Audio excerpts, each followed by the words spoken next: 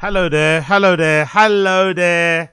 Hello, hello there. How are you? How are you? Welcome back to the random show.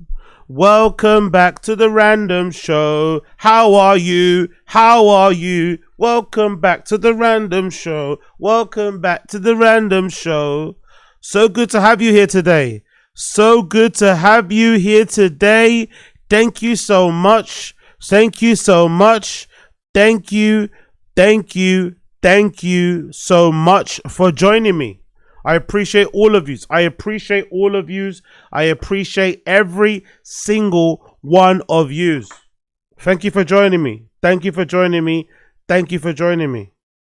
What's going on, people? What's going on, people? What's going on, people? So we got a jam-packed show today. We're going to finish what we didn't finish yesterday. So that means we're going to do the Mark Norman special at the end. We're going to switch over to Kick at the end. We're going to finish what we were meant to do yesterday. So we're going to do the Mark Norman special on Kick. I'll do the whole reaction to it, watch it live. Then I'll delete that stream on Kick. Then I'll re-upload the fucking reaction to Patreon. And if you want to watch it later, you can watch it later. Before we finish the end of the Mark Norman thing, before we get to the end of the show, I might also take a little break. I might go and order something from McDonald's. So keep that in mind. I think in about a couple of hours, maybe 2, maybe 3 hours, I might order something. So there may be a slight break while I fucking, you know, do the whole ordering thing on my phone, get it delivered and all that shit. You get me? So about 2 to 3 hours, I may have to order something in the old Mackie D's. So please keep that in mind. Please keep that in mind. But we're going to go carry on for a couple of hours, maybe 3, maybe 4. Then we're going to do the Mark Norman special on Kick. Because I can't stream it on here because I'll get copyright striked and my whole account will get deleted, okay? But then in between that time, I might go over to McDonald's and get a couple double cheeseburgers. That ain't crazy because I fucking hate the big arch. I had a big arch once and it was fucking disgusting. That big arch is fucking disgusting. So I'm just going to get a couple regular double cheeseburgers and some fries or something. So keep an eye on that. Keep that in mind, okay? Anyway. Apart from that, nothing else is going on really with me. Just out here chilling, doing the damn thing. Just out here chilling, doing the damn thing. By the way, timestamps have been added. Timestamps have been added for the last 10 or so streams. So if you're wondering, timestamps have been added for the last 10 or so streams, including yesterday's one. Timestamps have been added to make it easy. As soon as this is over as well, I'll add timestamps too. I'm planning to do a TAZ after this as well. Let's see if I can do it. I'm planning a bit of a marathon today. I'm planning on doing a TAZ right after this as well. So let's see if I can pack everything in. So yeah, looking forward to tonight. Should be a good stream. Should be a good time. I implore all of you to get involved in the stream chat. Like the stream. Become a member also. I'm trying to hit 500 members by the end of the month. End of the month is past when? Next Tuesday? Yeah, next Tuesday, end of the month. Let's see if I can do it. Oh no, the following Tuesday, right? So it's like 2 weeks Tuesday. So I still got some time. I got about what? I got about 8 days.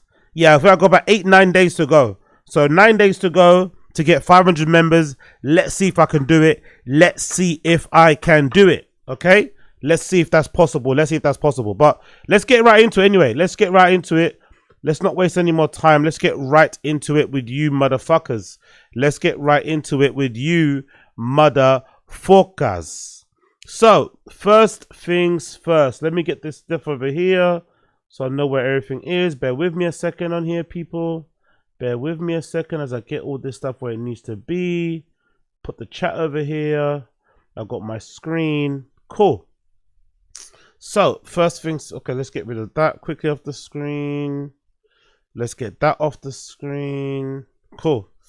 I think let's get that off the screen too, right? Yeah, and then let's go here. And then let's go. Cool. So first things first, let's do a couple quick things here. A couple quick things. First thing I want to do. Oh, why is my calendar app open here? Let's get that off the screen. The first thing I want to do is talk very quickly. Get that out of the way. Get that out of the way. Get that out of the way. Cool. And then get that out of the way also. First thing I want to do is go over this clip here, courtesy of Tuesdays with Stories. Tuesdays with Stories with Mark Norman and Joe List. They had a pretty interesting discussion regarding the lack of proper TEX-MEX outside of Texas. Let me know if that's true, people in the stream chat. Let me know if this is true. Is it true that it's very hard to get decent Tex-Mex over there in good old United States if you live outside of Texas. Is that true? Is that fucking true? It doesn't sound true to me. I'm not even from there and it doesn't really sound that believable. But these guys are saying that you can't get good Tex-Mex outside of the good old Texas. This is courtesy of Tuesdays with Stories with Joe List and Mark Norman, episode number 647. Let's hear what they have to say. I got to be mindful. I'm going to gain 450 pounds. Oh, in a day. I was in San Antonio all weekend. I'm like, how do you guys not all weigh 800 pounds? Yeah. I haven't walked a step. No. My step count's 140. I'm eating a bag of queso for breakfast, lunch, and dinner. And then in Sure. between, I shove 6 pounds of fucking beef up my ass. Taco, brisket, barbecue, all the sides, the mac and cheese, and the cornbread. Oh, my God. You know what it is? I think they're all smoking out there. Smoking kills your appetite. They're all on drugs out in Austin. And I think they kayak every 2 years. I guess some kayaking, or maybe there's some of that other stuff. Was it paddleboard? I see think it out the so. window on Well, that river. I think also they're used to queso. They're not as crazy about the queso. Right. Queso for us is an anomaly. Well, here's the thing that's insane. Sarah's talked about this for years, and I'm sure someone's going to be like, hey, you... Yo, big up. Appreciate you, Dabs McGee. Thank you for joining. Appreciate you, Dabs McGee. Thank you for joining. Appreciate you, Dabs McGee. Thank you for joining, brother. Let me quickly get you in the list. Let me quickly get you up on here. Appreciate you, brother. Big up, Dabs McGee. Big up, Blood Clot, Dabs McGee. Appreciate you, G. Appreciate you. You dick face, you don't know what you're talking about, but you cannot get proper Tex-Mex anywhere outside of Texas. Ah, what? What is Tex-Mex? I know. But you can get good Mex. You can get good Mex, but you can't Okay. get queso. Queso's Tex-Mex. You go to a Mexican restaurant anywhere in the country, they don't have a bowl of queso. I think some do. Maybe some. I can find one in New York with queso right now. You think so? I bet. Chuck, go Google, put queso in the maps. We found one. Okay. We went to one place, and it was just shit. It was like Velveeta crap. yeah, I'm talking good, proper Yeah. queso. Well, that's a different story. Yeah, you might get bad queso here, but the good stuff, you got to go down to old Fort Worth. But there's a shortage of Tex-Mex restaurants. I mean, Sure. Massachusetts, we didn't have a Tex-Mex restaurant. Right. Damn, because in New Orleans, we had a place called Tex-Mex. Uh-huh. It's called Chevy's. You You heard of Chevy's? I know Chevy's. Chevy's is Tex-Mex. Dodge, Chevys. Yeah. And there's Chewy's. Chewy. Chewy, that's C-H-U-Y. Oh. But that place sucks. I'm Torchy's all the way. Torchy's, Magnolia, Matt's Tex-Mex in Austin. I love it. I love the queso. Queso's good.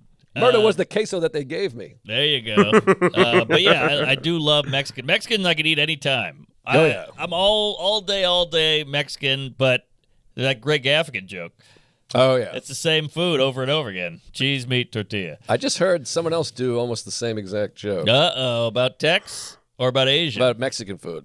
I would say pasta's similar because it's all pasta. They're just different shapes and names, That's a good point. you know, and then a sauce Right. and a meat. That's a good point. But I think I have a point. pasta is pasta. It's like nicknames. Huh?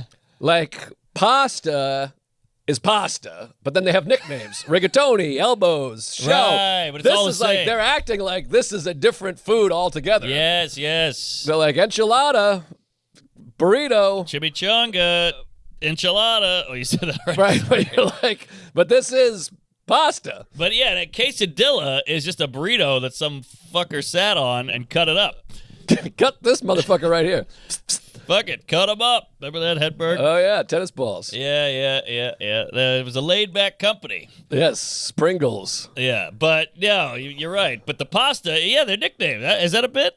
That's adorable. I don't know if that's All right, maybe really not. strong. I'm in that moment, that mood where I'm like, I need something. I I'm dying know. here. Give me a bit. What is this? Bottle of water bottle. Hey, that's something. Man, I was in San Antonio, and I came up with an idea, and I was like, I'm going to try something new, and it was the hottest crowd ever. I mean, I'm killing. Speaking of Mexico, I mean, we kill with the Mexicans. Love the brown. They love us.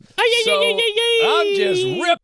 Anyways, maybe it's me because I'm a foreigner, right? I'm not from the United States, right? But I personally I personally adore Tex-Mex. I think that type of cuisine is delicious. I think that type of cuisine is fucking delicious. Don't get me wrong. I don't ever think that Tex-Mex is a good representation of Mexican food. I know it isn't. But I love that interpretation, that Americanization of Mexican food. Like, hey, if you don't want to eat like proper Mexican food, but you want Mexican kind of like bases with like an American sprinkling to make it kind of easier for white people, here you go. I quite like it because there's two different things. Authentic Mexican cuisine and Tex-Mex are completely two different things. They both offer two different things and they're probably for two different people. But I appreciate both, right? Because I've gone to Mexico City. I've gone to Mexico City and literally eaten a fucking tortilla that some abuela made on the street corner. Literally picking up the salad with their hands. I've had that. And I've also had fucking Tex-Mex where they cover the nachos in like, yellowy fluorescent Chernobyl-like cheese, What's that? What did he say? He said Chevy's in New Orleans, right? Chevy's Tex-Mex New Orleans. That's what he said, right? Let's see what that looks like. New Orleans. Bear me a second here. New Orleans. Okay, that's it. Oh, is it cool? Okay, there we go. It's cool. It's permanently closed. Damn. Let's see. Best Tex-Mex in Austin. Let's just do that. In Austin, Texas. Let's find out. Let's find out what the best one is there. The best one on here, according to Google, is a place called ATX Cochina. ATX Cochina. Let's check this out. I'm curious to see what the fuck this looks like. What does it look like? Give me. Come on, ATX Cochina. Give me. What do you have? What do you have? What do you have? What do you have? Is that it, right? More places. Cool. Does it give me any pictures? Any reviews? They say it's brilliant, right? Okay. What do the pictures look like here? Any fucking photos, if you don't mind, people? There you go. The photos are right there, right in front of me. Ooh-wee! This looks good. Ooh-wee! Give me some Tex-Mex, man. It's not authentic. It's not real. It's not authentic. It's not real. But there's a load of fucking covers, Yeah, look at AZ. AZ has the palate of a colonizer. I apologize.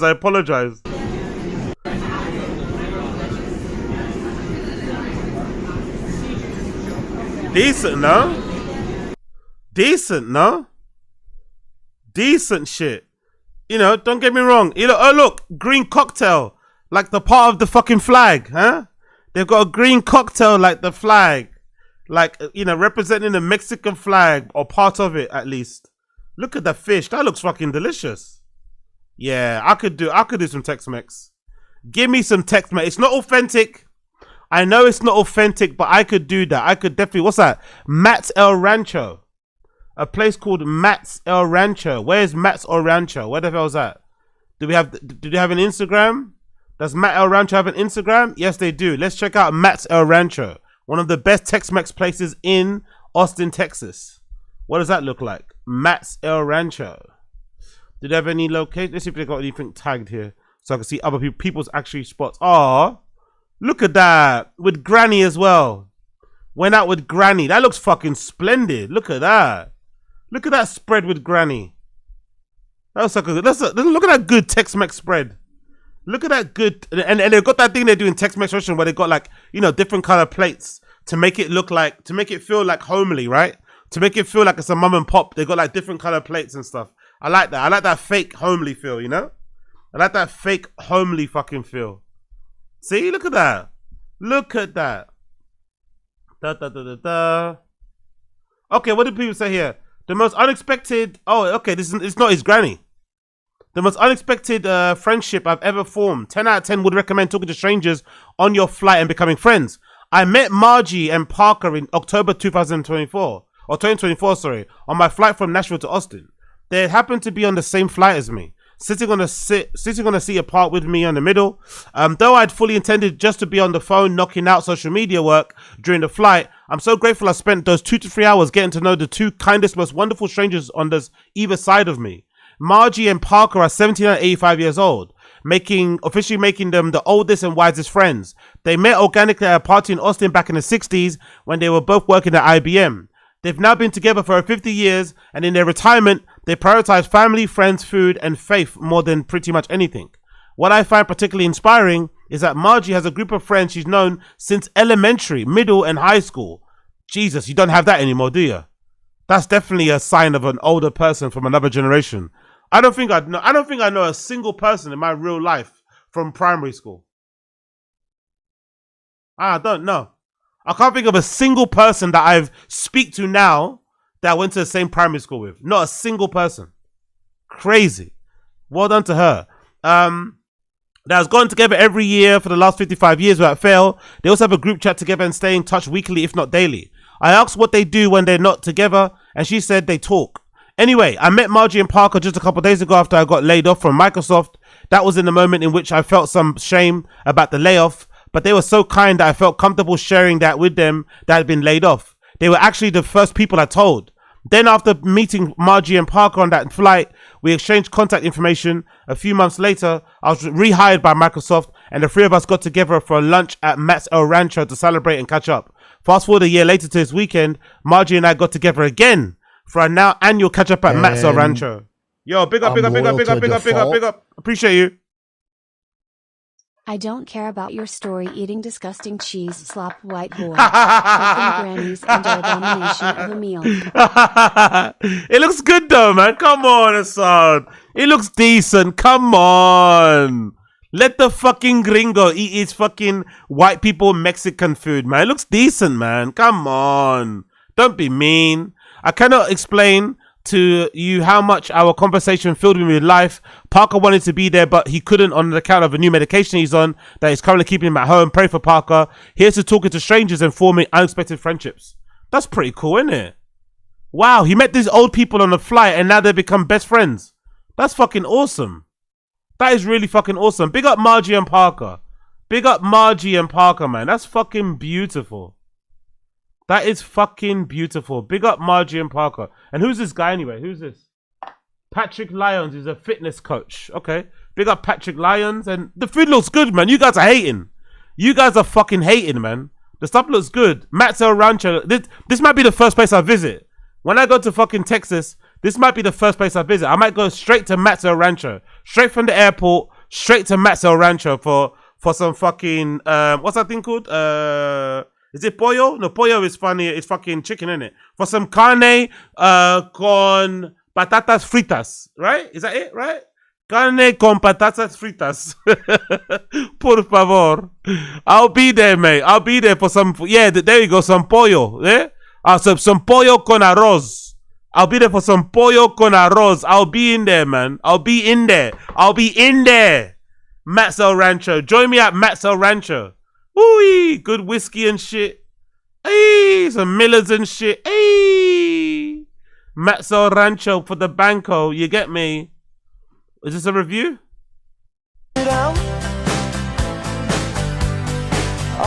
Austinaholic. What the fuck is an Austinaholic? Austinaholic alert.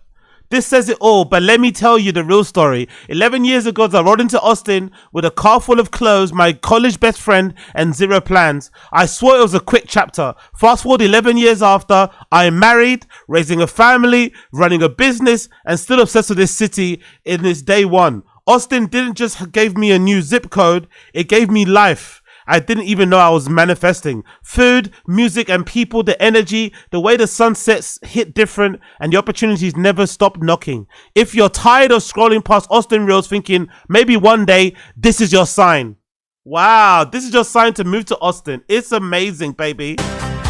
Why isn't Chin doing this, by the way? Why isn't Chin doing this?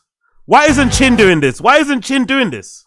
Why isn't Chin doing this? Why isn't Chin an Austinaholic? Why isn't Chin a Austin-aholic? He's already an alcoholic. Chin should now be an Austinaholic. That's what Chin should be doing. Why isn't Chin doing that?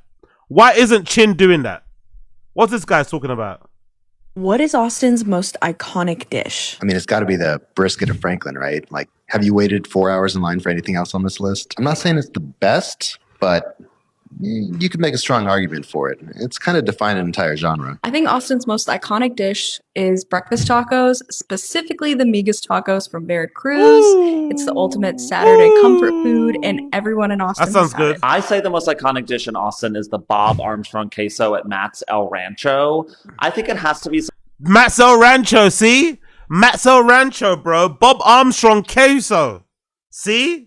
Matt's El Rancho is the fucking goated place. Yo, people in the stream chat, y'all hating. Y'all hating. Y'all hating. Yo, big up RR Skins. Big up RR Skins. Appreciate it, brother. I'm outside, bro. Big up RR Skins. We outside. We're outside grinding like we're Mexicans. We're out here grinding like we're Mexicans. Mexicans for Mexico. Illegal ones. That's what we're doing. We're on an illegal Mexicans wave. Big up.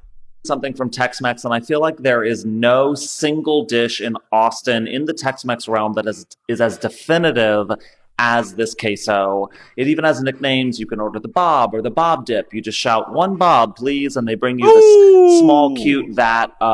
One Bob. Sorry. Uno Bob, por favor. Uno Bob para mí, por favor. Por favor, uno Bob.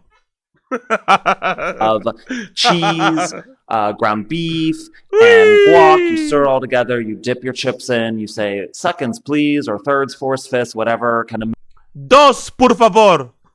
mood you're in. Tres, por favor. Cuatro, por favor. The Bob Armstrong queso.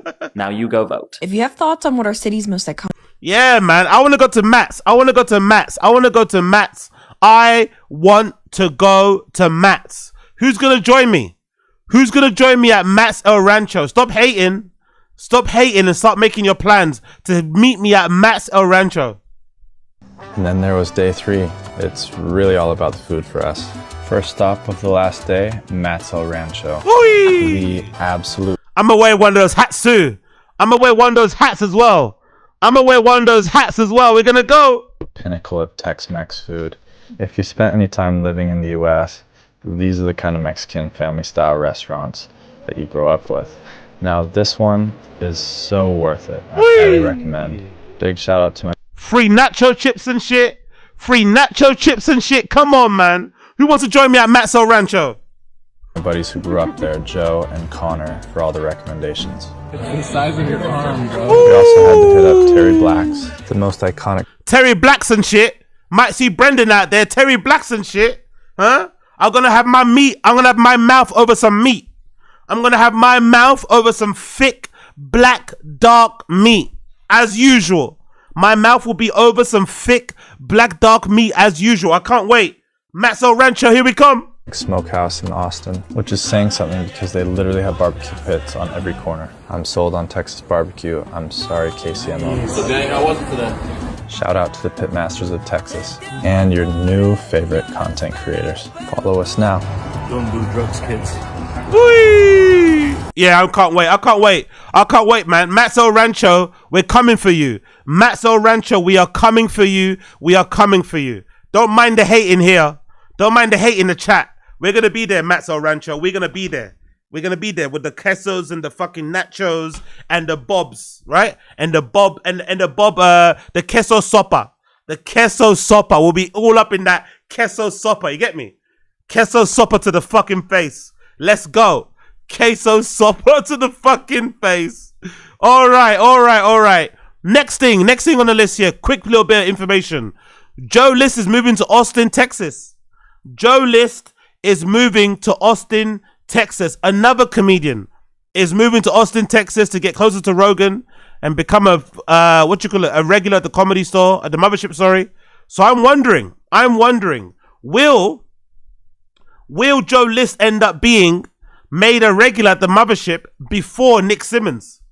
Will Joe List end up being a regular at the mothership? Will he get passed at the mothership before Nick Simmons, who's trying very hard to be a regular over there? He's kind of get closer to Brendan and Brian. He's all up in fucking T-Pack K. He's all up in Schaub Show, trying to get closer to him, in my opinion, trying to befriend Brendan and Brian so he can get closer to Rogan and then get past at the comedy store. But will Joe List jump over him when he moves there? I'm curious.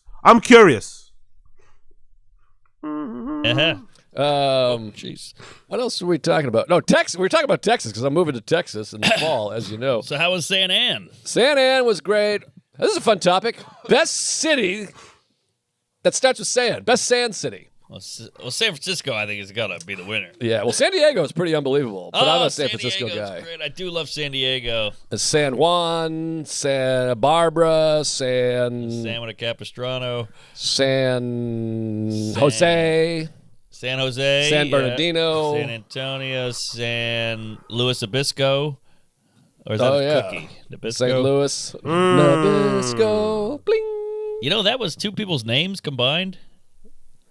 No, I didn't know that. Give that a goog there. Nabisco. I think it's Johnny Nabis and Kevin Cisco. I know Miramax's two names Is combined. that right? Yeah, that's his parents. Who? Harvey. Oh. Harvey Weinstein's parents are Mira and Max. Miramax. Whoa. Okay. How about that? And Gas Digital is Gomez and Sutton. I didn't know that either. That's the Gas. Gomez and Sutton. What do you got? National.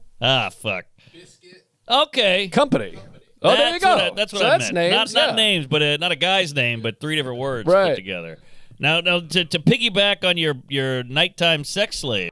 Anyway, talking about sex slaves, right? Talking about sex fucking slaves and everything else involved with all of that adult activity. We need to talk about this very, very quickly. Very, very, very quickly. We need to talk about this, right? On the subject of sex slaves, on the subject of adult activities, right? We need to talk about this because I thought this is fucking crazy. Look at this. Look at this. Hey, maybe I shouldn't go to fucking Austin. Maybe I should go to fucking Houston. Look at Houston. Look at fucking Houston spring break.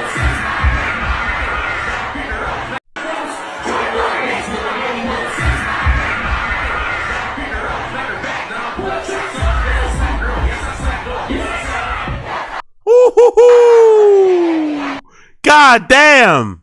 There's some whores in this house. There's some whores in this house.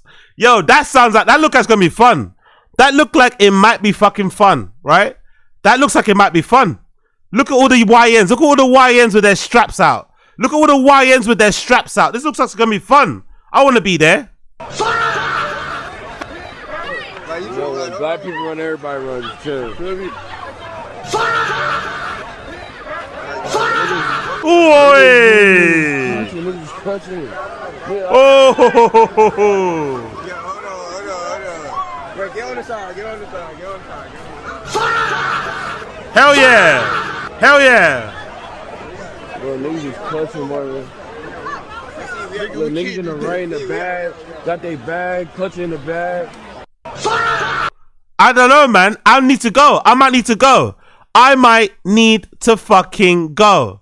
Look at all the stuff that's happening there. I can't play that video because that's a bit explicit. But look at all the fun stuff happening. Look at all the fun stuff happening out there in bloody Houston. Oh, we can't play that one as well, can we? We can't play that one. God damn it. Let me stop scrolling. Let me stop scrolling. Let me stop scrolling. Let me stop scrolling. Let me stop scrolling. Holy shit. Holy fucking shit. Let me stop scrolling. Enough scrolling now. No more scrolling. Holy shit. Fucking hell. People out here eating ass on Twitter. Fucking hell. People out here hitting all ass.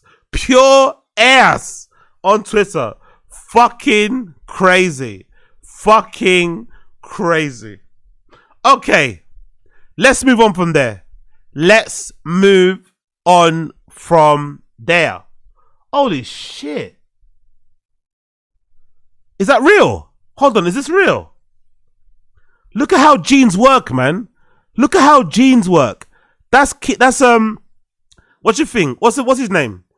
Keegan Michael Key. Yeah, that's Key from Key and Peele with his wife and his children.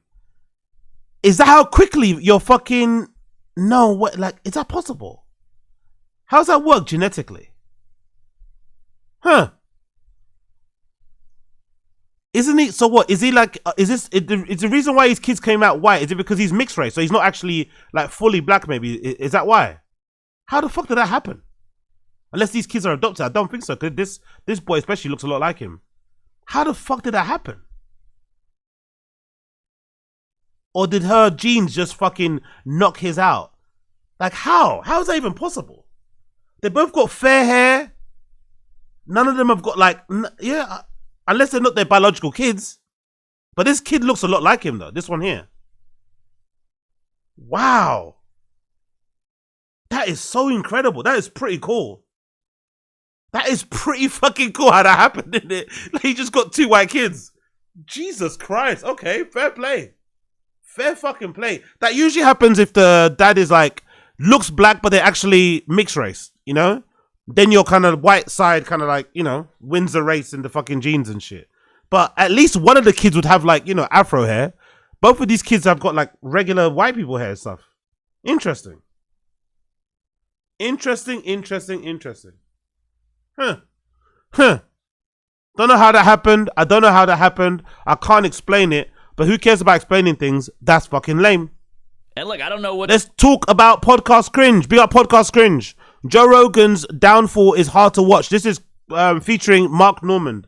Big up Podcast Cringe. Joe Rogan's downfall is hard to watch. Let's see what Podcast Cringe found out or observed while he was checking out the show between Mark Normand and whatever his name is. Let's go. And look, I don't know what's real and what isn't anymore. You know, and if you ask questions, you're this, you get labeled. I don't know. It's a wacky time, and no one's happy. Oh, look at that. Mark Normand smoking his cigar the right way around. We're going to find out from somebody else that he can't do it the right way around. It's interesting to see. Mark Normand smoking his cigar the right way around. Great to see. Great to see here. Unlike some. We'll come on to that later. That's why I'm off social media. It's just not good for you. But you seem to know a ton of stuff. So I'm like, how are you off social media but also knowledgeable? Google. Because he's lying. News feed and then things that inform people send me. I rely on people sending me things now. So basically, either he's lying or you've got a little bit of an echo chamber going on there, mate, haven't you? You might have a bit of an echo chamber there. If people just have to send you things, that's the only way you stay informed. It kind of sounds like an echo chamber. Is way better. But I'm sure you got some psychos who are up your ass. Who believe everything I say? Yeah, because you're so big. You got such a big umbrella. Yeah, but I'm very clear that I don't know what I'm talking about. Well, you're one of the few guys who will go, you know what I said last week? By the way, I hate that cop-out. Don't listen to me. I'm just a comedian. Don't listen to me. I don't know what I'm talking. I hate that cop-out because he doesn't talk like that, actually. In the moment, he talks with 100% level of certainty. The moment he gets fucking pulled up on something, all of a sudden, I'm just a comedian. All of a sudden, he gets his fucking pigtails out. I'm just a little comedian. Ah, get out of here, Rogan. You know what you're doing. I was wrong about that. You have to. Nobody does that. That lady's smiling. If she claims victim, I call her shit. She looks like she's having a good time. Also, that's a woman. Wow. I don't think I've ever heard any person who's seen a picture from the Epstein files go and start attacking the girls. Honestly. I don't think I've ever seen a single person online, right? On YouTube, streaming, whatever, who's seen a picture from the Epstein files that features a young lady in the company of like Bill Clinton, Jeffrey Epstein, whoever it might have been, and has immediately focused on like attacking a girl. That's the first time I've seen this from somebody or heard it. Rogan, oh look, I bet she liked it. Look at her smile. She was having a great time. Bloody hell, victim blaming Rogan out here, bro. Woman. Mark Normand is on JRE to promote his new Netflix comedy special, and somehow it turned into one of the most hypocritical episodes in JRE history. The last time Mark did a solo Rogan episode was over 6 years ago. We're used to seeing him on Protect Our... Really? God damn. 6 years ago. By the way, classic Jewish pose there by Ari Shafir unironically. Where's he gone to? Is he still traveling? What happened to Ari Shaffir? Is he still traveling? I know he does he disappears for a bit and goes backpacking around random places. Is he still traveling? I feel like this is the longest time he's been away. Usually when he goes backpacking, he goes away for like a couple of months and he reappears. I feel like he's been away the longest time ever, man. Fair play to him. Fair play. I'll do the same thing, to be fair. I'll do the same thing. Grind for 6 months, grind for 8 months, and then take the rest of the time off. Do you know what I mean? And just enjoy yourself a little bit and then come back again, grind and come back again. I actually might do that, actually. I think going forward, that might be my kind of schedule or the way that I kind of work. When this becomes like my full-time gig, I think I might do that going forward. Just grind for 8 months. Grind for 8 months, bang, bang, bang, bang, bang, and then take 4 months off and then just go and do your thing. It kind of works the same way in fashion. I think in fashion, they have like a month they take off. Like, I think it's August or something. I think it's August, whatever. I think that might be the way to go. Big up Ari Shaffir, though. I wonder where he is now. Parks with Shane and the boys, but because Ari Shaffir is off chasing tail in Thailand, they haven't done one in almost a year. And it turns out when Mark's on the podcast alone with Joe, it's not the same. We still got the quick wit and the corny zingers, that's his thing, but there was way too much glazing and yes-manning from Mark in this one. Oh, really? Because I've really grown to like him over the last couple of years. Ah, so when there's not a buffer around, innit? When there's not a buffer around, he's not as cheeky. Because there's buffers around with Ari, with Shane, right? There's buffers around. He can kind of say things and quip in there. But when it's just him face to face, it makes sense though, because Mark Norman's a little bit, he's similar to Theo. He's got a little bit, he's a little bit anxious. He can't look people in the eye. He's a bit of a scaredy cat, innit? So it does make sense that when he was alone with Rogan, all of those fast little quips and all of those little, things weren't necessarily there. I get it. I noticed the same thing on his recent Club Shay Shay appearance where the one-on-one interview style just doesn't really suit him. He's at his best when he's bouncing off other comedians who can keep up with him. Makes sense. But when he's sitting across from someone like Rogan, the power dynamic takes over and he just defaults to nodding his head. Yeah, acquiescence. And look, I still like Mark. And the funny thing is, he's at the classic archetype of like Joe Rogan glazers, the comedians. Because if I'm not mistaken, because I listen to Tuesdays with Stories, right? I'm an actual listener of Tuesdays with Stories. So I'm pretty sure he's the person that regularly brings up how the JRE isn't as good, isn't as worthwhile for a comedian anymore. I think he's one that mentioned, I think he's even the person that mentioned something like the Rogan bump isn't a thing anymore. He's always quick to call that out. The Rogan bump isn't a thing anymore. Everyone's moving to Austin. Like, do you know what I mean? He says those type of things, but when he gets in front of Rogan, when he's right there in front of him, suddenly he's mute as a mouse. He's mute as a mouse and he turns into one of those nodding dogs that people have in their cars. Interesting. He's easily one of my favorite comedy podcasters, up there with Shane Gillis and Dan Soder, so don't get me wrong here, but this entire episode was absolutely diabolical. Rogan's delusions are so bad now that it's actually hard to watch. I don't know why he keeps doing this, but his Epstein takes are getting increasingly unhinged. I'll take you through exactly what happened. I'm loyal to default. Big up. Remember when Rogan was a lib who promoted flashlights? The Rogan bump was alive and well, and the Strait of Hormuz was still open. Such simpler times. Exactly. To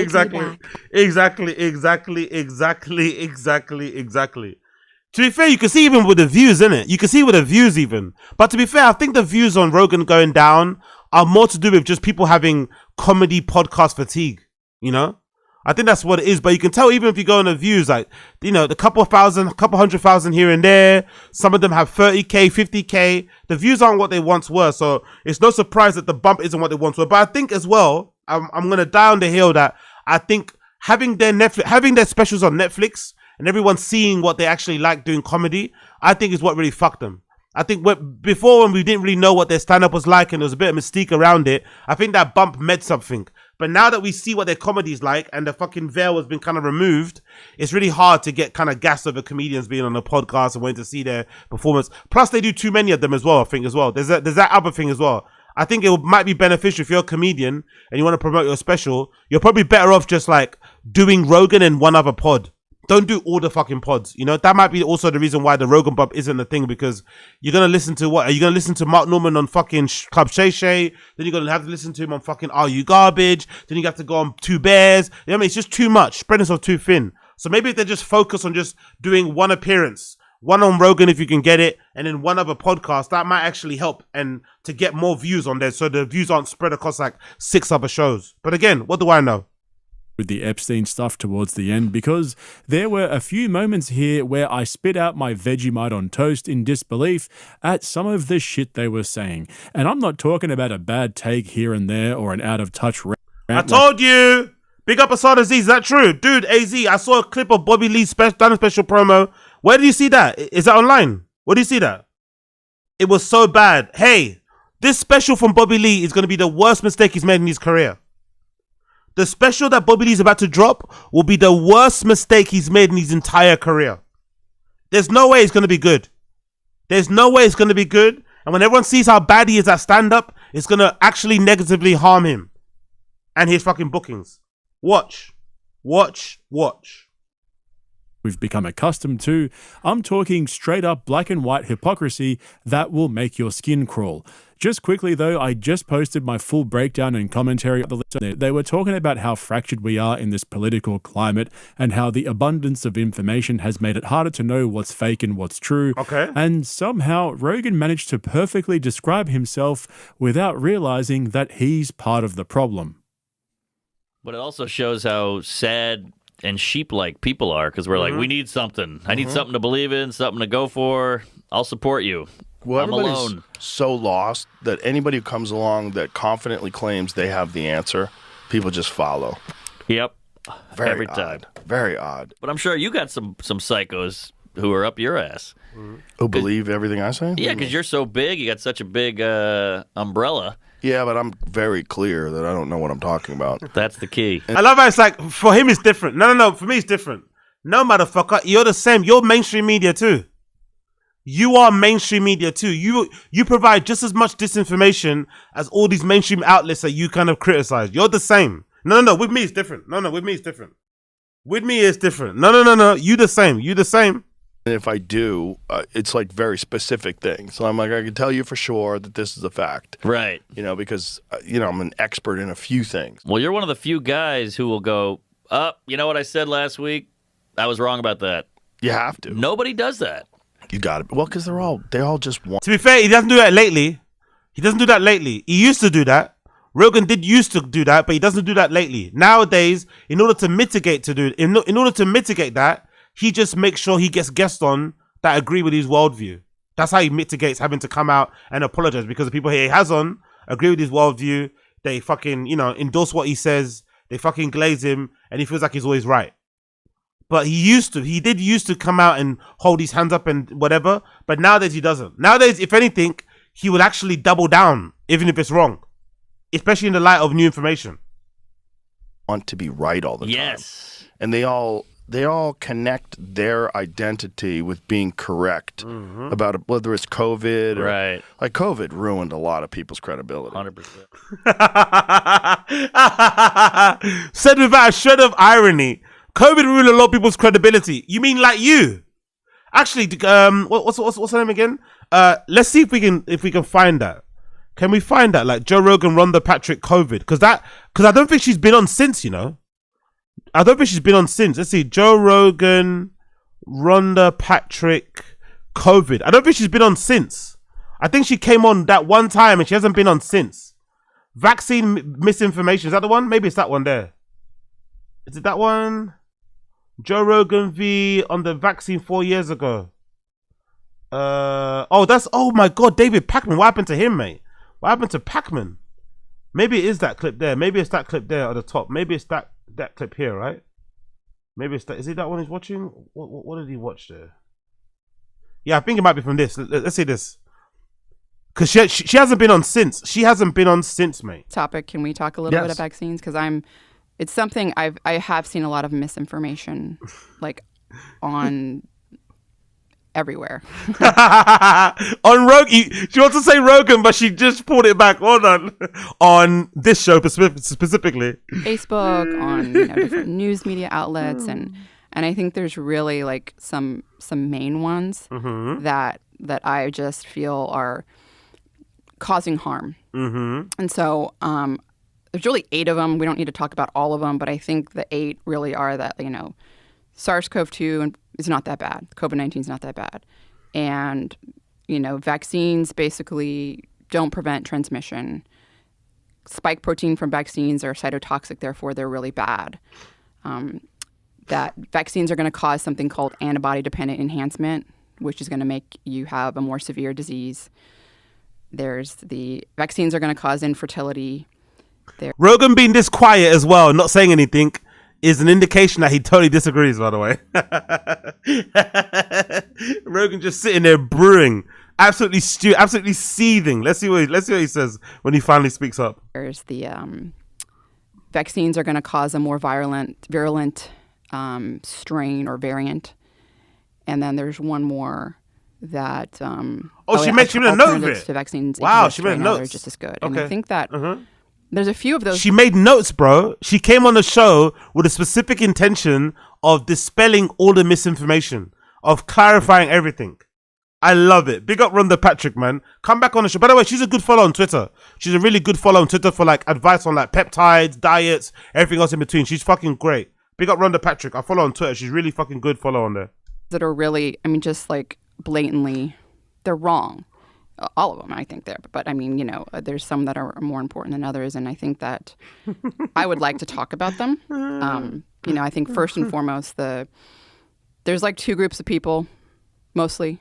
One thinks COVID-19 is bad, doesn't want it, wants the vaccine, and the other one that thinks it's not that bad and that the vaccines may be harmful. Yo, big up Nonchalant Charlatan in the Kick chat, and also big up LTAK Free Dat on there, and Dabs McGee too, I think, in the Kick chat. Big up everybody watching the show via Kick. If you're on Kick and you're watching me live, make sure you follow the channel. Make sure you follow the channel so you can chat in the fucking chat. Make sure you follow the channel so you can chat in the fucking chat. I appreciate everyone on Kick. I appreciate everyone on YouTube. Let's fucking go. And there's also Do you think the vaccines are harmful to anyone? Well, of course. Duh. Do you know anyone that's had bad reactions to vaccines? Oh yeah, do you remember the story he kept sharing about that one comedian that he knows? He used to have so many anecdotes. He used to love a bit of anecdotal evidence. Rogan during COVID was peak anecdotal evidence. He loved a bit of anecdotal evidence during COVID. Interestingly, I know a lot of people that have gotten vaccinated, and the only person that I know that had something was like, she had a headache for like a week and a half, and then it went away. Another person I knew had like nausea for like a couple of weeks. They were like nauseous more frequently, but it went away. Do you think you would feel differently if you knew someone that had had a stroke or someone who's had heart attack? By the way, isn't it interesting that she's trying to approach this from a scientific point of view, talking about vaccines overall and their benefits? Yes, they have side effects. Yes, they can maybe not work for some people, but largely vaccines work. Vaccines work, right? And Rogan, instead of approaching it from that scientific point of view, he's approaching it from feelings, anecdotal evidence. Brother,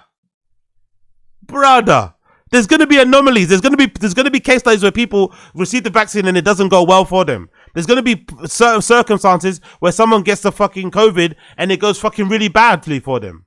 But it doesn't take away from the fact that the vaccine was largely a good thing. That's why we're all around now. But Rogan is just hell bent on just like whatever side that he's on now. This is a great era, man. I wish he would come back on the show, but Rogan doesn't have anyone on the show that disagrees with him anymore. Perhaps young people that have? Well, it's hard to say. So, I do. People. Big up Addy Z, no problem, brother. Big up Addy Z, no problem. Good to see you. Good to see you. React differently, obviously. When you're giving, more than 169 million people are vaccinated, right? I mean, that's half our adult population is vaccinated, fully vaccinated with COVID-19. And it's not zero risk. Some people are going to have an adverse reaction. Of course. And they do. It's a big world out there. If you were to give 169 million people a peanut or a shellfish, like some people are going to have very adverse reactions. Great analogy. Great fucking analogy. Perfect analogy. Perfect fucking analogy. It's a big world. But, with the stroke or the heart attack, you have to like so if you're trying to compare, for example, let's say you're looking at actual COVID-19 deaths and from heart attacks and strokes, and you're looking at the vaccine adverse events reporting site VAERS, right, and that as well. You have to realize that basically in the United States, like in 2017, there was a publication in the Journal of Circulation. Someone dies from cardiovascular disease every 30 seconds in the United States. Jesus Christ. Every 30 seconds. Jesus Most Christ. of those people are above the age of 50, and certainly most are. Well, I guess that argument throws a monkey wrench in this argument that, the vaccine causes cardiomyopathy, whatever that fucking word was.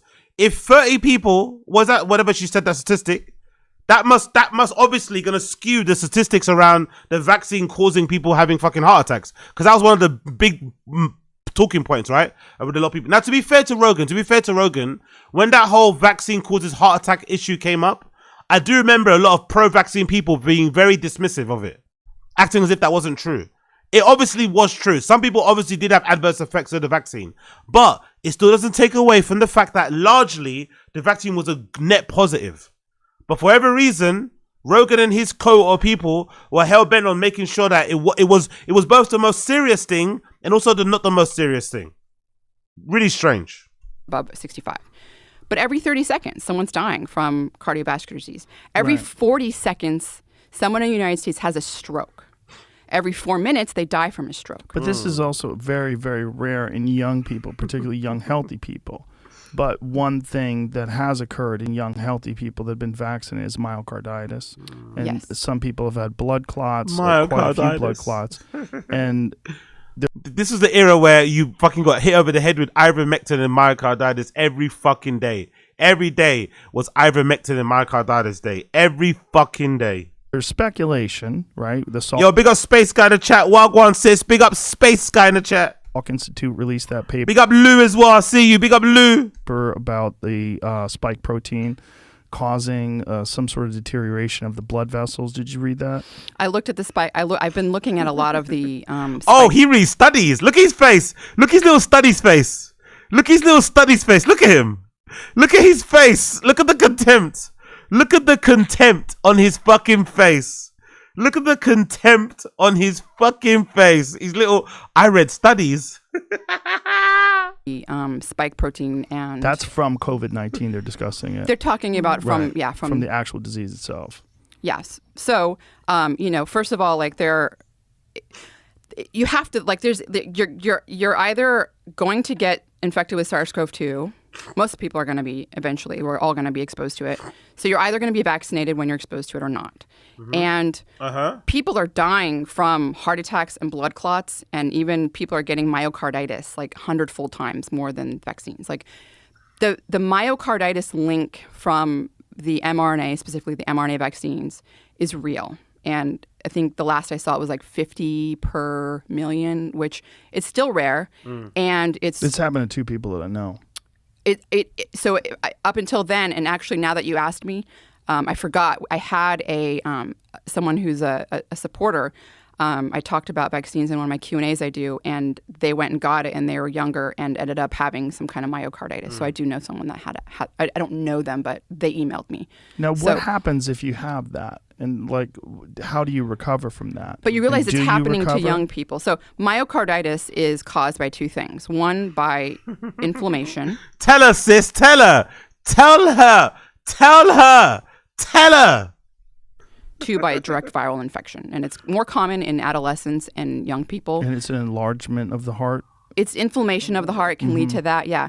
But it's happening in young athletes with COVID-19. And it's happening more frequently than people that are getting vaccinated. So it's still if the person that got vaccinated, look, it is a risk, but it's still pretty rare, and it also is treatable. In most cases, they treat it within a few days, and it's isolated. Why do you think that people, there are people that are completely asymptomatic when they get COVID, or if they do get it, it's very mild? Do you think that's because they have a lower viral load that they've been infected with? Or do you think it's their immune system that fights it off? What do you think is happening? It could be any and all of those things, a combination of them. And, but so like, even if you think, if you're looking at just like the most extreme part of like the deaths, right? You've got like over 624,000 deaths in COVID-19. Most of those deaths are happening in people over the age of 50. And if you look at like... Most of them have 4+ comorbidity factors, right? Isn't that the average? I don't know if it's 4+ for average for... I think the comorbidities increase. Yeah, I think let's find out what the number of comorbidities are in terms of like the deaths. It used to be 2.6, but I think they raised it to 4. Really, the number of them are 4. Okay, I think so. He's on the cutting edge. He's on the cutting edge. He knows everything. Oh, I might be wrong, but I know it was at least 2.6. Right. So then there's the argument. Well, I'm healthy. I don't have comorbidities. Right. I mean, so what should I do? Like, should I get vaccinated or should I be exposed to the virus? And I think there's a lot of evidence, and there's multiple lines of evidence. And one, I'm loyal to default. Yo, big up. I didn't have myocarditis until I started watching JRE. You won't see anyone talk about this in mainstream media, though. Brilliant. Until I started watching JRE. Fucking brilliant. Big up Assad disease. There are people with mild symptoms that are getting post-acute COVID syndrome. They're getting this, what people call long haul COVID. And the majority of people... What do you think that is? What is long haul COVID? I don't know what it is. I think it depends on the symptoms. I think there could be a variety of causes for it. So there are people, and most of this is happening in teenagers to like 50. Most of the people that are older are not getting this long haul COVID. It's like happening in people that are mostly not being hospitalized. People that don't get hospitalized originally, like they have mostly like pretty mild symptoms, in some cases even asymptomatic. There was a study published in the Lancet like last year showing there was a 7-fold increase in stroke incidence in people under 50 in the United States compared to the year before that, before the pandemic started. And that is probably because the spike protein that causes this deterioration of the blood vessels and blood clots. Is that what it is from the virus? Well, I don't know what it is. I mean, there's lots of things. Viral infections themselves can cause hypercoagulation. They can cause blood clots, that's like known from other viruses. Like that's there's inflammation without the spike protein. So I feel like I haven't got to address everything, but let's talk about the spike protein real quick. I think this 4 points out where I would find this information. I hope that's the spot. Yeah, there was an average of 4.0. Anyway, you get the point. Back to podcast cringe. What are we? Come on. Wait. Rogan's an expert in being a puppet. He claims he's an expert in stand-up comedy and MMA, yet he's never had a single MMA fight in his life, and he's never put out a decent comedy special. The only thing Joe's truly an expert in is convincing people that he's an expert. And this whole idea that he's one of the few guys who'll admit when he was wrong, I've been watching this guy for years, and I can count on one hand the number of times he's genuinely corrected himself, and most of those were because Jamie forced his hand in real time. In fact, Rogan is known for hardly ever correcting himself, even when he does make a mistake, and quite often he'll continue to spread false... I don't think that's true. That's not fair. There's plenty of times on the show itself, he'd come back the following episode and be like, yeah, what I said, there's plenty of evidence, to be fair. That's not entirely true. That's not entirely true. I remember specific shows where he'd come back the next day and say, yeah, what I said on that episode about this topic is not true. He'd actually say that. I'm sure of it. Or misleading information, even after he's been made aware of it. It's one of his defining characteristics at this point. It's practically a segment on the fucking show. You guys might not remember this episode because it didn't get much traction back in the Spotify exclusive what's his name? days. Even when they dumped everything back on YouTube, it only got... I forgot his name. The Australian guy. He was also being quite combative as well with Rogan about the COVID vaccine, innit? Was it COVID vaccine? I think this guy's been quite combative with Rogan. He was like pushing back a lot. Less than 5,000 views, which has to be a record. But it was in this episode that Rogan got fact-checked in real time for making a false claim about myocarditis. I remember. Episode, he continued to spread the wrong information. I remember. And just to be clear, I know this is controversial.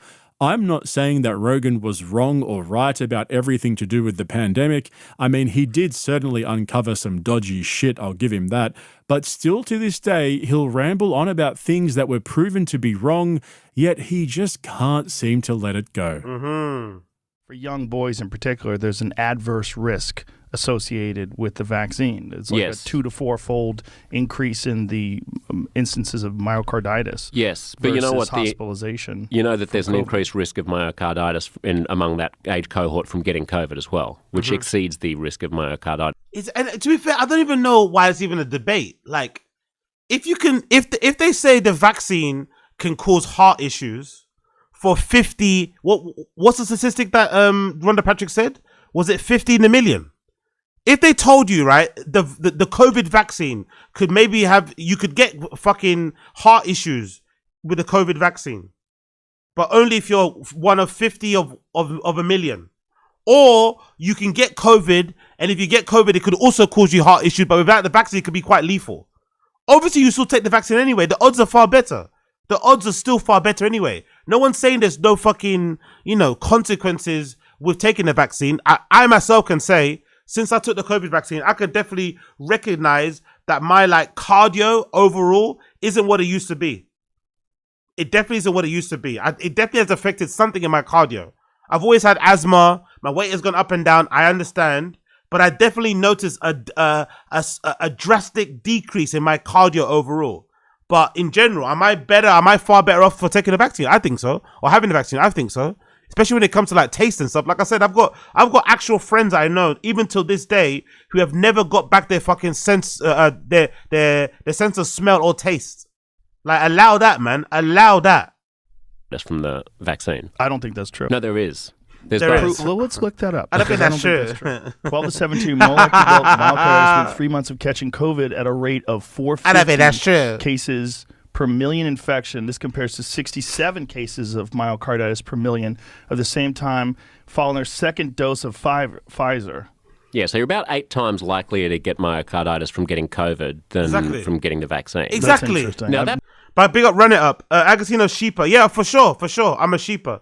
But to be fair to me, like I said previously, I was doom scrolling a lot during COVID. I was really I was kind of scaring myself during COVID because I was really in the weeds. I was watching all the videos of everyone dying, and I was fucking tracking all the numbers all around the world of the amount of deaths and seeing all these open morgues people had where they were burning bodies and shit. I was absorbing too much information. Plus, during that time as well, the lockdown in England was really harsh. Anyone here from the UK will know the lockdown in England. Big up, loyal to default. COVID made me fat. The vaccine made me gay. Agos Genius in the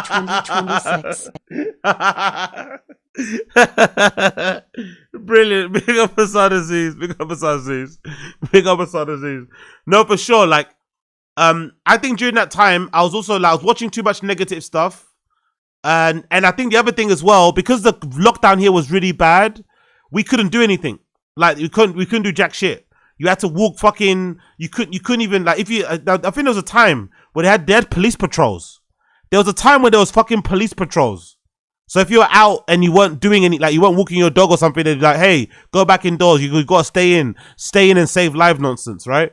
So I missed, most of us missed out on a lot of shit. So as soon as we were able to travel again, they said the only way to travel is if you have a vaccine. So I I think the main reason why I got the vaccine was to travel, because we couldn't club here. I couldn't rave here. So I wanted to go to Berlin and go Berghain, right? That was the first thing on my mind that I wanted to do. So as soon as they opened the restriction, which is weird in England, thinking back, it's kind of bizarre, isn't it? Thinking back.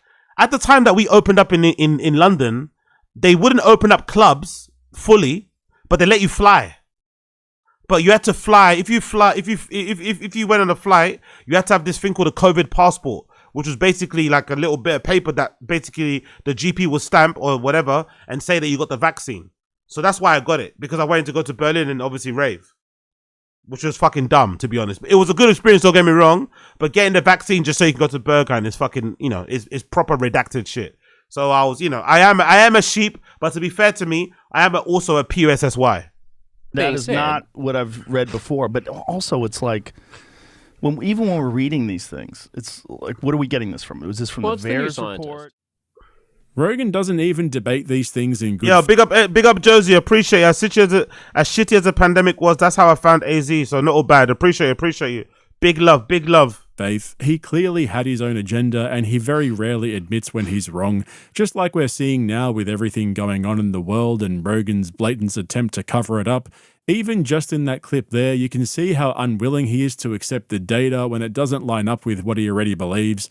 Jamie pulled it up, the numbers were right there on the screen, and Joe's immediate response was, "That is not what I've read before," followed by questioning the source. Yo, big up Z. I was invited to parties but didn't go because I thought the cost of the fines too poor to break the rules. You know what's funny though? Everyone that I've heard that went to these plague raves said that they were some of the best raves ever. Everyone. Every person that went to the plague raves said they were the best raves ever. But during the time, I was on my fucking moral high horse. I was like, oh my God, I can't believe they're being so irresponsible. Think of all the people they're going to kill. It's like, huh? Like, people are going to die anyway, you know? Like, really and truly, people were going to die anyway.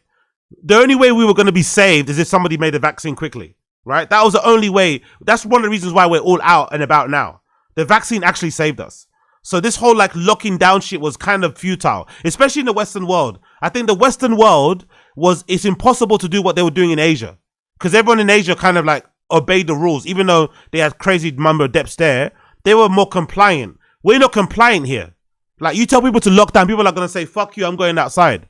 We can't do stuff for the greater good. We look out for ourselves. We're super selfish in the West, right? We're not as compliant or as obedient as they are over there. So it was never going to work, the fucking lockdown, really. It was never going to work the way they wanted it to work. Because after a couple of weeks, people just got pissed, like, all right, enough, I'm going outside, you know?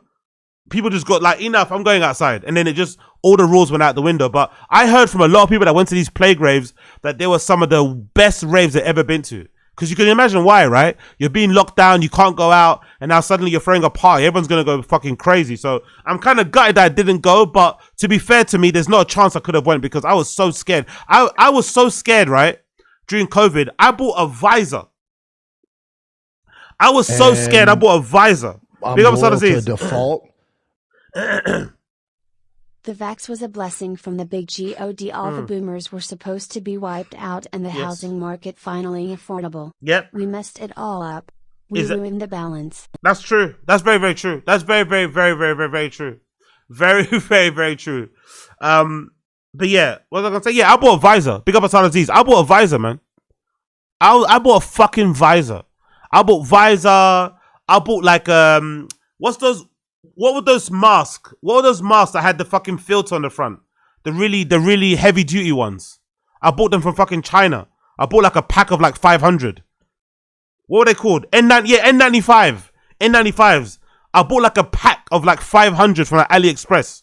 I bought like a whole pack of them, which is fucking crazy, right? Because obviously if you're buying N95 masks and it's fucking COVID and you're getting them imported from AliExpress, it's like pretty backwards. I had a visor. I bought a mask. I bought loads of gloves. I was so scared, man. I was such a fucking PSSY during COVID.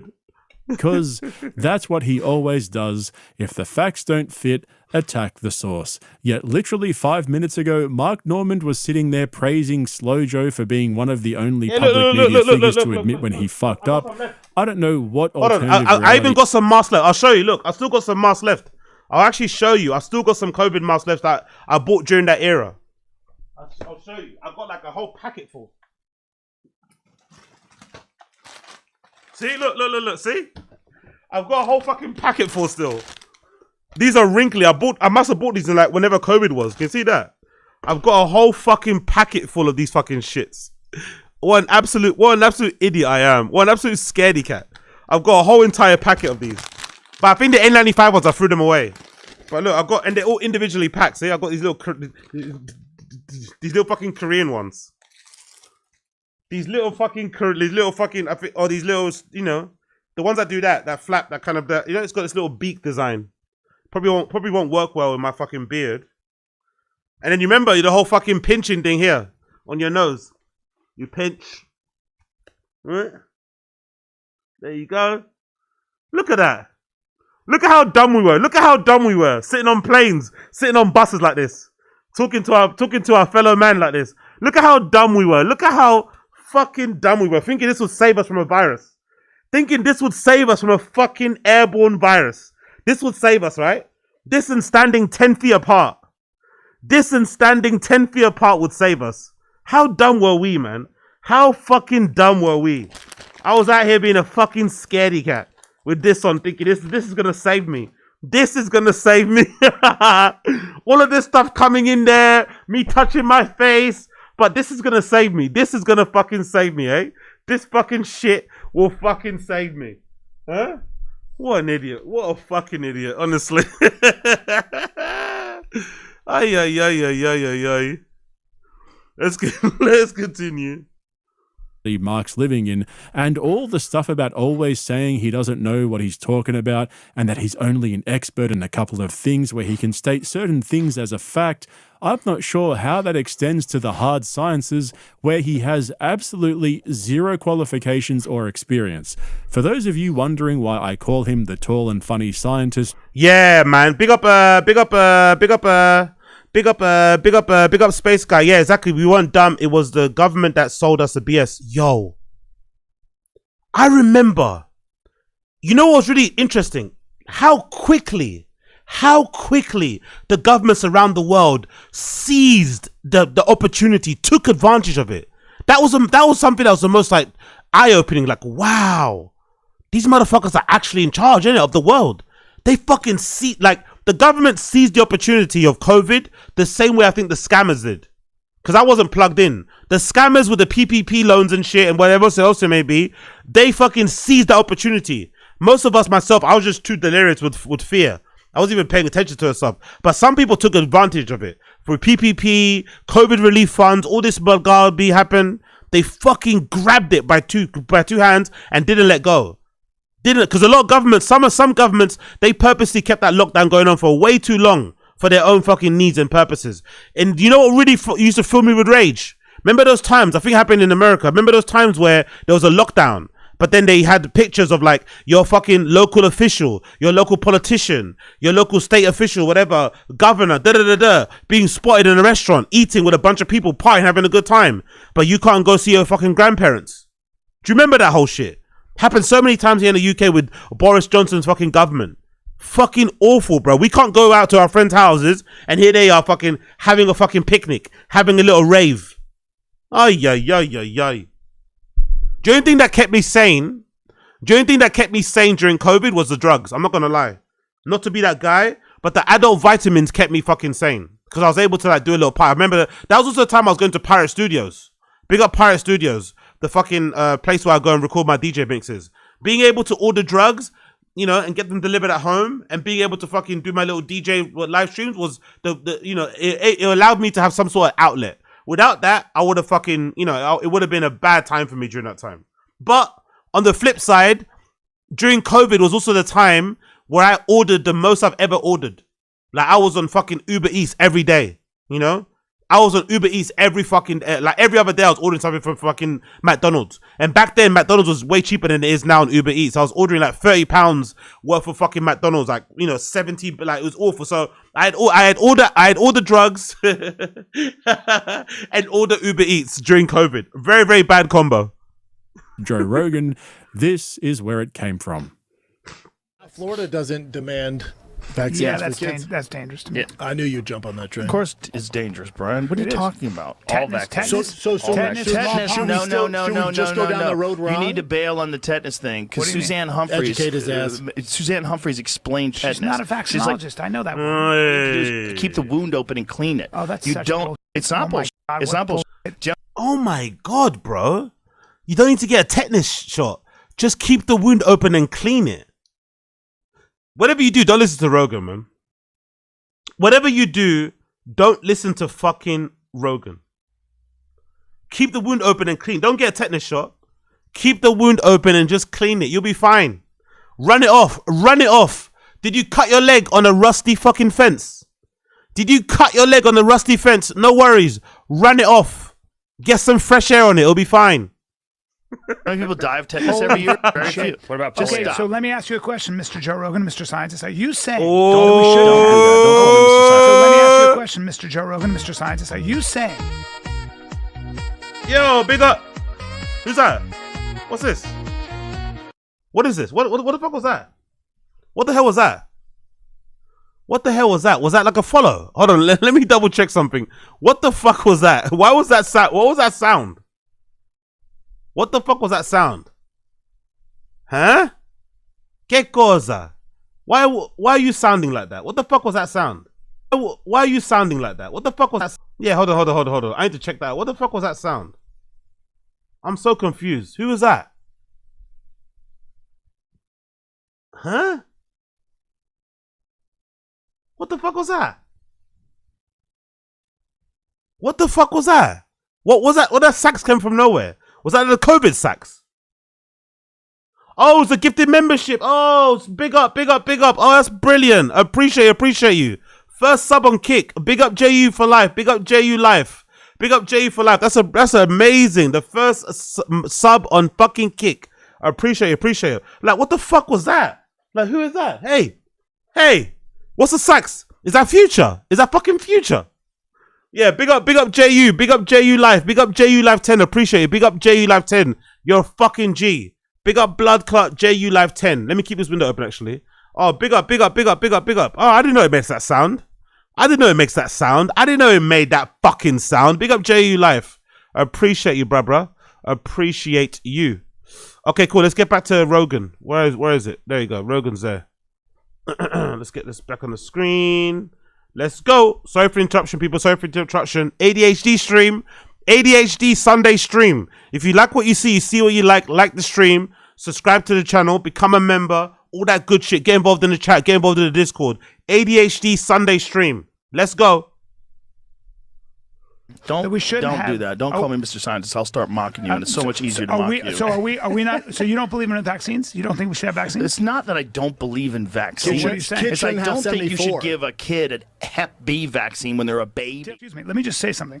Yes, you're right. You can make the argument for Hep B. Here's why: because the chances of a child coming in contact with the kind of activity that causes. Not gonna lie, I kind of like hearing Brian schooling Rogan. Usually I hate when he gets into his intellectual Mr. Know-It-All bag, but I really did appreciate this episode where Brian was literally schooling Rogan and not letting up at all. Even though Rogan was being passive aggressive and being kind of rude. I like that Brian was like, no.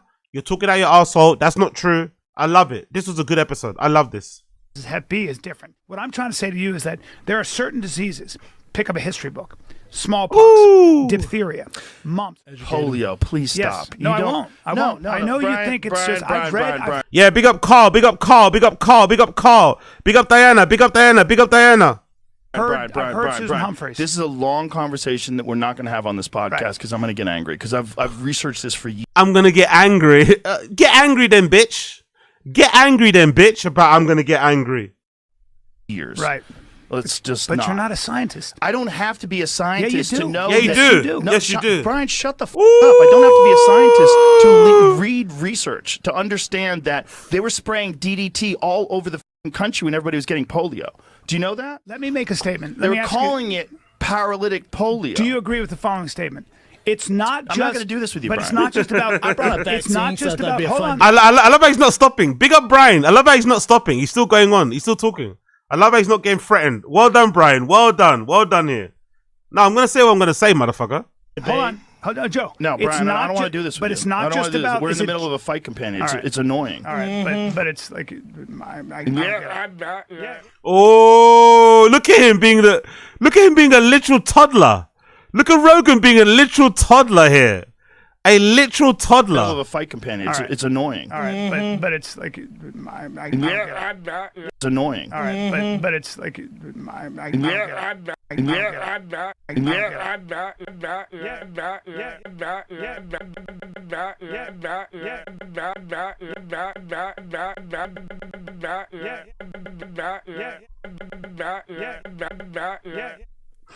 The Let's thing go. is, like I said earlier, my point isn't that Joe's been wrong about everything. My point is that he is the perfect embodiment of the Dunning-Kruger effect. That's why I've previously referred to his show as the Dunning-Kruger experience. He doesn't know enough about any of these topics to know if he doesn't know something, which is literally the definition. Yet he'll rant about the same shit for hours on end with so much confidence you'd think he was conducting his own experiments in a lab out the back of his studio. And shout out to Brian Callen for actually calling him out on that clip. Exactly. We've talked about this before. It was on that Fight Companion where Callen pushed back on Joe, thinking he's smart enough to read out and interpret scientific literature with zero scientific education, and Joe's response was to go full domestic violence mode.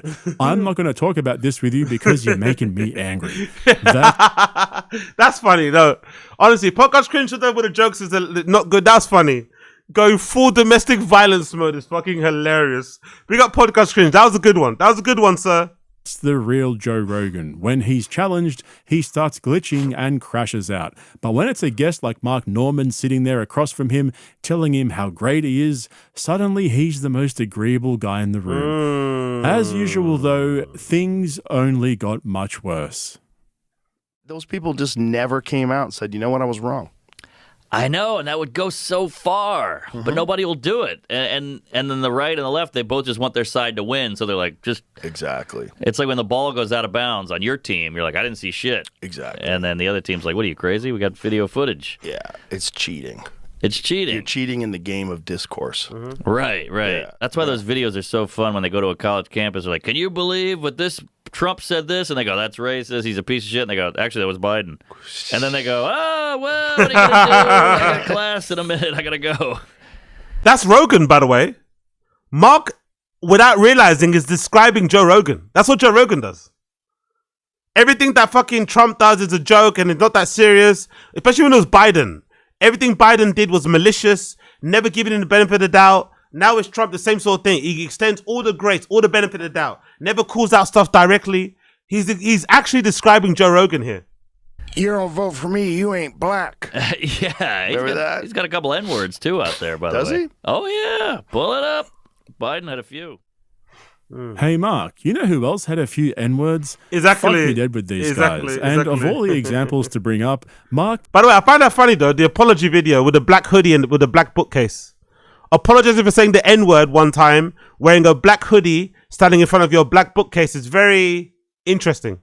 N-words, fuck me dead with these guys. And of all the examples to bring up, Mark brings up the very scenario that Joe found himself in with Bo Nickel that proves the exact opposite of the point they were just trying to make. I hate to see Mark going down this road, but when it's this obvious, it's hard to turn a blind eye, because this whole segment was about how people on the left and the right both just want their side to win, and they'll ignore the facts when it suits them, which is exactly what Joe and Bo Nickel once did. They talked about those college campus videos where they tell students a Biden quote and pretend it was Trump, and the students get outraged, and then they reveal it was actually Biden who said that, and then the students backtrack, and Joe and Mark are laughing at how brainwashed these people are, which is fair enough. It is pretty fun. But Mark's forgetting that's exactly what Joe did with Bo Nickel, like almost word for word.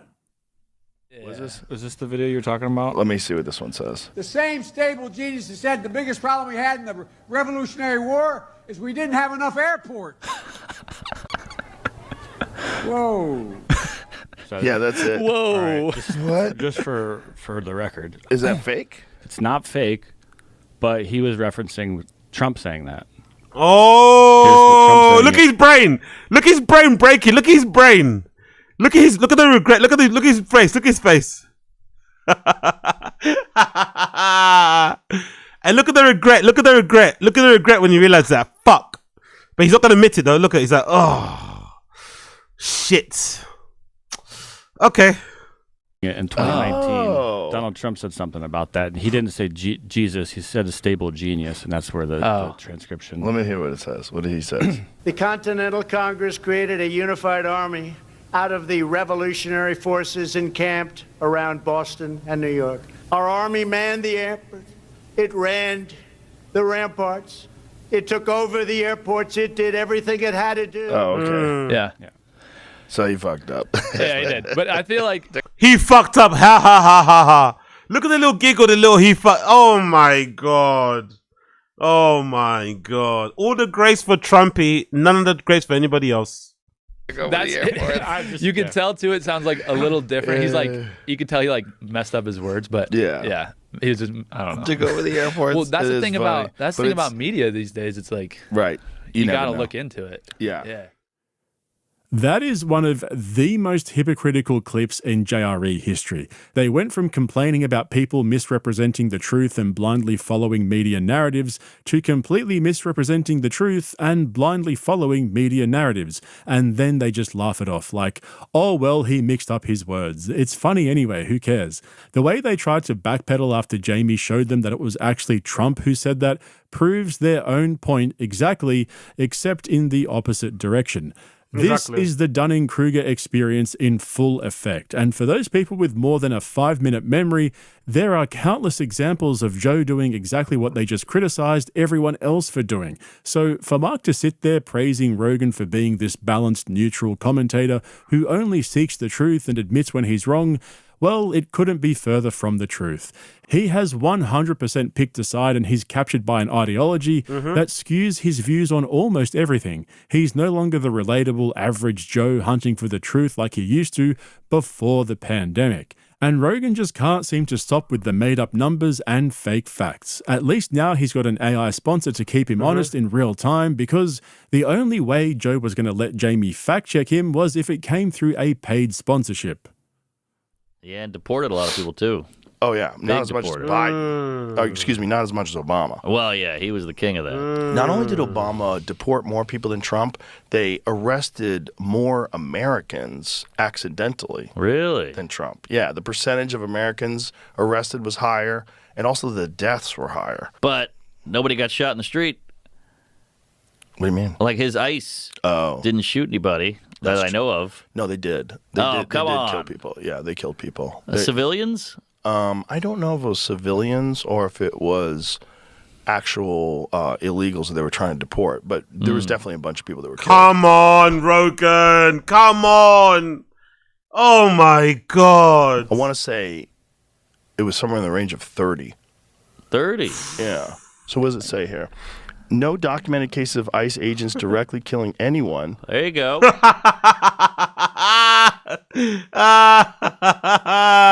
Such as through shootings or excessive force during Obama's presidency. However, 56 individuals died in ICE custody. Okay, so that's how they died. So it wasn't shootings, primarily from medical issues, like they had lead poisoning from bullets. Inadequate care, or whoops, he hung himself in a 2-foot cell. Most custody deaths under Obama were attributed to natural causes. Heart disease. Well, you're dealing with a lot of people that snuck in. Not suicides, hanging, or violence by agents. Interesting.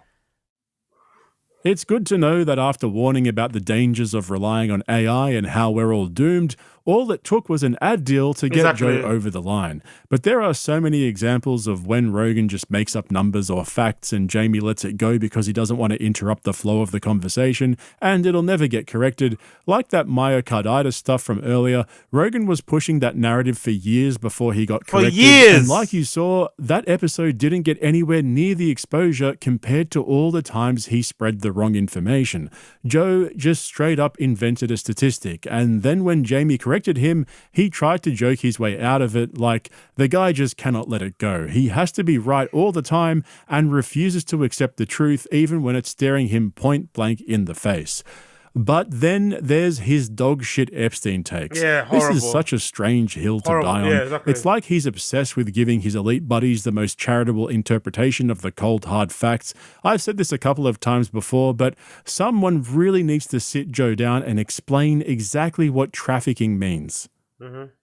But you got to hand to Bill. He's denying till he dies. I did nothing. I was only there for humanitarian purposes. We got photos and everything. I was just getting massages and hugging nice people. Exactly. Nothing untoward was done to me or anyone else that was there, as far as I know. Yeah, this is pretty good. I didn't see that side of Jeffrey Epstein. You got to bring this back. Look at this guy. We got photo evidence. That lady's smiling. If she claims victim, I call horseshit. She looks like she's having a good time. Also, that's a woman. You know, it's That's like true. Once you're a woman, okay, you know, unless someone's holding a gun to your head, if we're talking about children, we're talking about a different thing. But there's a lot of these ladies that were grown women when they were doing this, and the emails that were exchanged between Epstein and these women, like they were well aware of what's going on. Look, Jesus Christ, Rogan. Now we know why he was quiet during the whole like Me Too movement during the whole Me Too movement, the first one, right? With all the comedians getting cancelled. Now we know why, innit? Now we fucking know why. If you're old enough to come to a comedy club, you're old enough to fucking, I guess, agree to suck dick for stage time or something. Fucking hell. Holy mother of victim blaming. Holy mother of victim fucking blaming. Like, what? They were adults, huh? Do you know how sex trafficking works, brother? So if you're an adult, you can't be a victim. If you're an adult, you can't be a victim then. You're only a victim if you're a child. Huh? Real criticism, the real legitimate criticism is were there underage girls involved? Now, clearly they were in Epstein's past. So in Rogan's head, the Epstein files or the Epstein case, the only legitimate grievance is that if there were underage people there. If there were people there of age, people of a legal age, then there's no grievance. They knew exactly what they were getting into. No, they didn't. There's literal evidence. There's literal emails of Epstein talking to people and discussing how he was selling them a dream of like, oh, I'm the head of this model agency. You're going to come down for a modeling shoot, and it obviously not turning into being a modeling thing. What about that then? What about those accounts of those women who went there specifically for modeling purposes, and then when they got there, they realized it wasn't a modeling thing, but it was too late to cut them back out of it because their passports are confiscated and they're already there in a foreign country? What about that? God damn, Rogan, man. Like Podcast Cringe said, this is a weird hill for him to die on. Very bizarre. Plus as well, right? Do you know what's really weird about this hill that he's dying on? All of these tech overlords, these oligarchs that he's friends with, they're only friends with him recently. They're not like he's like OG friends. I'd understand this takes somewhat if this, was in relation to like comedians that he's known for like decades and decades. Some of these tech guys he's only known recently because of his success. They're not his like friends, you know? They're not his like real friends that he should be maybe holding them down and running defense and cover for them. Even though it's still disgusting, I could kind of understand it if it was comedians. These are like your like new acquaintances that have only started sucking your dick because you're fucking Joe Rogan. Come on, man. Like this guy. And you know what makes it more egregious? I don't even get the feeling that Rogan's a pedo himself. I don't get the feeling Rogan's a pedo. I don't get the feeling Rogan's a creep. I don't get the feeling Rogan's a fucking rapist at all. That's what makes it worse. He's legitimately defending Epstein and these guys for the love of the game. It would make more sense if he was like, a Chris D'Elia type. So he's kind of, throwing out these curveballs and being a devil's advocate because, he himself has his own allegations. But he's not even that kind of guy, I don't think. He's simply defending these oligarchs and these tech overlords for the love of the game. That's what makes it even worse. He went to jail for it. The whole Palm Beach thing with the underage masseuses. But some of these are just ladies who did bad things. They made bad decisions.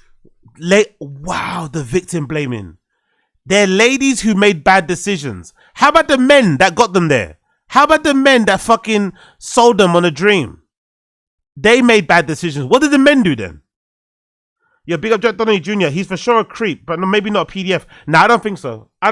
What do you guys think in the stream chat? I don't think so at all. Joe doesn't give me creep vibes or anything at all. Zero. If anything, Joe's one of the type of people, especially with his position, he's probably the type of person that definitely has his people he has arrangements with, for sure. He definitely has like an arrangement with a few ladies out there, I think for sure, where they know exactly what the game is. It's very clear. There's no fucking, you know what I mean? We're not going to be long term. I'm going to stay with my wife. But when I come through this city, you know what I mean? We're gonna My friend Peter Thiel only we're gonna fucked adult concubine. sex We're gonna have our slaves who were fun. held But I don't captive. think he's a Yes, creep he or may have whatever. cooked No, and no ate way, humans, zero. but those Plus, he's too meals big of a were all person. cooked If that was adults. if that The was whole true, this is a he would have sad been got situation cancelled for already. It all would have come parties out already, involved. especially because of all the bad press he's been under. That cycle it's the same cycle. Whenever someone's going through like some bad press in the media and they're a real scumbag, somebody that's been a victim will take advantage of it and jump on it. Do you know what I mean? Yo, big up, Sadasies. Sorry. I was talking through that thing because I didn't have my headphones in.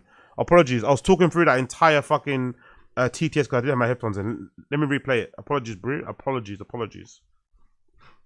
And I'm loyal to default. My friend Peter Thiel only fucked adult sex slaves who were held captive. Yes, he may have cooked and ate humans, but those meals were all cooked adults. The whole this is a sad situation for all parties involved. Peter Jack Downey Jr. Is that true? She was 19. Yeah, but I don't know. I don't know, man. I don't know. I want to reserve the term creep, the term rapist for people that are actually creeps and rapists. I don't know. Like, am I necessarily? If I was Rogan, would I be trying to fuck a 19-year-old? No, but some guys do, and it's not illegal. Do you know what I mean? I don't know. I don't want to throw that stuff out there on people. I think we should reserve calling people creeps and weirdos when they do creepy and weirdo shit properly. You know what I mean? Properly, like proper shit. Not like, oh yeah, I was with like a young girl that was. I don't know. I don't know what if you guys agree with that thing. But I'm very hesitant on throwing that label on someone when they just, you know, I don't know, when they're overly horny. I don't know if I don't know if I would equate. I don't know if I'd equate what Callan did with what Rogan allegedly did with Ali and her taking on tour when she's 19. I don't know. I don't think they're in the same stratosphere. I think Callan's a whole nother level of creep. You know what I mean? If you call Callan a creep, you can't call Rogan a creep. Because Callan's on another level. We even saw it with that interview with that woman on fucking Tim Pool. Right? We even saw it with that interview with that woman on fucking Tim Pool. It took him like 5 seconds for him to get into creep mode. 5 seconds to get into creep mode. 5 seconds. You know? I don't think Rogan would ever do that. I don't think Rogan's ever done that, to be fair. Rogan's had like flirty conversations, right? With like female guests. But I don't think Rogan's ever been as creepy as Callan was with that one woman on Tim Pool. Come on now. Callan's a whole nother level of fucking creep. So let's call people what they are. Do you know what I mean? Like, based on what they do. And they probably wound up on that island for money. Yeah. Okay. Couple of horror moves. Oh, that lady's smiling at you see, everyone in the chat always throws a fucking monkey in the wrench, innit? Always throw a monkey wrench in the fucking works. Great point, Asad Aziz. That's actually a really good point. I don't know, AZ. Are you a creep if your best friend is a confirmed creep and you spent your life clubbing and hanging with him? Good point. Good point. Plus, if you remember, when Callan got cancelled, Rogan basically protected him by not mentioning him on the pod. He didn't bring him on the pod. He never mentioned his name. He basically like did his best to try and help Callan by like not mentioning him and pretending he didn't exist. And then as soon as the coast was clear, he had him back on the show again. So maybe Jack Donaghy Jr. has got a point. Maybe Jack Donaghy's got a point. If your best friend's a creep and you don't say nothing, and when he gets cancelled, you turn a blind eye, you look the other way, and then when the coast is clear, you get him back on the show without ever addressing those allegations, you might be a creeper yourself. She looks over 18, so she couldn't possibly be a victim. This is the logic of a man with 3 daughters who went on a 15-minute rant last week about trans people using bathrooms and how, as a father of daughters, he's very concerned. That's such a good point, isn't it? He's got more of a problem with a trans person being in a woman's bathroom than he has with all of these young women being on Epstein's island or being in the Epstein files. Isn't that mad? He's got more of a problem with trans identification, trans people's right to exist, than he has with Bill Clinton and these guys receiving massages from women and shit. Can you imagine how crazy that is? Yo, big up Podcast Cringe. Big up Podcast Cringe. Big up Blood Clot Podcast Cringe. Brilliant video there. Brilliant video there from him. Brilliant video there from him. Cool. Let's move on. let's move on. Let's get rid of that. Let's get rid of that. Oh yeah, let's do a little bit of this. What was it again? Big up Coiler actually for the mention here about the match fixing thing. Was it was it Claim? Let's see, is it Claim? Joey Diaz said, yeah, there we go. Big up Coiler for this little mention where Joey Diaz sets Rogan right, or sets Brendan right about his constant claims about matchmaking. I think that's it, right? Is it matchmaking? Was it matchmaking? What was it? Was it matchmaking? What was it again? What was a claim?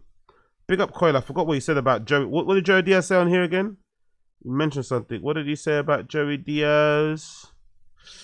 Apologies. What was it? That's it. Not claim. Blame. Blame. There we go. Boom. We got it. We got the clip. Let's go. Let's go. Let's go. Oh, Riley just connected with some big shots. Ooh. This kid said if Michael Page ain't gonna do it, I'm gonna do it for him. Come on, Dana. Man, Michael Page must feel like shit Give right me now. that bonus cash. You know, it feels like shit is Sam. You got half his pay. Right. You know what I'm saying? That's true. Neither one of them did shit.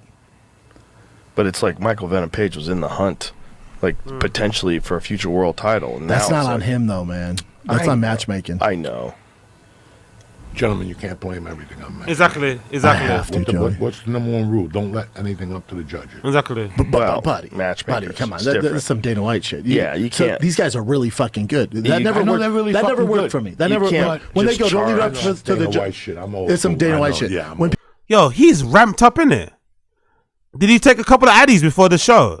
He was ramped up the entire show in it. He's fucking ramped up in it.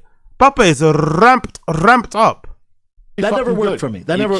When they go, don't leave it up to the Dana White judge. shit. I'm old It's some school. Dana I White know. shit. Yeah, I'm When old people go, can't leave it up to judges. Okay, I hear you. That guy's really fucking good. I'm fighting, dude. Also, he knows him so well. Yes. That's the real problem. It's the matchmaking. You're right. It's not the matchmaking. That's a classic Rogan. That's a classic Brendan excuse because it takes away any accountability or responsibility from the fighters. Yes, matchmaking can play a role, of course. Matchmaking could definitely hamper a fighter's ability or chances of success, especially when you're matched up against somebody that has maybe an opposing style or their style just nullifies your strengths, right? Understandable. But I still think it goes back to Brendan's overall philosophy on MMA, where he was never a believer. I remember I've mentioned it plenty of times on here. There's an episode of that one show that he did for a short time. He has many of failed shows, but one of the failed shows Brendan had was a thing called, I think it was like Flashback or something like that, right? Where he essentially was going through old UFC fights, I think his own fights or other fights, and he'd break them down. On one particular episode, he had Eric Griffin on there. Eric Griffin, obviously, you know, he doesn't even exercise, let alone know anything about fighting, but he made a really good point. I think we were watching one of the fights, and Eric Griffin was like asking him something about tape or something, right?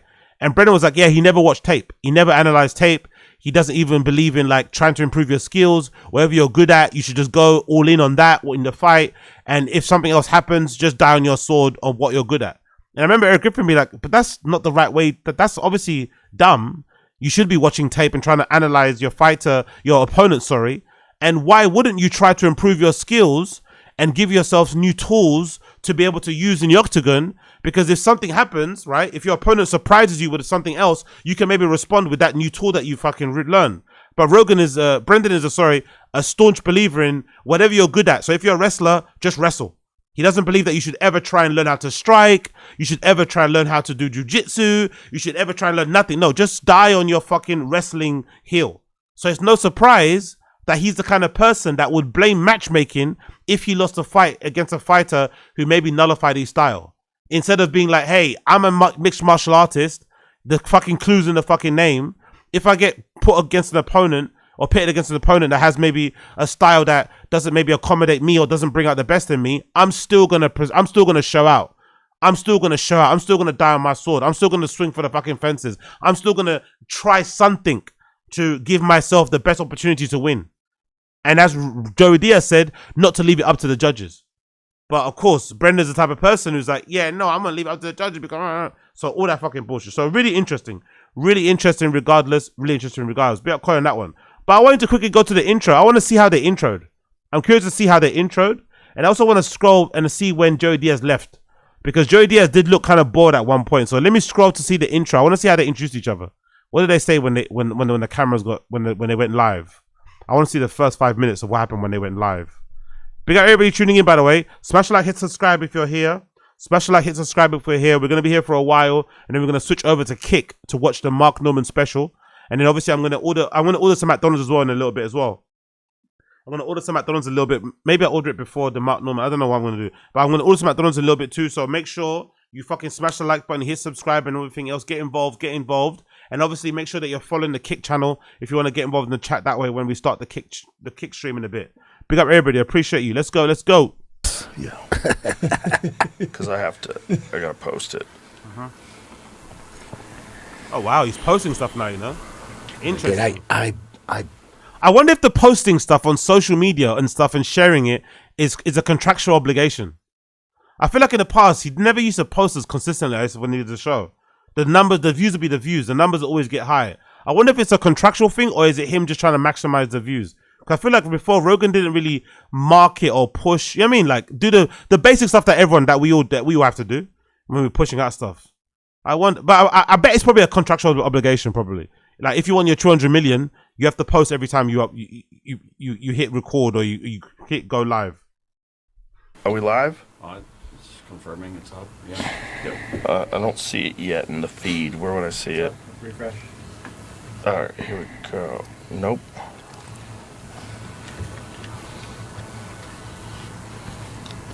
It's live. How come? Where do I find it? Oh, by the way, what happened to the archery thing, bro? It died, didn't it? I'm happy it died. What happened to Brendan's archery arc? Just looking at Rogan's archery country shirt. That died, didn't it? Died off. That's that might be one of the quickest arcs, the quickest personalities that he's kind of picked up and dumped, isn't it? I think in the history of Brendan Schaub, I think the archery thing was the one that he picked up and dumped the quickest. He doesn't talk about archery at all anymore. When he picked up for that one brief moment. Allegedly, but I can't find out where it is on my YouTube app. So how do people find it if I can? JoeRogan.com/live. What are we doing? Joe Rogan or YouTube.com/Joe Rogan/live. Oh, is that what it is? So it's a different channel? It's always been that. Oh, I always sent people to the powerful JRE channel. We have both. Oh, okay. Either one work. Okay. I just don't see it in. Do you guys see it in your app? I trust you. I mean, it says we're live. Let me double check. Okay. It's just not showing up in my app. I wanted to give people a link. Oh, there we go. Oh, I saw it for a second. Nope, that's Mark Norman. It says latest videos. Is that how they started the show? Rogan doing his boomer, trying to check and see how to upload the episode or post to share the link. I like how no one's talking, by the way. They're well behaved, isn't it? They're well fucking behaved. Rogan has them on fucking manners. Everyone knows who's fucking boss. No one's saying a word. No one's saying a peep. Like, no one's making a fucking peep. Rogan has them on fucking timing, innit? He has them well drilled. Live. Hold on. Live? It's live somewhere. No, we're not live. Where is it live? I clicked on live and it's not us. I know. I'll show you what I'm seeing. Can you send me a link? Okay, there we go. I'm trying to look. There we go. Go, hear the voice. I'm seeing. I think we're live, so don't say anything retarded. And it says we're live. Did he get a little annoyed there that they were talking? Or did he want to make sure that they didn't say nothing crazy on the mic? The way he turned to look at them was a little bit like. I'm seeing. I think. the way he turned when he started talking, he was not happy about that at all, was he? I clicked on live and it's not us. I know. I'll show you what I'm seeing. Can you send me a link? I'm trying to look. I'll just show you. I'm confused too now. One show early. Look at him. Look at his eyes. Look at his eyes. Look at his fucking eyes. He wasn't happy that they were talking. He wasn't happy they were talking at all. I'm seeing. I think we're live, so don't say anything retarded. And it says we're live. Do you see it on YouTube? This is just on the back end. This is what I have. This is what it looks like. That says live. It says end stream. Ooh. It's been live for 2 minutes. But it Okay. doesn't have- This is so stupid. So it's not, I don't know. I'm trying to figure it out now. Hold on. They changed this too since we've last done it. Well, the weird thing is it's just not showing. It's like, how would anybody find it? Are we shadow banned? Oh my god! Oh my god! Here we go. He speaks too much truth, innit? He speaks too much truth. The powerful Jerry is shadow banned with always millions and millions and millions and billions of fucking viewers and subscribers and all that other everything in between. They're shadow banned, of course, shadow banned, of course. The grand shadow ban conspiracy. Imagine Rogan complaining about being shadow banned.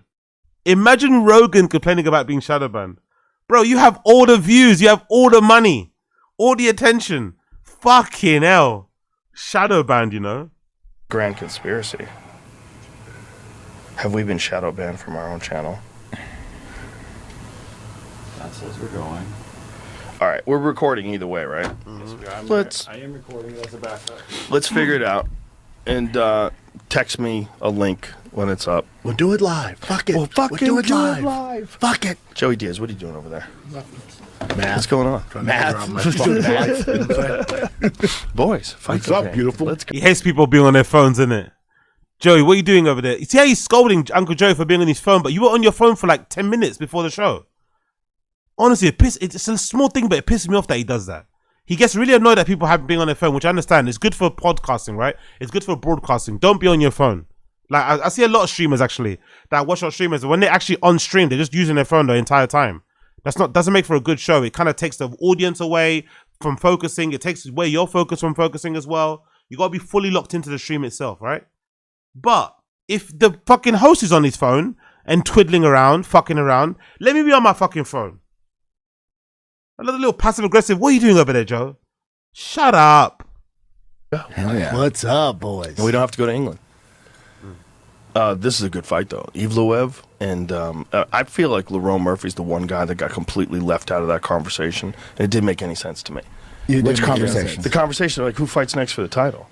Like, he wasn't, like, Alexander Volkanovski talked about him. He said, I'll probably see you next. He wanted him. He wanted him. And he starched Aaron Pico with like a crazy spinning back elbow. Dude, so good. Undefeated. And he was just like, nah, Diego Lopez. We're good now. It just was unlisted. Now it's public. It wasn't public for some reason. Oh, how dare they? Is that us? Our fault? Okay. I don't see it. He's still doing the fucking boomer. Okay, Okay, there we go. God damn it, Rogan. Let me share this. Who cares, man? For a second. Damn, God. So what's up with the White House card? The White House card, I've been going pretty hard in the paint on it. And here's the thing. It's a great card. That's where people I've been going pretty hard in the paint on it. No one cares. No one's paying attention to what you say, bro. I've been going pretty hard in the paint on it. I think you might have seen. Shut up. Everyone has to be honest. It's not that deep. Everyone made a point about it's a bit lackluster, it's a bit underwhelming, and they moved on. This has been like, you can tell he's like low on content. Doesn't have much to say. He's been going on about the same thing for so long, bro. Before the card got announced, he was talking about it ad nauseum. Now it's got announced, he got talking about it ad nauseum. Like, shut up. get it twisted. It's a great, it's an amazing card. It's not the best card that we've ever seen. And we were told it was supposed to be the best. That's my issue. That's a Trump thing. We're going to have the best fights. 9 world titles. 9 titles. He can't help himself. He can't help himself. It was Trump and Dana. But Dana said that too. He went on Pat McAfee's show and was like, this is going to blow the sphere out of the water. It's going to be the best card you've ever seen. It's like, yeah. Well, so who's in it? Who's in it? Well, there's Cyril Gahn versus Alex Pereira. That's your co-main interim heavyweight title. That's not a rematch, is it? No, they never that's fought. a good first fight, time right? at heavyweight. It's a great fight. First time Don't at get heavyweight twisted. for Pereira. It's a great card. That's the thing. It's a great card. The issue is like, say before we went live, I got on here, or Joe, if it'd be like Joe getting on, like, this is going to be the greatest fucking show I've ever done. And then people tuned in like, it was good. Right. But he told us it was going to be the best. And they're going to have it outside, or are they going to have like a build a tent? That's a really good question. They need to make a tent. It's outside.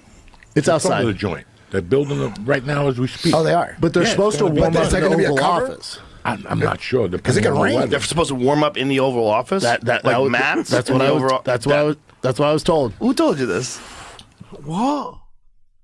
Who the fuck said that? He's just making it up, innit? They're gonna warm up in the Oval Office. What the fuck's he talking about? He's just making it up. He just made it up, right? What? Dana. See, I don't think. Imagine if they clear the furniture out there and put mats down, and guys are kicking pads. Bro, Bill Clinton got his dick sucked in there. That'd be sick. In the Lewinsky room. Yeah. And now you're going to be stretching and hitting pads in the Lewinsky bro, room. be fucking But here's the lit. problem with that card, guys. This is the only problem with that card. There's no problem. Who else is on it? I wanted I'll to tell see. you.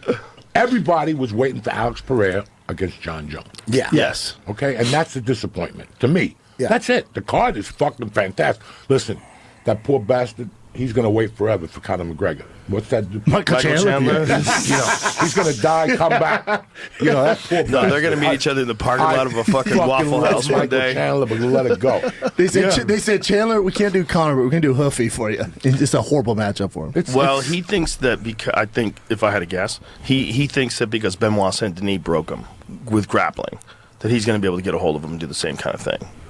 Fair. Benoit Saint Denis is very big. Now, for 55. why wasn't It's very big. John Jones? How come he didn't? They couldn't come to agreement. Yeah, man, it was a money thing. John was saying they wouldn't budge over 15.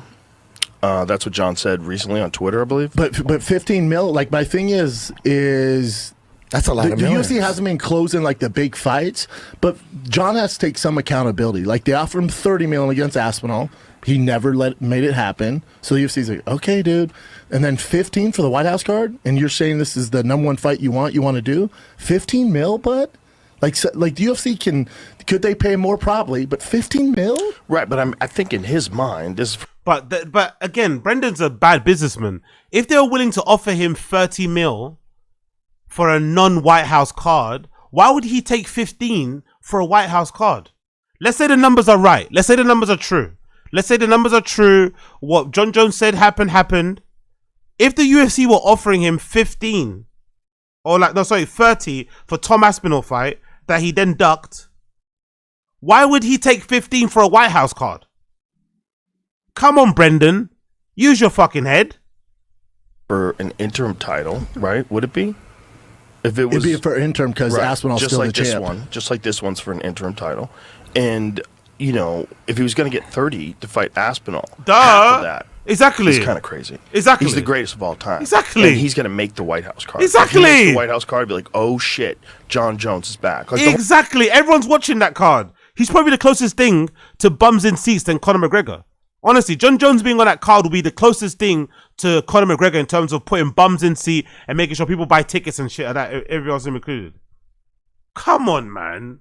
Brendan, of all people, especially being as materialistic and money hungry as he is, I thought he would recognize that. Like, why would you take half for a card that's going to be way more popular than a regular card? Like, come on. It's going to be advertised everywhere. It's going to make history. Like, come on, man. whole card completely changes. And there's no complaint. Is it too late, or can they add him? Is it too late? I don't know. He said he's ready to go. He said he tweeted he's ready to go, I think, today or yesterday. So if they added him, who's left to fight? What would be the best fight if they added him? Aspinall? Or is he still No. Aspinall had serious eye surgery. Two serious eye surgeries. He won't make White House. What they would probably do if John eventually was like, all right, I'm down to whatever the agreement for the money, he would fight the winner of Cyril and Poton later this year. That's Big old Josie. I heard that it's only 2,000 seats and elites only. Oh yeah, that makes sense. That makes sense. That's crazy. That makes sense. That's crazy though. That is crazy. I wonder how much the tickets are gonna be. Tickets are gonna be probably super pricey as well. That is insane. If Aspinall needs more time off, correct, right? And if not, then we're going Aspinall straight might want to Aspinall. get right into the winner. Or John goes, fuck it, I'm not messing with the UFC at all, and I'm going to fight on these Netflix cards and make all the money. Yeah, There's but also he can't that. do that. He has a contract. I don't know how many fights he has left. Does he have a contract? He has a contract, and I'm pretty sure he signed for a hot second. So That's the Pereira issue. just signed a new 8-fight deal. Yeah. Netflix is coming with that long cash, son. Yeah, and UFC is like, here's basically sign the rest of your life over. What did you hear they offered DIAZ? The UFC? No. Oh, Netflix. Netflix? I heard 10 mil. I heard it was more. By the way, do you see what happened there? He didn't hear nothing. You see what happened there? You see what happens when a pathological liar is presented with an opportunity to lie? They lie. Right? Rogan assumed Brendan heard how much Nate Diaz was offered to fight. He didn't. He hasn't heard anything. But the way that Rogan asked him the question, Brendan wasn't gonna go, "Oh, I didn't hear anything." To be honest, he was never gonna do that. He immediately jumped to 10 million. You know, he immediately just said that number because the first number that jumped in his head. But he didn't hear nothing. He didn't hear a single thing. But he was presented with a good opportunity to lie, so he just lied straight away. And then the people that have heard something, the people that did hear something, are saying it's much more because they actually heard something. Oh yeah. Yeah, I mean, you probably know. That's wild. That's a lot of money. They're paying boys real money. Now, but the long game, I don't know. I think he could have made that same money versus Connor. If someone could just drag Connor to an Ibogaine Center again, clean that boy up. Connor's down. Connor's fighting the International Fight Week, supposedly. I hope that's true. But if Nate gets through this fight and they set that fight up, it's that or Chandler. The problem is Chandler's going to fight Hoofy, and there's no chance you're coming out of that with any understanding of physical reality. If that guy starts putting it on you, hey, we're live? No? You know what I would do? That guy's a fucking wicked striker, man. Oh, Hoofy's scary. No, they did Chandler super dirty. But he's a fucking legit wrestler, man. You know, he's a legit wrestler. Agreed. If he just decides to like only do that, you wonder like how much Hoofy can keep him off him. Yeah. But he never fights like that. Never. Fights like a fucking And that's why we love him. dog. And that's why we love him. It's just fucked up. He sat out for how long? I know. He should have never done that. Bro, if I was in his ear, I would have said, not a fucking chance, son. Not a chance. Not a chance. Take fights. Keep moving. Bro, how dare you? But at least they put Chandler on that card. Imagine being Colby Covington, who's been just risen Donald Trump in the White House, and he sees the White House cards announced. He's like, bro, this is me all day. The UFC said, but actually it's not. Bo Nichols say that he wanted that fight and that Colby did not want that fight? Yeah, but did they offer him that at the White House? I don't know. Supposedly, that's what Bo said. Like, Colby can sign the contract. Bro, it's a terrible matchup for Colby at 185. Right. So, all right, I want to be on the White House, but I have to fight fucking Bo Nickel, who my thing's wrestling. That motherfucker's the wrestler. Right. The fuck we gonna do? Right. So you can see why he was like, no. His striking has come up. Joey Diaz is bored already. He's zoned out. Look at Joey. Look at Uncle Joey. Look at Uncle Joey, man. Look at fucking Uncle Joey. Actually, there's a what was it? What was that quote? I actually saw a really interesting video of Uncle Joey talking about his blood clot, because he had a blood clot thing in it, right? Where he was really, really ill. He had to go to hospital and shit. I remember him making a really fucking point, a really poignant point. He was like, I think he said that, oh, when he's in hospital, he was contemplating like, what's the point of like quitting cocaine all that time? He was like, what's the point if I'm just gonna go out? If my life is gonna end just because of a fucking blood clot on my legs? I think he made that kind of point. I was like, Jesus Christ, great point though. To be fair, it's a bit fucking dark, but it's a good fucking point. Because since he's moved back to New Jersey, he's had quite a lot of health complications, isn't it? I remember him saying like I'm actually not doing the degenerate stuff that I was doing back in the day, but now I'm getting all these health complications. But I'd imagine going that hard for that long when he was younger is probably just all catching up to him, innit? I'd imagine it's probably all just catching up to him. But yeah, big up Uncle Joey though. Big up Uncle Joey. Ran away to New Jersey when that cancel culture came. He was like, I'm not getting cancelled. You're not gonna catch me here getting cancelled. Like, especially after that loss to Reiner de Ritter. Yo, be out Gamebred. Didn't see you there. Wild one, G. Be out Gamebred. Be out Gamebred football in the chat. What's going on, my G? Like, in that last fight, man, his striking looks so much better. Nobody frustrates me more than Bo Nickel. He's one of my top 3 favorite fighters. I think he's learning on the job. And that's UFC's a horrible place to learn. It's Rodolfo Vieira is a bad motherfucker, and he head kicked that guy into the shadow realm. That guy's a winner, and winners like that, they figure out a way to get better. Agree. Quick. Agree. I wish you would take like the Khabib approach, where it's like, my wrestling's the best in the world. I'm gonna break motherfuckers. I don't want to see him figure out his striking for fucking 15 minutes. The fight's already started? Just started.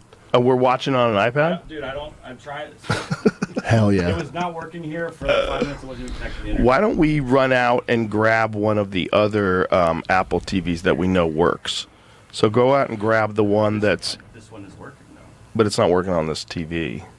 Clearly something's wrong. And if we do it the other way, if you go out and get the one that's in the hallway, My phone is linked up to that one. Go out and get the one that's by the pool table, and my phone links up to that one, and we can just stream it. Alleged. Yeah, errands. Big up young Jamie with the errands. Big up young Jamie with the errands. God damn. Rogan's an interesting boss, isn't it? Rogan's an interesting boss. He's one of those passive aggressive bosses, isn't it? Oh, so we're watching it on the iPad? Oh, so we're watching it on the iPad. I'm watching it on the fucking iPad. You know what I mean? Like, he's very passive aggressive, isn't he? He's a very passive aggressive boss. They're just being clear. Hey, let's not do it on iPad. Let's just get the TV. You know what I mean, just be clear. No need for the fucking passive aggressive shit. God damn. Allegedly. That screen's so tiny, Poor it looks Jamie, like Sugar Sean. He gets so anxious. Yeah. Yeah. When it's not happening. Yeah. I can't see who these guys are. That might as well be Sugar Sean versus fucking John Jones. It's so far away. We will fill you in, ladies and gentlemen, when we know what's going on. But as of right now, do you know the can actual barely fighters? see it. No, is Sugar on the White Well, when Sugar's Jamie on the comes White House back, card. we'll put it up there. Sugar's on the White House card. That's another fight. It's like Corey Sandhagen was the fight. That was the fight that I'm most interested in. Sugar Sean and Corey Sandhagen's a wild fight. Joe, why do you think they didn't do the matchups that obviously we're hardcores and the majority of the we're hardcores fan base, like we all wanted these fights. I wonder why. There has to be a reason. Why they're like, no, we're gonna go a different route. Who knows? There's guys get injured. There's negotiations. Negotiation probably, right? Like budget, because also the White House.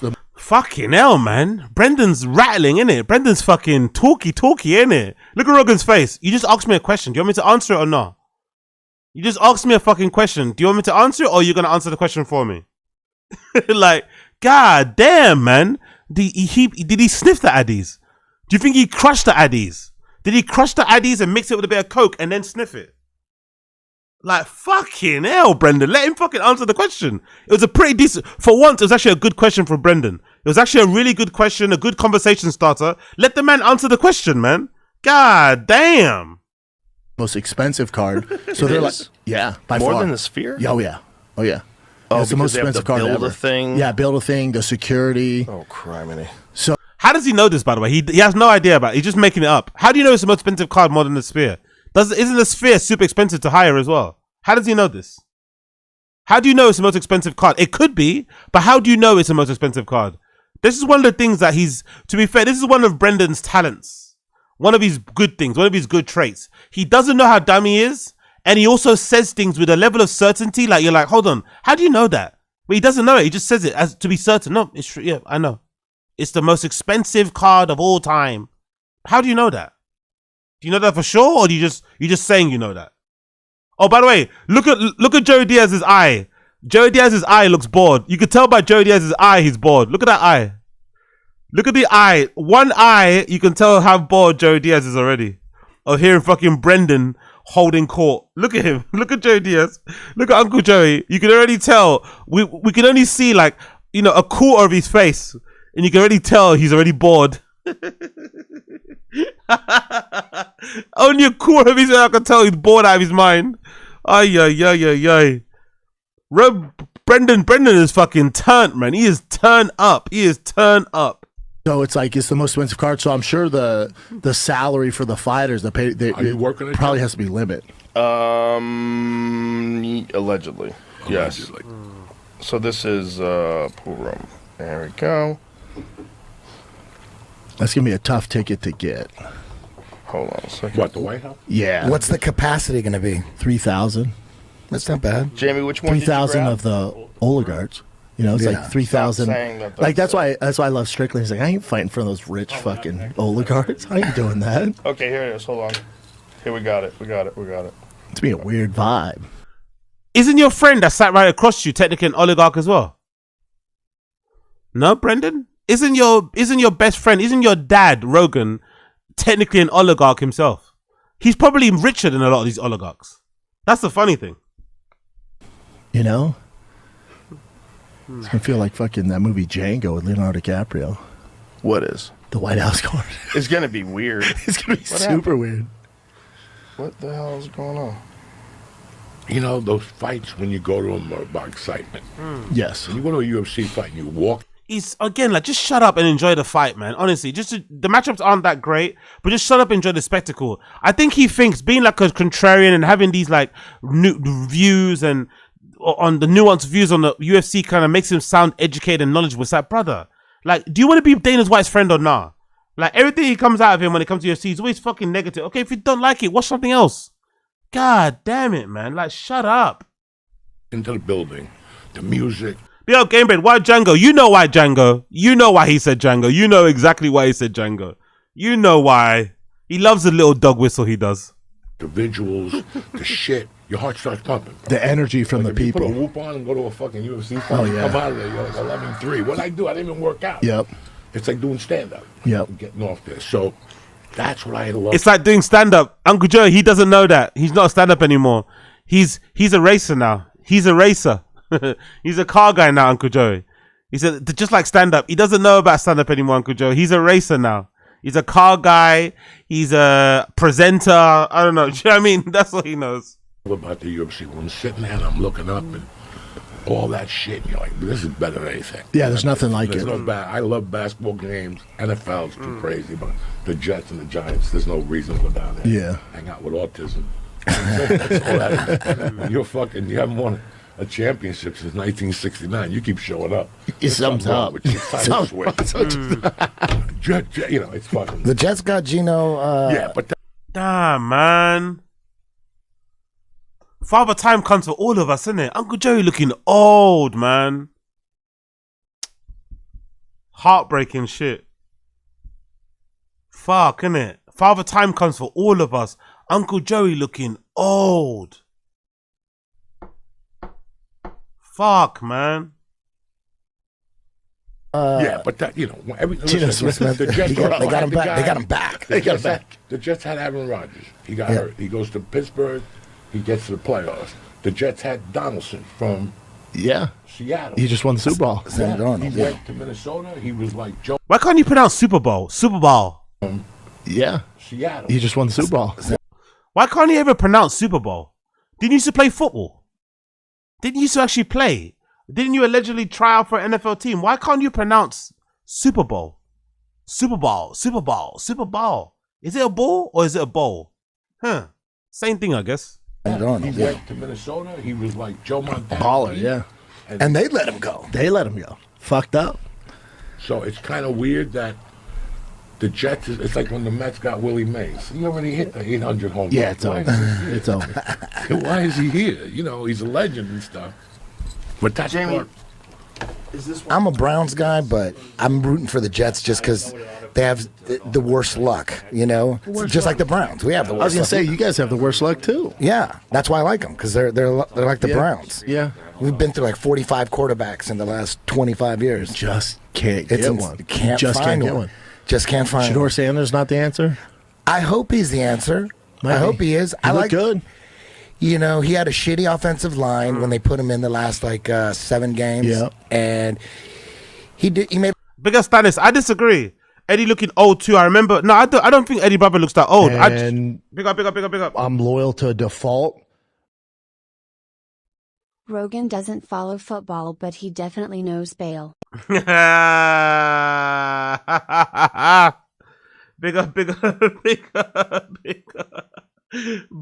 Bale. I love Bale. I love Bale as Bale with a TTS. Big up Asad Aziz. Big up Stannis. I don't think so. I don't think he looks old. I just think he's just got grey hair.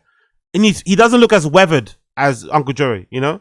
He doesn't look as weathered. He does look old in the face. It's just because he's got grey hair, he looks old. But I don't think he looks older in the face if he dyed his beard and shit. I don't think he looks that old. He's obviously fatter as well, true. But I don't think he looks old in the face. Maybe I'm looking at it with rose-tinted glasses, but I don't think Eddie Brother looks that bad. I think Eddie Brother looks actually good. He actually looks better. To be fair, Eddie Brother looks, I think they're the same age as, is he same age as Rogan? Let me check that out. I don't know. I think they're about the same age, right? Because they met each other when they were together, right? Let's see, Eddie Brother age. I think they might be the same age. Because they've known each other for years. Yeah, they're about the same age. I think Rogan's 55 too. Eddie Brother's 55. How's Joe Rogan? Yeah, they're about the same age. Rogan's 3 years older than him, but he looks way older. You know? Rogan's 3 years older than Eddie Brother, but he looks way older than him. So yeah, I think Eddie Brother looks quite good, all things considered. I think if he dyed his beard, he'd look the same. Not gonna lie. If he dyed his beard, he looked kind of the same. Made a lot of mistakes, but he also put the fucking ball up without fear. You can see his talent for Yeah. sure. Oh yeah, yeah. I think this year they rebuilt the line. They're probably going to draft a tackle, and probably the first pick will be a wide receiver, Carnell Pate. That's a good point, Asad Aziz. You know what? It looks more Mexican. Is it me, or does Eddie Bravo look more Mexican now? But in the past, he looks Hispanic. Like in the past, I couldn't tell where country he was from. I knew he'd be Hispanic, but I don't know where specifically. But now he looks more Mexican, if that makes sense. Does that make sense? I think in the past, I don't know, if you would have told me he's from Chile, if you would have told me he was from Peru or Venezuela, I would have believed it.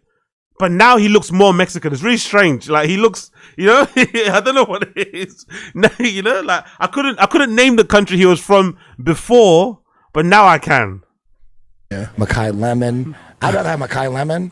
But everyone's saying Carnell Pate. And plus, he's from Ohio State, so... Yeah, it fits.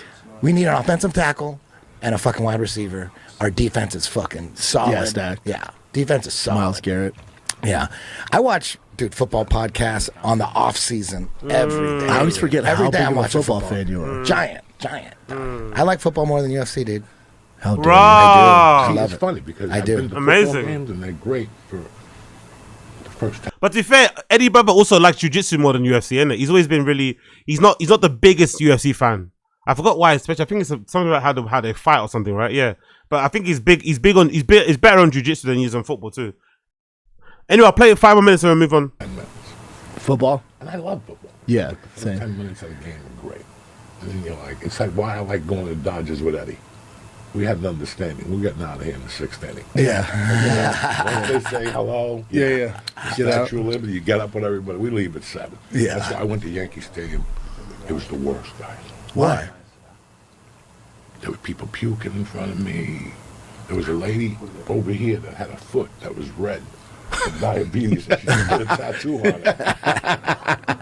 And she's eating sweets. And Eating sweets. Not giving a fuck. I'm like, what the fuck is this? I don't drive all, because it's a 3-hour drive. All right, boys, we're up. Here we go. Jeez, that was a lot. Okay, figured it out, though. Technology. Currently just started it where this fight started. They are further ahead. Oh, no. How do we get to live? I'll figure it out. I'll figure it out. They're still in the first round. Yeah, but we can't do that. But that's what the difference is. I think that taking the UFC out of it's a different place. People fight. It's going to be a different vibe for but sure. I tell you what. I Like the could be Apex. wrong. The Apex. The I could Apex be is lit. wrong. Yeah. And the Apex was pretty cool. At first, It sucks for the fighters, though. Yeah, there's no. Sucks for the fighters. There's no energy. You ever go out in front of when they All right, say, now we're live. let's do an industry showcase? Those people don't laugh. No. Are we? So these are the same kind of people that are going to, ain't nobody going to take their shirt off and drink a beer out No, and say rip his head off and You know what I'm shit, saying? you know? No one's showing their whatever. tits. No, there's not going to be any of Steven that. Cigar's not going to walk in and we're going to go, yo, who shot Bobby Lupo? Yeah. Saying No, there's 20 none of that. times, so they got to pull him out of They there. probably don't even know what the fuck they're watching. There's probably 100 people that are actually UFC fans, and the rest, they're But just. then the other side of that is like Cho said, I'm sitting there watching a fight, and all of a sudden I get hit with an Iranian missile. You have a great time. You have a great time. You got the maracas out. You're going to hang out with Melania, and all of a sudden, boom, there you are. You're done. Done. The whole leadership's fucked. Buffer. For some reason, Bruce Buffer lives. He lives like him in the suit. That's it. Everybody else is gone. So that's the other thing. I don't know if I want to even be in that area. Oh, yeah. I think I'm going to Hong Kong now. Yeah. It's so crazy about the Iran situation. It's like you hear one side of the story is we fucked their military up and they can't do shit. They're decimated. And then the other side is like, no, they're not. They're fucking the shit out of Tel Aviv. They're bombing the shit out of Tel Aviv. They're fucking us up. We're losing. But Trump just You hear came out and both said sides. he's like, Opposite. it's almost whatever over. they want to tell you. Yeah, it's like, what's going on? Trump. It's almost over. Shut up. It's like they'll show you Austin Airport. People crawling there online. You haven't eaten. TSA, food days. yeah. Then you fly in and you're like, There's no wait. roller skates on. Yeah, I agree. CNN is called scaring poor white people. Yeah. That's all CNN is. Yeah. They scare you. And you put CNN at 3 in the morning, they're not talking about nothing positive. It's gentlemen arguing about politics at 3 in the morning. Yeah. So you wake up, those fucking people, because now everybody considers like well, he's an Islam radicalist or whatever the fuck they call it.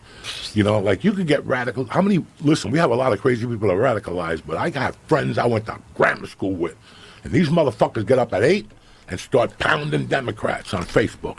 There's no real. Look at these fucking morons. It's 8 in the fucking morning, guys. Yeah. 8 in the morning. You're already fucking Take the Democrats. morning. You give it a breather.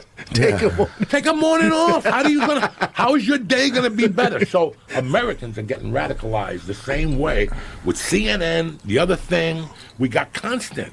But we're not blowing people up. Not yet. But I've told you 1,000 fucking But we times. celebrate when people get shot. Yeah, we love all this like shit. when we don't. Before, right? But humans do. Imagine a world where a guy who never hurt anybody gets shot in the neck on TV in front of everybody, and people are cheering, and people are posting about it. That makes zero sense. That makes That's zero never happened before. No, because you're right, Joey. People have been radicalized. Radicalized, yeah. And also Americans radicalized have no empathy because social media doesn't. You don't. Who is doing most of the radicalization, do you think? Do you think maybe the guy that you like, the orange man, do you think maybe he has contributed to some of the radicalization? Do you think he's played a part in getting people radicalized? Both for him and both against him? Wouldn't you think so? Don't have to have it. You can just. What side do you think is true? Trump decimated everybody, like he's saying we destroyed them. They don't have shit. But then there's other people saying that's bullshit.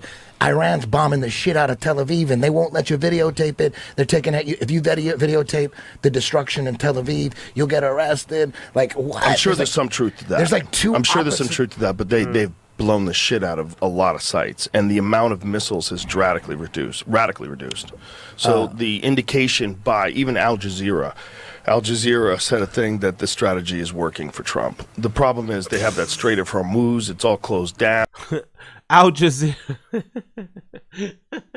I mean, if they go to war, like a physical hot war in the Strait of Hormuz with fucking rockets you think we'll go airplanes, with boots on the ground? You think that's going to happen?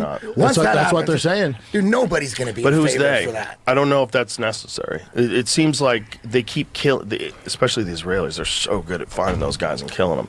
Everybody that gets into power gets killed. That you can only. Thank you, Jamie. You can only sustain that for so long. Trump said it's almost is that over. even real? Is It's a that even terrible real? idea. Like when they whiskey to Eddie Bravo. It's a whiskey. You know, Good day. you know what I'm talking about? Al Jazeera. What's that? Eddie? It's like the reports that you hear. Like, how do you even know any of it's real? Like, it's a whiskey. you know, You don't know no, nothing. they killed his son. They didn't kill his son. It's Well, AI. how about the AI videos of Benjamin Netanyahu?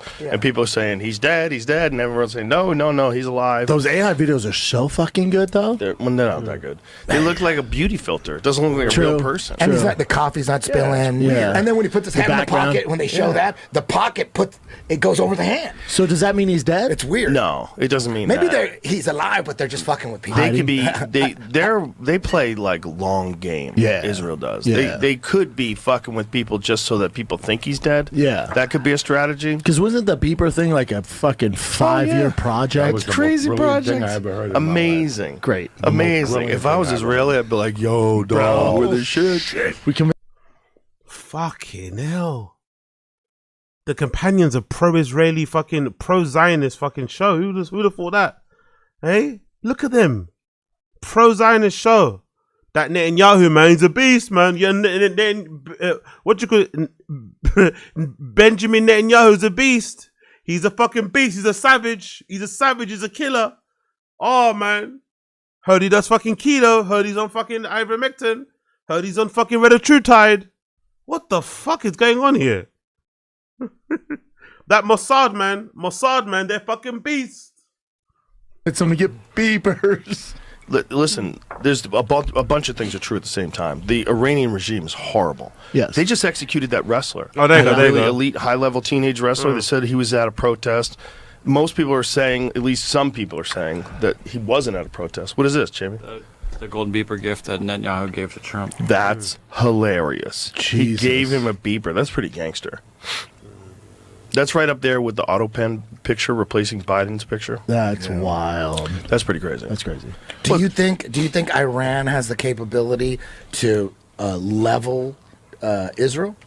There's a new there's a new understanding of their capabilities. Wish I could talk better because they thought they could only go 2,000 kilometers with their rockets, but they just fired rockets that are capable of going 4,000 kilometers. Which means Which they can reach it's a lot Israel? different. They could reach Europe. So that changed everybody's perception of all this shit, because they're blowing up all Scary. these oil hubs, they're Yeah. blowing up all these infrastructures, they're blowing up all these different things in Qatar, in the United Arab Emirates, in Saudi Arabia. They're blowing things up anywhere they think Americans are. So any American assets in these places, but Didn't they hit these Dubai too? I think they did. Yeah. So let's multiple get times. that's crazy. Just to make it back, bring it back to the UFC. fucking UFC does Dubai a up. lot of fights in the Middle East. Yeah. now. Yes. So probably some rescheduling, I would assume. Well, Again, your orange man has decimated that region, has plunged your country or that part of the world into another forever war. And Big up, big up, big up, big up, big up, big up, big up, big up, big up, big up. Silence Goy. The chief Yahoo has spoken. He brings gifts. Keep praising him or you'll never escape these high interest loans. Exactly.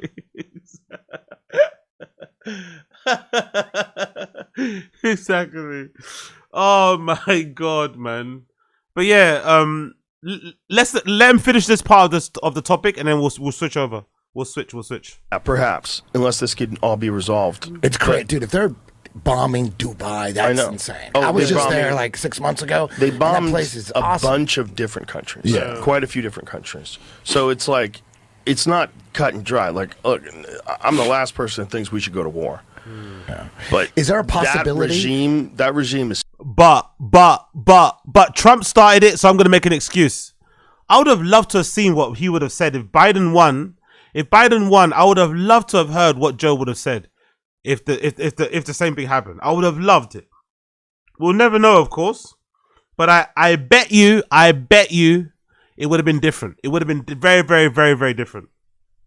Spooky. Is it possible that like the bombing that they're putting on Iran, like someone else bombed them and they're saying it's Iran? Is that possible? Like a false flag? I don't possible? know. I think they can pretty much determine where all the rockets come from, which is how they blame that one rocket on America that landed on that school. Yeah, I was watching Ian Carroll, like a 2-hour podcast where he broke it down, and he's showing all this Sataloon footage of bases that were blown up. Like they'll show like a picture of it, like a satellite image, and then the next one there's a black dot. You know, it's like it's blown up. But even that, like that could be AI too. Like could be. You don't know. It's like there's that's the definitely issue. a bunch of AI stuff out there, and this is one of the things that we knew about. I love how the conversation is steering towards AI instead of like, why did Trump start this war in the first place? You know, forget the fucking AI stuff. Forget all this nonsense, right? Why did Orange Man start the war? Why did he decide to do this? Why take out what's his fucking name? The guy that died, you know? Why start this in the first place? Why? Especially when you said you were going to start any wars. Especially when you said, and you won that fucking, what's that fucking peace prize and shit. Like, what's going on right now? What's going on? Don't you guys have problems over there in the States? Don't you guys have your issues? Aren't people struggling to get fucking homes? Get fucking jobs? Put food on the table for their families? How's this going to help? Because to be fair, you know what's really interesting though? What's been an eye opener for this Iran thing? I didn't know how much missiles cost. Finding out how much not only missiles cost, but how much missile defense systems cost. Wow, war really is its own thing, man. War really is its own thing, but it's fucking expensive. I had no idea missiles cost that much. Single missiles in the fucking single high digit fucking millions. Single missiles, missile defense systems even higher, and finding out that these missile defense systems aren't even good. They're not even accurate. Sorry, they're not good. They're not even fucking precise all the time. They miss a lot. So you got missile defense systems that miss often, but they cost millions. Fuck. War is expensive, deadly, and basically benefits nobody but the fucking warmongers. It benefits no one but the warmongers. Just leaves a trail of broken people and broken societies, mate. Especially that part of the world, the Middle East. Like, they're just, you know what I mean? Never in peace. Never in fucking peace. God damn. This new world that we're living. Oh, yeah? Big up. Who's that? Big up, Koila. What do you say? Read Annie Jacobson's Nuclear War Book. Okay, let me see it. I might actually have that already in my wish list. Nuclear War book. What's that? Annie something, right? Annie Jacobson. I think I might. Yeah, I've got that on my. I've actually got that on my wish list. Big up Coiler. Good taste, brother. I've actually got that on my wish list. Yeah, cool. I'll get it then if you recommend it. I already have it saved on my wish list. You're a legend. I already have it saved on my wish list. I think does this person, they have another one too, right? They have another, or they made another recent book about war. Didn't they make another one? Let me double check their thing. There's another one too I think they made that I think I might have on my wish list as well. I'm not too sure which one it is. But yeah, big up, yeah, cool. They've got there's an Area 51 book that this Annie Jacobson's written as well. There's an Operation Paperclip book as well. Surprise Kill Vanish, Pentagon's Brain. Okay, cool. I'm a check out Annie Jacobson. Yeah, cool. Big up, Coiler. You're a legend. I'm a devour that. Actually, I might get one of them on Audible. I think I still got some credits. Is you're gonna see news that's not news. You're gonna see fake shit, and Israelis are pretty slick. I think that the idea of using fake footage to pretend that Netanyahu was dead, like use fake that's not past what they would think of. No, that's a clever move. And if they had to use like fake video of things getting blown up, like. How do you know? Who fucking knows anymore? Yeah. Who knows what's real and what's not? Hey, Eddie, how do we know here in Texas? We don't fucking know. Yeah, big up Gamebird. Yeah, exactly. You'd be surprised how about the many components of each warhead from many various countries. Yeah, for sure. Joe's a moron, and that golden pager was a coded threat from BB to Trump. Exactly. If you were Trump, you should take it as a threat anyway. You shouldn't take it as a fucking gift, Oh, it's a great present. You should take it as a threat too, for sure. No, certified. This whole fucking thing is. There's a good thing? Always. What's the good thing? Always. In 3 weeks, we're going to Cuba. The mothership's opening up. That's all I know. You know what I'm saying? Yeah, something's happening. All I'm thinking about. Blow up everybody. There's but a in revolution 3 weeks, in we're heading to Cuba. We're going to open up the mothership next to Starbucks. Right? You got some real cigars, dog. Oh, yeah. Nah, those cigars taste like ass now. That communist dirt. The other guys are making them. I'm hearing it from the Cuban people that those cigars taste like. So what's going on in Cuba? They're about to. Okay, cool. We'll leave it there. Let's move on. Big up 15 minutes of shame. Big up 15 minutes of shame. Big up 15 minutes of shame. Nuisance streamer gets punched and arrested. Nuisance streamer gets punched and arrested. He's autistic. Officer, he's autistic. I'm sorry, I'm autistic. Oh. I'm autistic. Here you go, sir. Wait, turn that off. He's autistic. Turn it off. Press the stop button. Wait. Can I? You have a warrant for your arrest. It's hard to be a streamer, bro.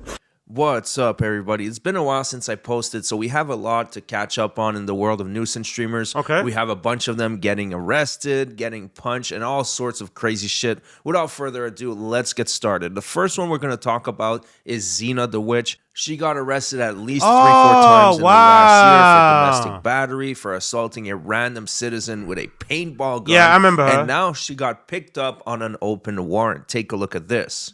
I remember her. Shit. She did something fucked up recently, did she? She did something. What did she do fucked up recently?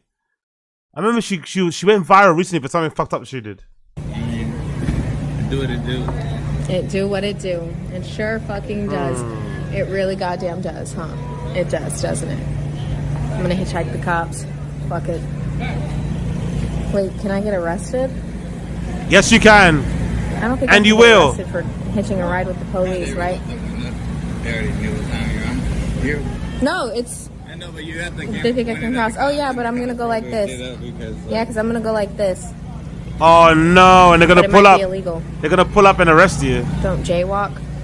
I'm not Uh-oh, sure. uh-oh. Oh boy, here we go. Oh boy, what'd I do? Do you have an ID on you? I do, yes. Do you mind if I see that real quick? Yes, sir. Oh boy, what did I do? Hold on. They have facial recognition. They have facial recognition software on the police cars. Or did she get spotted from the cameras on the traffic lights? Holy shit. That's scary. Police state fucking shit. Oh my god. You look like someone we're looking for. I just want to confirm that. I look like someone you're looking for? Yeah. Shit, Jeez. Is your last name Sampson? Yes. Okay. Wait, Oh what? no! Give him the phone. What? I'm not. I haven't done anything. Here you go, sir. Wait, turn that off. Turn it off. Press the stop button. Turn it off. Wait, wait. You have a warrant for your No, I arrest. don't. You have a warrant. For what? You really can't make this shit up. She's there with active warrants and she's live streaming her location. But that's not even how they busted her. They busted her through the cameras that have facial recognition in that city. So yeah, very genius move on her part to show herself in public. Why would you go to a city that has facial recognition? Honestly, some of these streamers. Why would you go to a state or a city that has facial recognition software when you got open warrant? Surely you wouldn't do that, no? Surely you want to keep your head down. Public while she has warrants. But let's move on to the next clip. We have 2 nuisance streamers getting arrested. And these guys appear to be clout chasing dimwits or something. I don't know if they didn't get enough attention when they were children, or maybe they ate too many crayons, but this is the end result.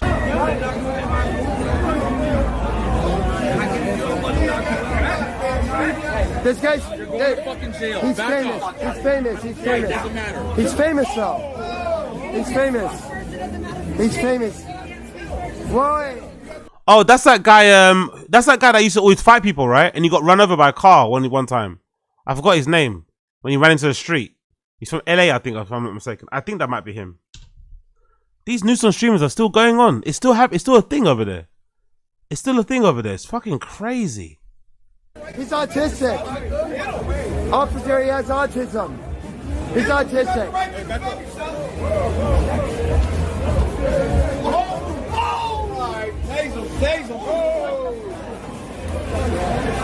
So personally, I think that he probably faked this fall. I don't think he was legitimately hit by the other dude. And maybe he knew the cops were watching, so he wanted to pretend to get knocked out, so then they would arrest him. But let's keep watching.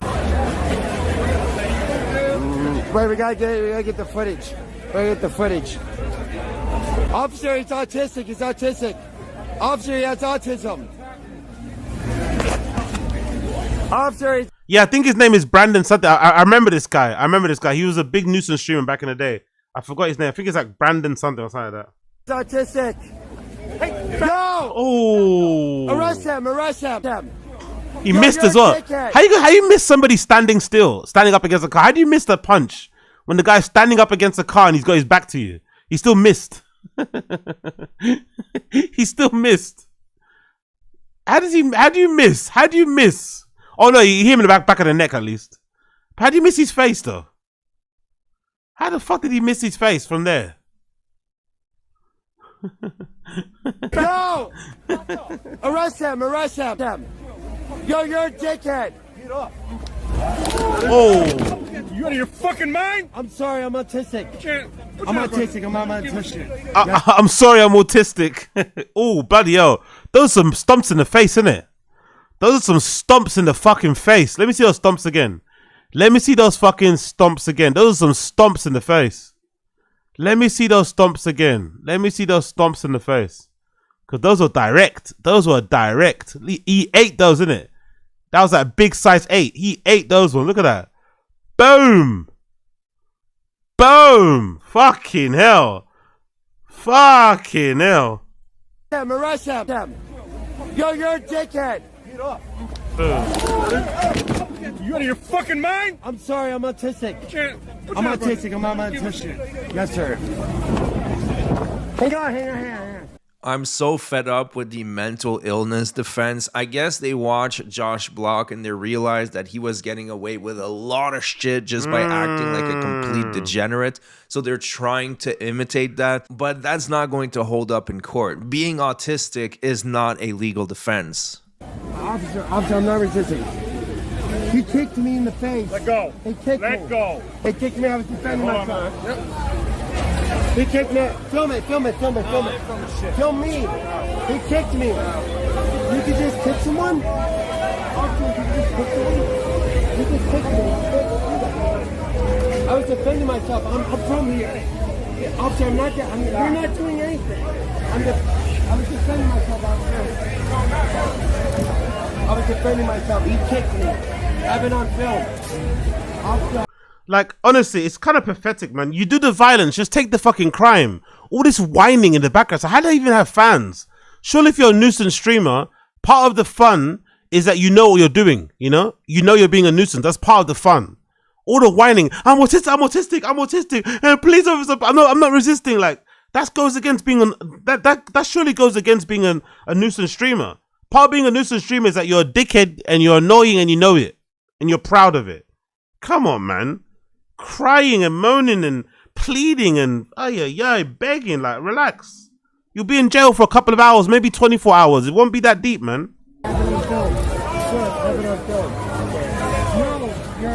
Crazy shit. They both got arrested for battery. Total morons. Now let's move on to the next topic. We have a streamer that cries because his life is too difficult because he finds streaming too hard. Take a look at this. I don't want to quit. I don't want to stop streaming. But the more I stream, the harder it gets because everybody just want to be around you because they want something from you. That's how I feel, guys. This is how I feel. Guys, if you're watching this, if you're not paying attention, listen to the sound of my voice. If you're not paying attention right now, you're somewhere else in your house, somewhere else in your room, somewhere else out and about. If you're driving, looking out the window, listen to the sound of my voice. The way this guy is feeling is how I feel when you guys don't like the stream. The way this guy is feeling right now is how I feel when you guys don't like the stream. So if you don't want to make me feel this way, please like the stream. Wherever you're at now, wherever you're at, whatever you're doing right now, if you're on the shitter, if you're wiping your ass, if you're stuffing your fucking face full of fucking burgers, if you're walking your dog, if you're petting your fucking cat, please know if you don't like the stream, you're going to make me feel this way. You're going to make me feel this way if you don't like the stream, okay? Don't make me cry. And you can't tell if people want to be around you, people want to fuck with you. Like, for you, bro, like, that shit is hard, bro. Like, that shit, like, it's hard to be a streamer, bro. This fucking guy. Yeah, that's what I say every day. That's what I say every day when I get attacked on the Discord. Hard, bro. Like, that shit, like, it's hard to be a streamer, bro. That's what I say. Like, it's hard to be a streamer, bro. That shit, like, it's hard to be a streamer, bro. Like, it's hard to be a streamer, bro. Like, it's hard to be a streamer, bro. Every time fucking Coil and everybody else on the Discord attacks me for not streaming often enough, for not being on time, this is exactly how I feel. This fucking guy. Bro, like, that shit, like, it's hard to be a streamer, bro. This fucking guy. He doesn't even know what hard work is. When I was 17 years old, sometimes my McDonald's manager would fuck me over and basically my And who's getting the McDonald's in? Who the fuck's getting the McDonald's in? I was promised McDonald's. Who's getting the fucking McDonald's in? You don't want to see me cry. You don't want to see me cry. Who's getting the fucking McDonald's in? Huh? You don't want to see me sob sitting on my bunk bed. If you don't want to see me sobbing sitting on the bunk bed, who's getting the fucking McDonald's in? Like the stream, get the fucking McDonald's in. Pay attention, okay? It's hard being a streamer out here, okay? It's hard. Hardest job in the world. Fuck with you. Like, for you, bro, like, that shit is hard, bro. Like, that shit, like, it's hard to be a streamer, bro.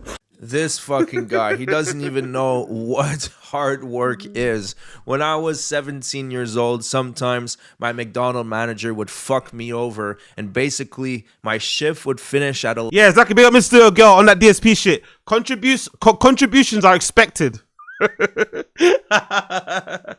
Contributions are expected. If you're having fun and you're having a good time, I expect contributions. You know, that's the DSP thing. We're on our DSP shit right now. You know, we're on our DSP shit right now. If you like this thing, if you're having a good time, you contribute.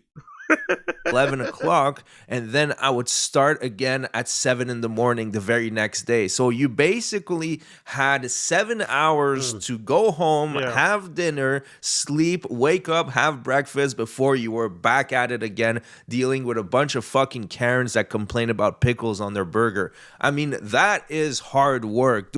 Yeah, I agree with him. The hardest I've had to work ever was retail. Retail was the hardest I've had to work. The hardest I've had to work. Not because of the work itself being hard, but because of the turnaround time in terms of shifts. So in retail, when I was working at Dr. Martens and stuff, or whatever, because that's where I spent the longest time actually. I was working, like, the store would open at like 9 a.m. So I'd be working from like 9 a.m. to 8 p.m. but the store is in central London. So it's and then at that time I didn't have money, so I couldn't afford to go on a train all the time. So I was sometimes taking a bus from where I am in East all the way to fucking Central, which was like an hour plus 10 minutes fucking bus ride if you wanted to be cheap. So you were spending 2 hours commuting to work, then you were working from 9 to 8. By the time you got home, it was already 10 p.m. sometimes. 10 p.m., 9 p.m., right? When you got home. Then you have to eat and sleep, and then by the time you wake up in the morning, you're back to work again. So that shit was horrible, man. Dr. Martens was like retail was the hardest job at that time, because especially I don't know how retail is nowadays, but retail back in the day, you were expected to do a lot. You were expected to do a lot. Like you were on the shop floor, you were doing the tills, you were in the stock room. Do you know what I mean? You were doing a lot of jobs in that day. Like you were really running your fucking legs. Plus, if I remember correctly, retail work, you don't get an hour break in retail. You get half an hour. So you had to really like eat your lunch super fast. Like by the time you started eating if you had like stuff to put in the microwave, by the time you started to eat it, it was already like 20 minutes left. You know what I mean? Like it was brutal in your brain. So that's why when I hear people that do internet stuff, and I hear like influencers, and it's like, brother and sisters, you guys have it easy, man. Influencers complaining about it's like, bro, you don't know what it is to work hard. And that also isn't the work hardest job, because that's, like I said, that job wasn't like physically hard, not that much. It was more so mentally hard, because you felt like you were in a constant loop. I was always at work. You know what I mean? You wake up, you go to work, you sleep, you go to work again. Like there's way harder jobs out there where you're like on your feet all the time, you know? Like working probably in a hospital, being probably a cleaner, back-breaking, stuff like that is pretty difficult as well. Construction, being a fucking binman. There's some tough jobs out there. So when you hear streamers or content creators talking about hard jobs, you can tell straight away they haven't worked. They haven't had an actual real job. Because those jobs are fucking hard, man. Really fucking hard. Doing a 9 to 5 is hard work. Streaming is a piece of cake. Yeah, sure, it is work like every other job, and there will be some issues, but it's... I don't agree. Big up Brian Laura. I don't think it was easy. It depends. I guess because the Dr. Martens store that I worked, all the stores that I worked in were flagship stores. Plus, you know what I mean? Like they were all flagship stores. Like the Nike store that I worked in Shoreditch was like a limited edition, very well known store that had all the queues and stuff. So it's always busy. The Dr. Martens store that I worked in at Carnaby Street at that time, because I think Dr. Martens have a store now on Bond Street that's a flagship. But before the Bond Street one opened, that store on Carnaby Street was the fucking flagship. And Carnaby Street is a really busy street. What other store that I worked in as well, I think of? Adidas, that was also around there. I worked in Adidas store in Neil Street, in Covent Garden. That was busy. It depends. If you work retail in like a non-busy shop, fair enough. But all the stores that I've ever worked in retail were always on like the main strip. They were always a flagship store. So that was like constant. It was like, it never stopped, man. Never fucking stopped. Especially Dr. Martens. Dr. Martens it's like a tourist attraction as well. Like people come from all over the world to come buy Dr. Martens in London. So you're constantly having to fucking put on shoes, get shoes, take refunds, give advice, do this. It was a lot. It was fucking a lot, man. That job was fucking hard, and the money was shite. Back then it was like, I don't know, £6-7 an hour. After your fucking tax contributions, you got left with nothing. The only good thing about working at Dr. Martens though, one of the good things about working at Dr. Martens, one of the best things about it, you got, if I'm not mistaken, was it 3 pairs? Yeah, I think you got 3 pairs. No, shit. No, was it 3? Yeah, I think you got 3 pairs of shoes a year free. You got 3 pairs of shoes a year free, and you got 60% discount on the shoes. And Dr. Martens shoes retail for quite a lot, and they last long. So you got 3 pairs of shoes free for uniform, and you got given 60% discount across the board. And I think it was it might have been 70. I think it was 70% discount across the board, but then 50% discount on made in England stuff, which is fucking good. Because Dr. Martens' quality of the shoes is amazing.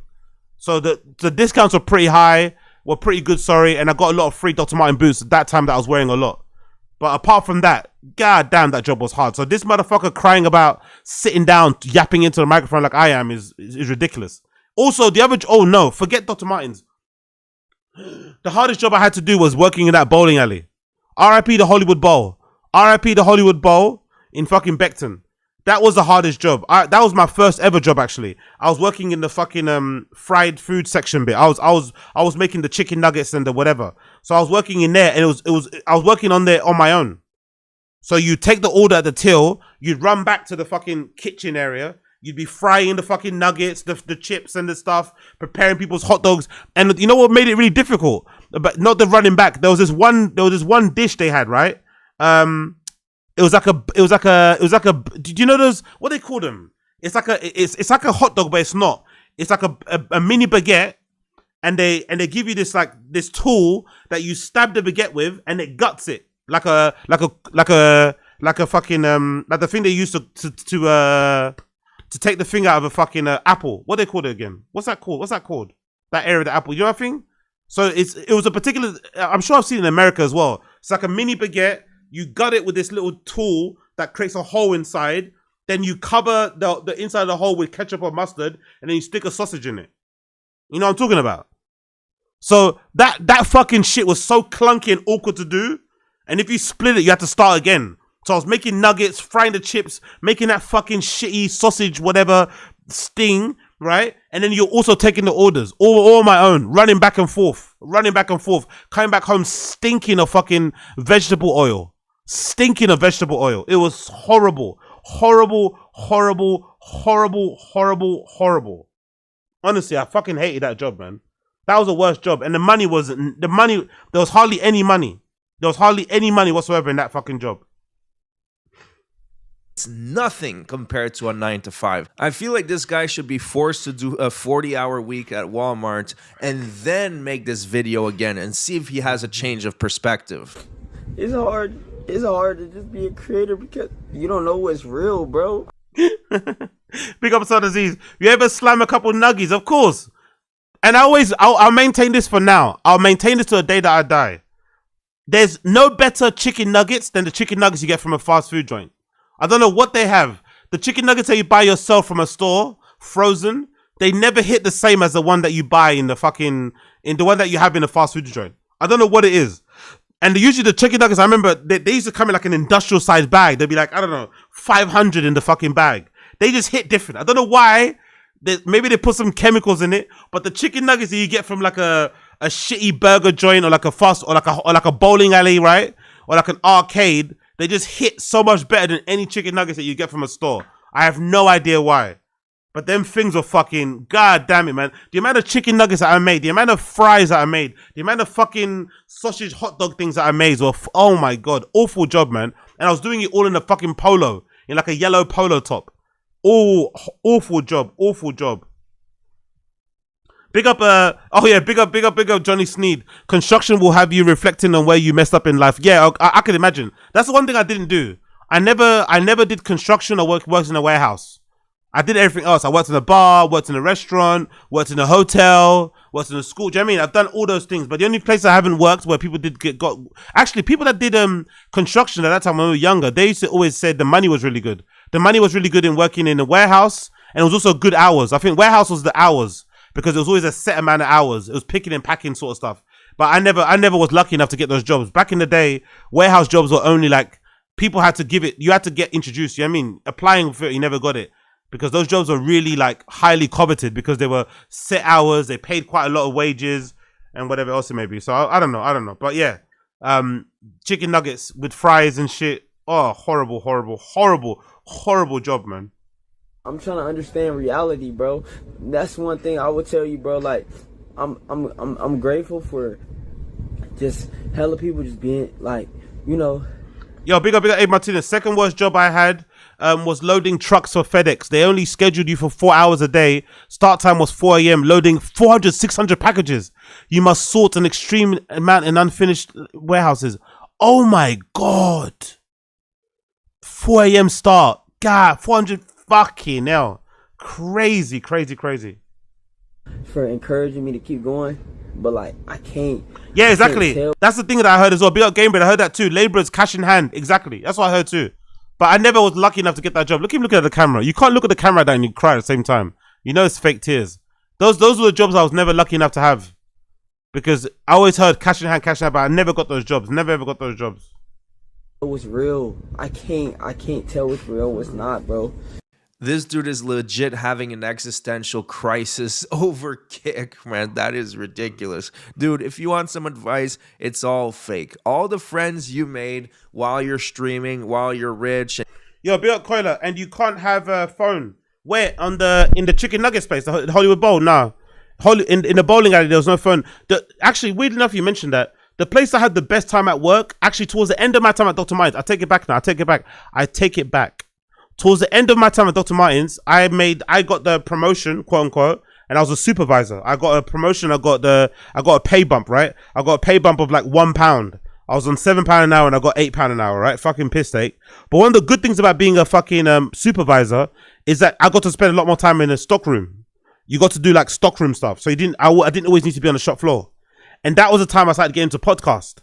So I'd listen to like podcasts on my phone. I'd have my phone on the shelves as I'm sorting through the stuff, as I'm sorting through the warehouse, and as I'm fucking organizing the stockroom, and obviously opening up all the new stock that came in, scanning it all into the system. That was fucking sick. So when I started to work in areas that didn't require me being customer facing, is when I enjoyed the jobs. They were pretty decent, especially when I got my first office job. And I could sit in a computer and have my headphones in. That's when I didn't really mind, because I could literally transport myself with the fucking podcast and not being paying attention. But the jobs where you have to pay attention, the jobs where you have to kind of like stand there and like, you know, talk to fucking humans and, you know what I mean? You can't distract yourself. Like, those are the worst jobs, actually. Actually, you know what? Thinking about it now, I think any job that doesn't let you use your phone is the worst job. Any job that doesn't let you use your phone, any job that doesn't let you go on social media is the worst job. Basically, that's it. And you're making money, they just want to use you, just like Jack Doherty. The people you really need to keep in your circle are the people that are with you when you're broke, because those are the real ones. Yo, big up A Martinez. Yes, and you had to pick the packages off assembly line, run to your truck and load it. If you're not fast enough, the assembly belt would pack up and you ruin everyone's flow. Oh my God, that pressure, man. That pressure. The time up, the best job ever was the security guard. Guaranteed hours, drug test, no drug test, work alone. Yeah, exactly. Smoke weed all night and just make sure the place don't blow up. That's how I got into positive. Yeah, for sure. No, I was late on the security guard thing too. Back in the day, security guards were making so much money. But I remember I got put off about the badges. What's it called? Is it SIA? SIA, whatever the badges, right, that they wear. I got put off by the price. I was that kind of idiot. Because I think the test to get the actual license to be a security guard is like £100 or so, however much it was. And I think it's like a 4-week course or something. I got put off with the price of the test, so I didn't do it. But that was actually the better job. That was actually the better job to do. Be a security guard, because you could do it everywhere. You could be a fucking security guard in the fucking art gallery, for a club, for a fucking whatever, family function. You know what I mean? It paid pretty well. And also, like you said, you could just, you know, you're on your own. You're kind of, quote unquote, your own boss as well. You know, yeah, I mean, it was actually a good hustle. People that got on that were very smart. Now, everybody knows that. I don't understand why you don't get it. But anyways, let's move on to the final topic. It's about that new streamer, CLAVICULAR. This guy has become very popular real quick. And he was in a club and he asked a woman, he literally gave her permission to slap him in the face. And what happened after? I don't think it's fair to say that.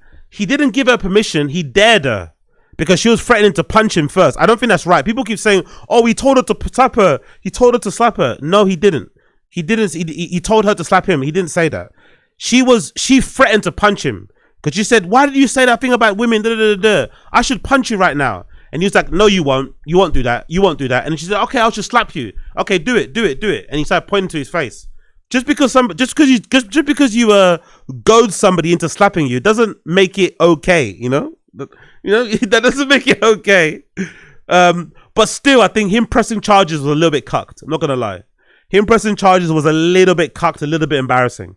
It is what it is. You know, slap you in the face, get your security to manhandle her and like get her out of there or whatever. But going to the extent of like pressing charges with the police is a little bit GAY. It's a little bit BETA, you know? It's a little bit BETA. Afterwards is nothing short of pathetic. Take a look at this. That's kind of a fucked up thing to say, right? What? Oh, really? Big up Cooper. Big up Cooper TX, really? Big up Cooper TX with the opposite view that I said I've done. Okay. Hey, I saw Bobby Lee live in Vegas and he killed it. He opened for Burr and was better than Burr. I think the special will be good. Really? Interesting feedback. Big up Cooper TX. Appreciate you. Okay. I will remain to be, it will remain to be seen. But my prediction is that that special is going to be it's going to be a negative bad for Bobby Lee because everyone kind of likes him because of that mystique of not knowing what his special's like, right? But I think when people see what he actually is on stage, it might make people think worse of him. That's my theory. Because he's obviously been doing the same material for like 20 years, maybe more. But Cooper said that he's actually quite good. Okay, fair play. Let's see. You said you don't believe women deserve rights? Like which ones, dude? Got the Like all women. You said all Like women which ones is rights. hilarious. What's wrong with you for that? Like which ones? You're weird as hell. But like, can you clarify what you mean? It's just, you were raised by a mother. But like, you know, deserve rights. but like, You, like which one? Like which right? Like the right to vote? Like can you explain like what you mean? Like which right? I'm asking you to clarify what's your. You don't want to what? Actually, I didn't recognize the girl on the side. I didn't recognize the girl on the side. Her eyes. I didn't recognize the girl on the side. I didn't recognize that one. I didn't recognize her. Like, uh-oh, something's about to go off. You don't want to what? No,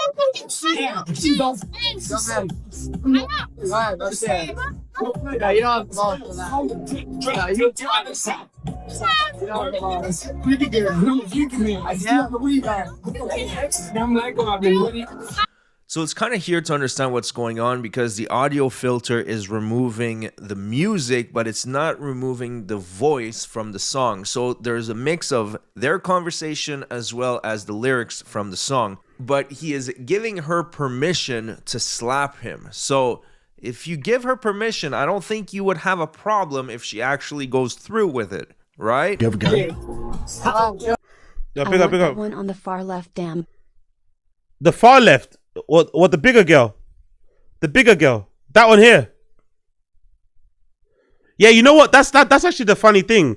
If you're like a guy that just cares about, you know, getting the end result, the guaranteed way to get the end result is to go for the one that's with the one that's technically the hotter one, the not hotter one on paper. And usually in that combo, she's usually the one that's the funnest anyway. To be honest, you know? She's usually the one that's it's gonna be a way better time. You're probably gonna have a way better time with the girl on the left than the girl on the right, for sure. 100% sure. 100% sure you're gonna have a way better time. Especially since she's going around slapping random people. You know what I mean? Like, that girl's a fucking psychopath. You're gonna have a way better time with the girl on the left. You're gonna have way more fun with her. Permission to slap him. So if you give her permission, I don't think you would have a problem if she actually goes through with it, right? I'll do it. Let's sue you for that. Let's sue your entire family. They sue you.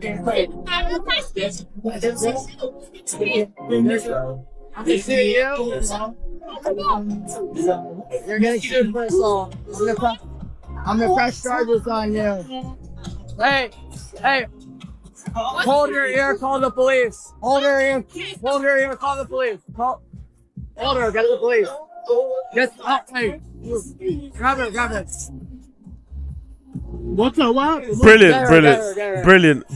Look at her face. Look at her face. Not so tough now, are we, eh? Not so happy slappy now, are we, love? Not so happy slappy now, are we, love? Look at her face. Look at this fear. Look at the fear in her face. Look at the absolute fear in her face. Oh my God. Or on her face. In her. Call the police. Call the police. Yo, get the police, please. Can I get a picture with you? Police. Call the police. That's all. Just slap it. Yeah, call the police. Charge it. Look at the smug look on his face. Like, he's actually proud of this. This guy is just like the piece of shit that's suing me. He gave me permission to use his videos, and then he turns around and sues me for copyright. She needs to do that. She could have done that. That black girl, that one black girl that called him out, I think was more embarrassing. She shouldn't have done that. That one black girl that chewed Clav out was great. You can do it with words. He's not the best with he's not the best with fucking, you know what I mean? He's not the best when it comes to communicating anyway. She could have ripped him to pieces just saying she needs to touch him. You don't need to slap the guy because now it's gonna end up costing her way more than he is on him. Because that black girl, when you went to New York for Fashion Week, that one black girl in the party, man, she absolutely destroyed him when she was walking through, and you could tell it was actually hurting his feelings. She didn't need to do that, man. It was a bit excessive, unnecessary, really, very unnecessary. Right infringement. Now, in this case, he gave her permission to slap him, and then he wants to frame her for assault and then sue her civilly. Anyways, that's not. Don't get me wrong. Would I have done the same thing? Obviously not. But you can't just be going around doing that, man. And also, I don't know, man. I guess because I come from an area where I know of guys, right, who would look forward to women hitting them so they could hit women. Like they would actually like go out their way to like, press a woman's buttons so that she would hit them so that they could hit them back. Like, and take out all their frustration on women on that one woman. I know guys like that. There's there's some guys, most guys I think have restraint, right? Even if they're in the right and a woman hits them, they're not going to do anything. Most guys are gentlemen that way, are raised right that way. But there are some men out there that they're just looking for an opportunity. Give them a reason, and they will elbow you in the face. I know guys like this, like they will literally elbow you in the fucking nose repeatedly. Like women need to chill with the whole hitting men thing, man. I don't like it. I really don't like it, man. Women need to chill with the hitting men thing. I know us men can be annoying. We can be toxic, like this Clav guy, right? We can say some things that might get on your nerves. I understand it. Men can sometimes give women the ick. I get it. But use your words, man. Don't touch men because there are some men out there that are psychos. They're waiting. They're itching for an opportunity to hit somebody. Please, chill out. Anyways. Talking about chilling out, I actually want to check out something with Clavicular. I saw something actually with Whoa Vicky. Let's check that out. I saw something with Whoa Vicky. Let me see that. I saw something with Whoa Vicky. Let me see where I can find it. Let's actually go on X. I saw something with Whoa Vicky. Let me see here. Let me see. Amazing. Big up Louis Capaldi. Thanks for the kindness. Okay, Louis Capaldi saw that girl and was kind. Where is it? I saw something about clavicular with Louis. What's her name? Oh my god! Look at those teeth. Woohoo! Look at those. That you could tell that's a British couple, innit? You could tell they're from England, innit? You can just tell they're from England. You don't even need to ask where they're from. Look at those teeth. I need some of those. That's the final. That's what I might do next, actually. That's the next big fund. Turkish Chompers Fund. That's the next big fund. The next big fund on the Random Show stream will be the Turkish Chompers Fund. Fund the pod, fund the stream so I can get my Turkish chomper. I'm gonna come back like I mean smiling the entire time. That'll be the next big fund. Ooh, they look good, man. Oh, what? Oh my god, Michael Bibi played. I'll check that later. Where is it? Okay, the mum talked to their let me see. Where is it? Gypsy Rose. Where is it? I can't see it. Okay, let me just get it up somewhere. What the fuck? What car is that? Huh? Just bought my first car. Original loan amount. Term amount 70 months. What's that? Is that a good deal, people? For my car finance heads, is that a good deal? She's paying this person's paying $960 a month for this. What car is that? Is that a Ford? What Ford is that? Is that a good deal or no? Terrible deal. Oh, it was a no. Okay, is that a bad deal? Is that a bad deal? No. I don't know. Is it? Everyone said no. Okay, no. Okay, fair enough. Sorry. I'm just asking questions. I have no idea what's going on here. I'm just asking questions. That's not a good deal, no? Look at the interest rate. Yeah, that's kind of high, right? That's kind of high, no? 35.99. That's kind of high, no?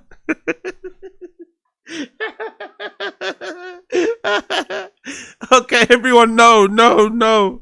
Okay, cool. Fair enough. Sorry for asking. Sorry for asking. So that's not a good deal. What people saying in the comments? Are they agreeing with you? Y'all, I got 300. Just bought my the monthly. What? The salesman was licking his chops. 30% nigga got done dirty. Oh my god, bro, this is better finance to sell cars positionally. Okay, cool. For 20k, 70k, brother. Do the maths. Okay, cool. The CIA winning is crazy. Holy shit, you're about to pay over 125 grand for that car. Not even sure how you got your repayment bill of 1,000. Jesus, yeah. Okay, cool. Okay. The comments agree with you guys. The comments agree with you. I want to check something. Yeah, there we go. I want to check something quickly. So, what's happening here? Oh, he's on Dr. Miami. Okay, cool. I want to check something about Whoa Vicky. Where's this thing about Whoa Vicky? Where's the thing about Whoa Vicky? Actually, there's two ones here. Let's do this one. Clavicular says SNEAKO is totally right about him promoting degeneracy through substances. Let's play this. Yeah, because SNEAKO said he's not going to hang out with Clavicular anymore, right? Because he does a lot of drugs. Let me get that clip up, actually. There was a clip that went viral that was where SNEAKO said he's not going to hang out with Clavicular anymore because he does drugs and shit, and he wants to be more Muslim because he's been inspired, I guess, by doing by doing the, what's that thing called? The fasting. What's the fucking thing called? Forgive me. What's the fucking name of it? Yeah, there we go. This is the video.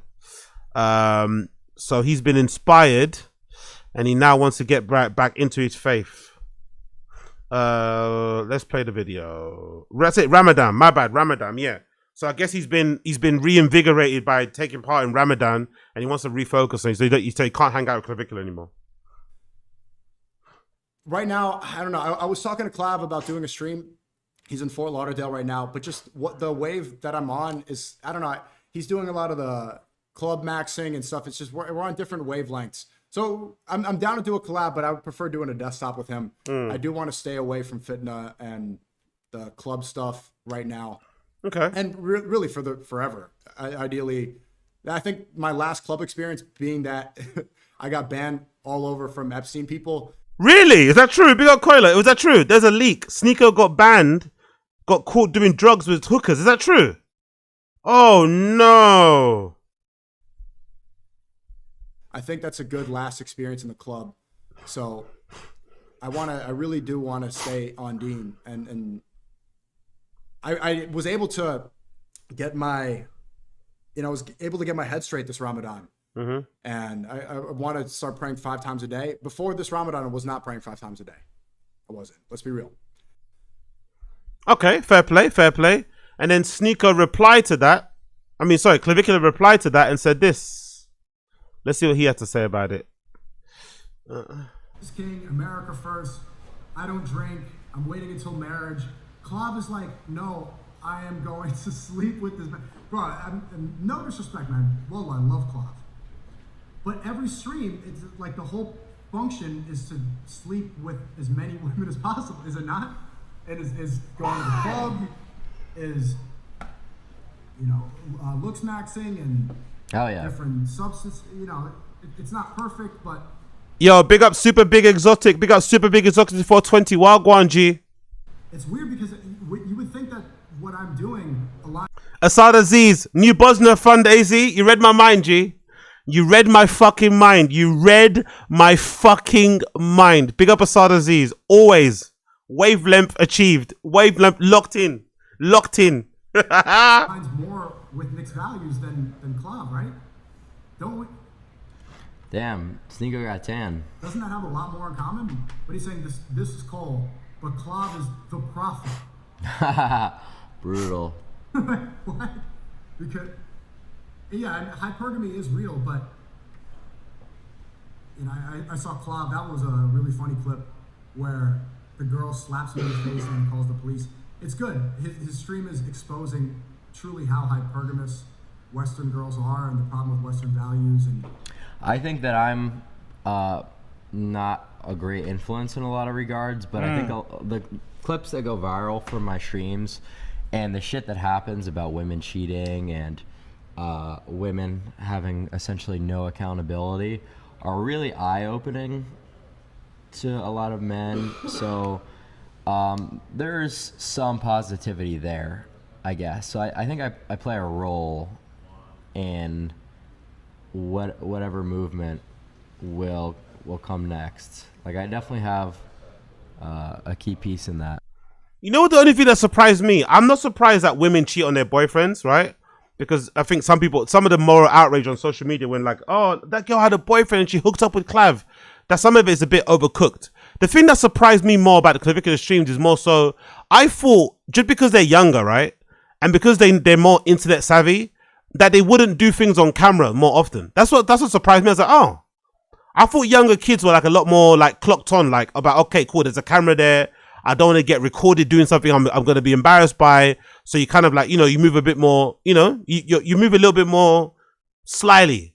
But it's surprising how many of these girls are okay with, quote unquote, doing stuff on camera, you know, knowing full well they have boyfriends at home, knowing full well they have parents. I might see that. That's the thing that surprised me the most. Like, oh, I thought the Gen Z kids would be a lot more wary of that sort of shit and wouldn't be so quick to, like, you know what I mean? That's the thing that surprised me. Not that girls cheat. Everyone fucking, people cheat. It is what it is. But it's just more so doing it on camera. It's like, oh, interesting. Interesting. Moving on. Let's say here, another one. Clavicular response to SNEAKO saying promotes degeneracy. Let's play this one again. Clavicular. There's a picture on Instagram of like a good-looking guy, a good-ass-looking guy that are well-dressed and clean and facially attractive, same-age peers, and they're with their girl at homecoming or prom or whatever, and you see that same girl slutting out at the club. He's the prophet. Whoa, man, astaghfirullah. Holy moly, bro. He's a good-looking prophet. It's weird to me. I love CLAVICULAR, man. CLAVICULAR's a good friend of mine. But what he's promoting is the opposite. Isn't it the opposite in a lot of ways of what Nick's promoting? Nick is saying Christ. Yeah, well, I know I'm promoting it, but like, I make it very clear in any of my interviews that like, until you're giga status maxed or have some reason to go to the club and you're benefiting from it, like, I'm a very unique case in which I actually make money and it's my job to go out. I make it very clear that I would never fucking go out if I wasn't being paid. I would never go out off stream. But yes, obviously, you're promoting it by streaming it, right? Obviously, right? I'm not a retard. But if you actually listen to the things that I was saying in my long form, then you would realize I'm very anti-club. I think it's a huge fucking waste of time. But it's literally my job. It's very nice to make a living out of going to the club.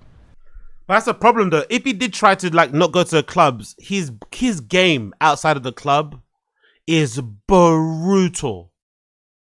It is brutal. Trying to watch him communicate with a girl and trying to, like, you know, flirt and stuff. It is brutal. Like, he's lucky he's going to clubs and getting paid for it, because if he had to rely on like cold approaches, if he had to rely on actually talking to women like in brightly lit rooms, sitting down on a chair, he'd be struggling so, because his game is fucking diabolically bad. It's so bad. But he's also at that level of clout and fame where it doesn't really matter, you know, what his game is like. People want to sleep with him just because of who he is, you know what I mean? But God almighty, his game when he's not in a club, woo! Okay, cool. Let's continue. I want to see something here about the Woe Vicky. What's the Woe Vicky one? Team Dr. Miami. What is he? Clavicular announces he's teaming up with Dr. Miami to gift the girl a free boob job on stream today. What? Really? Huh? A girl who, what's it called? We're doing a boob job today, but we have to pick a girl. What? Do you have any? You getting a girl plastic surgery? Well, for Dr. Miami's coming later. Oh my god. So, who should we get? Who should we give it to? Get a really beautiful girl that just has no tits. Dude, you know what we should do? We should just fucking like drop ship the boob job since he's doing it for free, I imagine. But just like charge maxer. Dude, that's a crazy stream. Yeah, I know. And he's gonna do lipo on like hose and shit. Can you live stream surgery? Yeah, but I don't know. Free boob job? Yeah, I don't know who should we give it to? There's gotta be an incredibly beautiful girl out there that just has the worst chest. Hey. Just offer them like. Yeah, I don't know who to do. Who do I do? You know, I think Sam Frank? Goblin? Too bad Brock is in here. I don't know who to do, bro. Yo, can we have the IRL? You know what the sad thing is? You know what the sad thing is? You know what the sad thing is? I bet his DMs are exploding with people wanting to take him up on the offer. I bet his DMs are exploding with girls willing to take him up on this offer. They'll fucking run to fucking Florida to get this done. Fuck.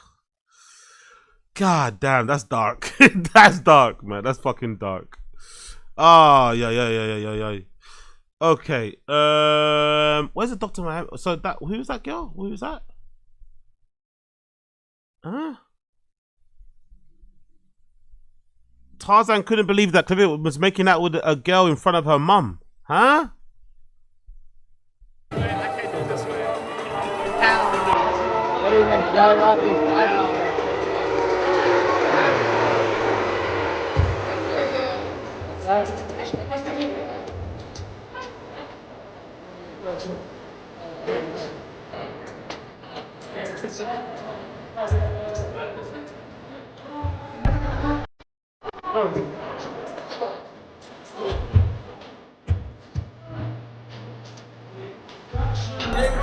Hey, yo! Hey, yo! In front of the mom! In front of the mom!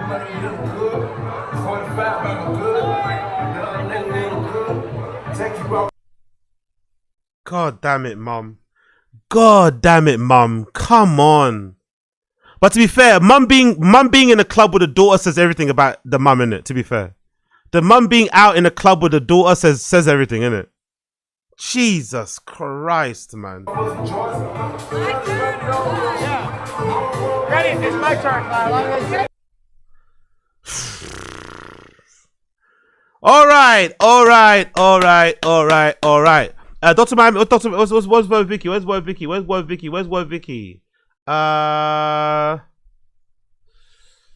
see. What's boy Vicky saying? Huh? Can you like can you stay? Okay. Our friend literally lost his chicken yesterday. Hey, wait, SNEAKO, can you like could you stay on the phone and translate for me? Are you telling me to speak brown cloud for you? Yeah. Is it that bad? I feel like you can like sorta. He's Haitian too, you know that? You know that he's I Haitian? thought you would have. You've been in Florida for a while. I thought you would have learned Ebonics by now. I'm in Florida, not Florida. You know. But yeah, no, it's I can understand. That's fine. Okay, yeah. big up Woe Vicky. What? It's like crushing up. Who's this guy? That's completely fine. All right. Well, I promise you it's not. Well, so do we have a Bible here? Yeah. All right, grab the Bible. We'll have her. I'm not gonna do this. Who says you're not perfect? Who says you're not worth it? Who says you're the only one that's hurting? Jester. Trust me, that's the price of beauty. Who says Quiet. you're not Quiet. singing? Yo, listen, we got something to figure out.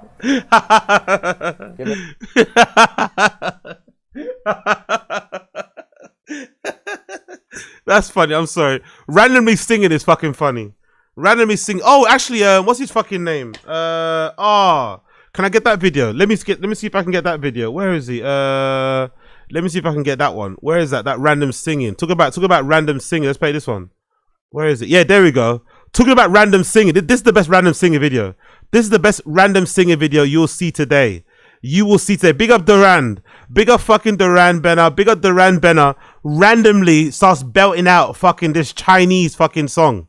Out of the blue, he just starts belting out this this song in perfect Chinese. Fucking brilliant. Big up, big up. Who was more known as far as like between like Jay-Z and Snoop, and everybody was saying Snoop. Not that that discredits Jay-Z. Yeah, we just talking about look wise. Yeah, look wise. Face, like who's seen their face more?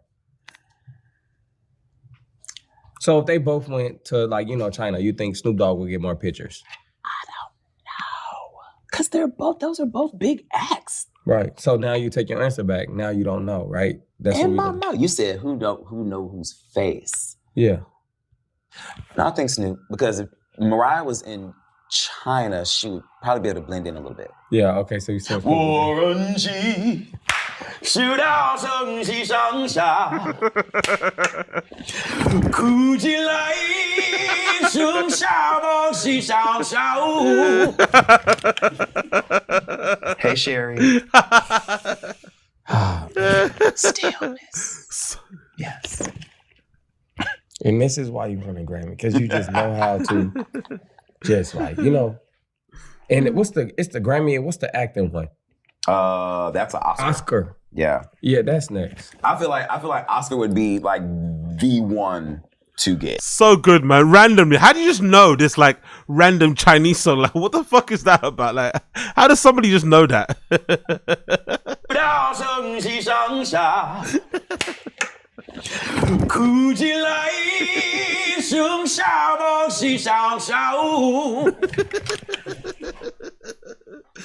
Brilliant, brilliant, brilliant, brilliant, brilliant, brilliant. Oh, it's a TikTok. Okay, a TikTok thing. Okay, cool. Fair enough. Absolutely brilliant. Absolutely fucking brilliant. I enjoyed every minute of that. Actually, let me check. What's going on with Killer, actually? What's going on with Killer right now? What's going on with Killer? What's that? What are we doing there? Killer, anything here worth to check out? Oh yeah, look at my man. Look at my guy, Shia LaBeouf. Look at my guy, Shia LaBeouf. I gotta be honest, right? Call me a cuck if you want. Call me a cuck if you want. But I've never been in this situation, you know. I know there are guys that do this sort of stuff that like to argue with their lady in public and whatever it may be. I don't do this. I don't even argue like behind closed doors. I just walk away. I'm a big fan of like walking away. I'm a big fan of just like never speaking to you again. Like, I mean, I'm not gonna get in a shouting match. I never understood that, but there are some guys, some women that enjoy like having these like tense relationships where you're always arguing and like silent, like the whisper arguing. You're pinching each other. You're pushing. I mean, like he's kind of that guy, Shia LaBeouf. He's definitely that guy.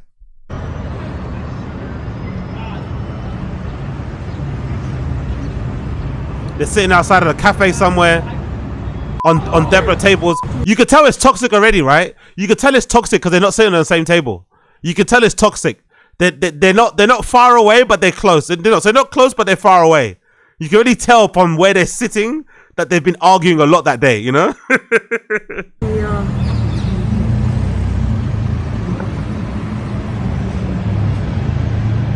Big up Assad Aziz. Is that his lady or a random woman trying not to get stabbed? Probably both. Probably both, my friend. Probably both.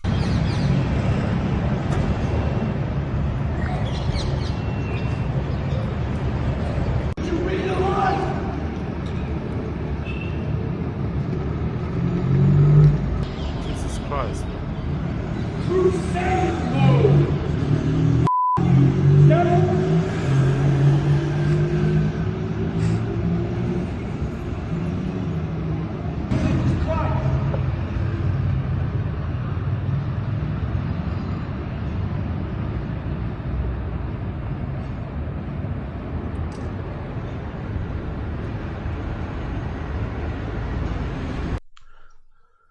Real talk, real talk. What does this to somebody? What does this? What has a guy of this level of fame, of this level of talent, like screaming in the streets like this? Like, is it all drugs and drinking?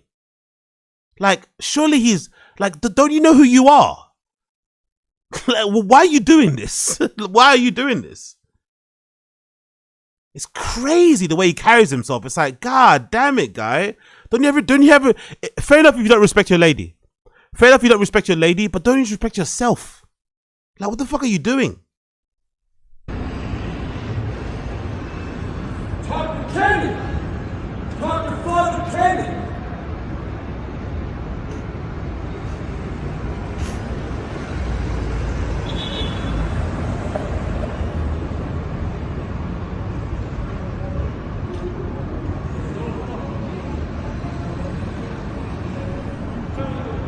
Now, was that AZ? Did you see the script reading on Zoom with Brad Pitt? No, I didn't see that. Really?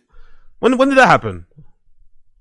Shia LeBeouf, Brad Pitt script reading. Sorry, Brad Pitt script reading. When did that happen? Oh, there you go. Is this one?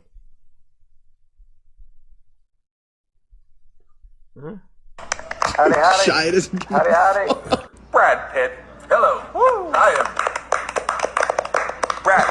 What character are you reading? Oddly enough, I will be reading Brad.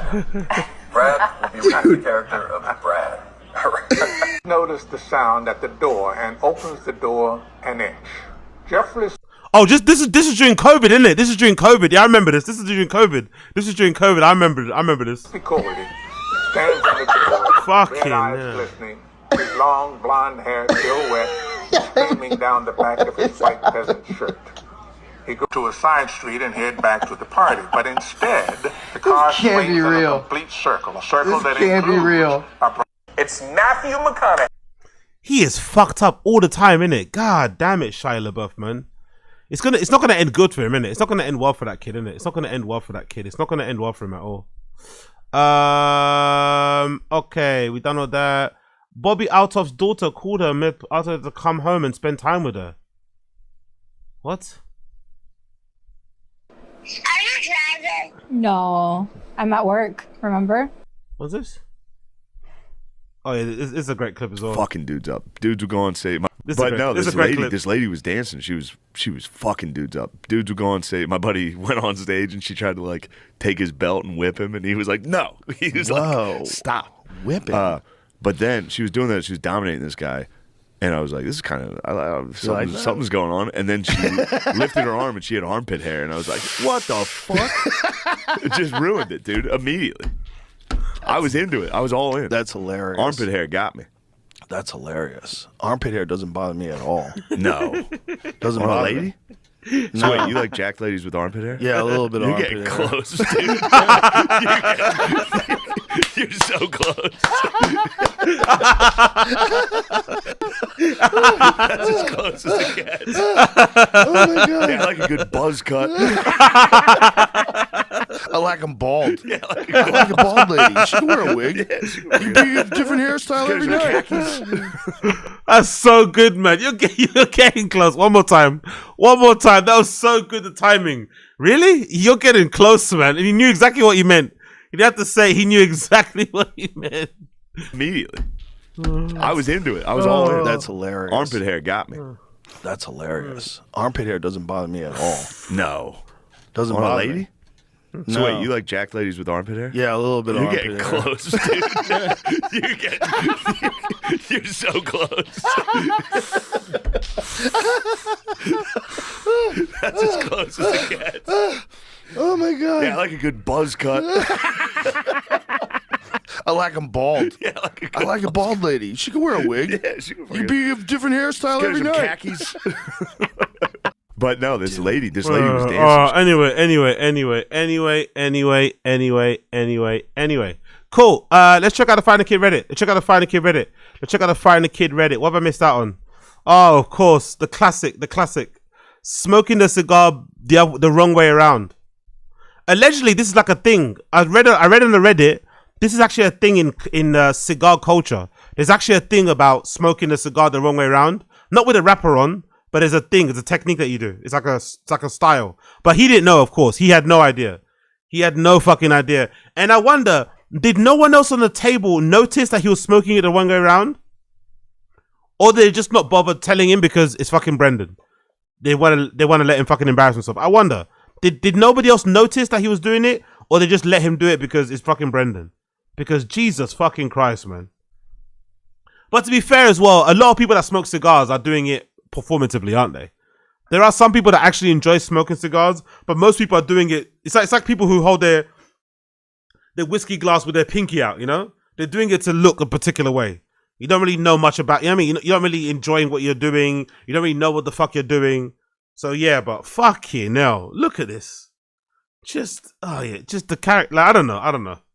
Maybe it's just me. I just feel like whenever I'm in a room with people and they're doing what they're doing, I don't like acquiesce, you know? I don't know if that's the thing people do. Like, if there's a room full of people smoking cigarettes, just because they're smoking and they offer me one, I won't be like, oh, because I feel left out. I would actually go out of my way to be like, no, I don't want one. I might even leave the room just so I can be like different, you know? Just for, maybe it's my need to be a contrarian, but just because everybody's smoking cigars, I'm not gonna, you know what I mean? Like, if I like whiskey and everyone's drinking wine, I'll be like, no, I don't want the wine. Give me the fucking whiskey, you know? But he's that type of person, oh yeah, I'm gonna, yeah, actually give me one too. I'll have one as well. Like, why? You don't smoke. Why are you wasting it? Why are you smoking it? What's the point? Like, I'm not for that person. I'm not for that at all. But, you know, gotta go viral. Gotta go viral. What else we got here? Another one. Anything about cigars here? Anything more about the cigars here? Yeah, another one, of course. There you go. Another nice one there with the cigar backwards. Look at that. Another one with the cigars backwards there. Nice, isn't it? Nicely done there. Nice backwards cigar placement there, my friend. Jesus fucking Christ. Jesus fucking Christ. Look at that. There you go. There's the back. Look at that. It even, you know what? It even looks backwards, isn't it? Looking at it, it even looks like it's backwards, you know? It even looks like he's smoking it back. You can just tell looking at it, you know? You don't have to know much about fucking cigars, and you can at least tell just looking at the fucking thing. And I also hate the way he's holding it too, I'm not gonna lie. The way he's holding it also kind of gets on my nerves. There's something about the way he's holding it between his fingers that I don't think is the way you should hold it, you know? But I could be wrong. I could be fucking... Anyway, let's go back to the clips. What have I missed out on in terms of new clips? Any new clips I've missed out on here? Oh, somebody saw a T-Pack K hood... what you call it? Vest. Wife beater. While thrifting. How much was it going for? How much was it going for? Don't see the price. I think, was that $7.99? Oof. Stiff. That is steep, mate. That is steep. $7.99 is fucking steep for that shit.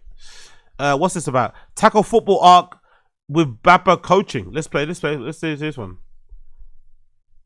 I'm gonna coach the team. I'm signing Tiger up. I just got the notice. I'm gonna coach the team. I'm signing Tiger up for tackle football in July. Wow. Ooh, no fight, no pushback from Joe.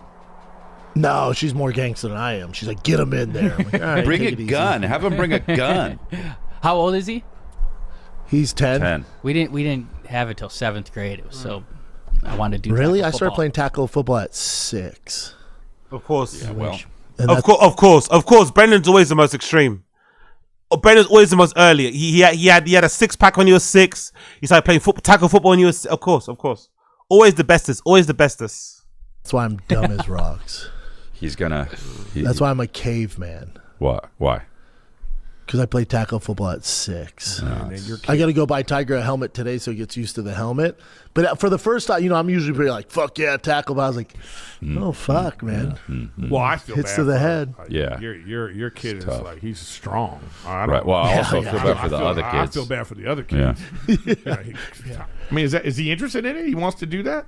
Oh, yeah. That's his thing. And the reason why they asked me if I'd coach, I'm like, I'll coach tackle. I won't coach flag. I'm like, because that doesn't count. I'm like, I'll coach tackle because since my kid's bigger, but he's really athletic and fast and can catch, if I'm not a coach on the team, they'll force him to be on the line because he's a big 10-year-old. So I'm like, oh, you're offensive lineman. The fuck he is. That's a little Travis Kelce, bitch. It is nerve-wracking. Even with my experience, I'm like, fuck, man, I guess I want him playing tackle football. No, I mean, dude, it's like. You just don't want him getting hurt. So, what happened to the baseball arc then? What happened to the baseball? Huh? What happened to the baseball? What happened to... They're shifting sports again. Went to baseball, realized it wasn't going to be easy for his kid to be the next Ohtani. Now he's switched back to football again. Huh? What happened to the baseball arc? What happened to the baseball fucking arc? What happened to that? What happened to the baseball arc? Sounds a bit weird, that. Sounds a bit weird. But yeah, I don't know. Having Brendan as a dad is tough enough. Having him be a dad and your coach, woo! Pray for Tiger. Pray for fucking Tigre. Pay for fucking Tigre. Pay for fucking Tigre. That Papa's his dad and his coach. Fucking hell. Brutal. Okay, what's this? What's this one? Papa evil BGL good. Let's play this one. What's this about? You want removed, I can recommend a course of action and take action to Okay, I'm not playing that. Jorge Masvidal's. What's that? Daddy Rogan not impressed in any facet. What's this about? Bare knuckle boxing. Here we go. Here we go. Well, Jorge Masvidal's promotion. I'm the commentator. Oh. Yeah, I go to Dominican Republic, April. Oh, boy. Have fun. Here we go. Round. Whoa. Hold on, let me play it one more time. What a weird response. One. Here we go. What the fuck was that about? Bare knuckle boxing. Here we go. Here we go. Well, Jorge Masvidal's promotion. I'm the commentator. Oh. Yeah, I go to Dominican Republic, April. Oh, boy. Have fun. Here we go. Round one. Here we go.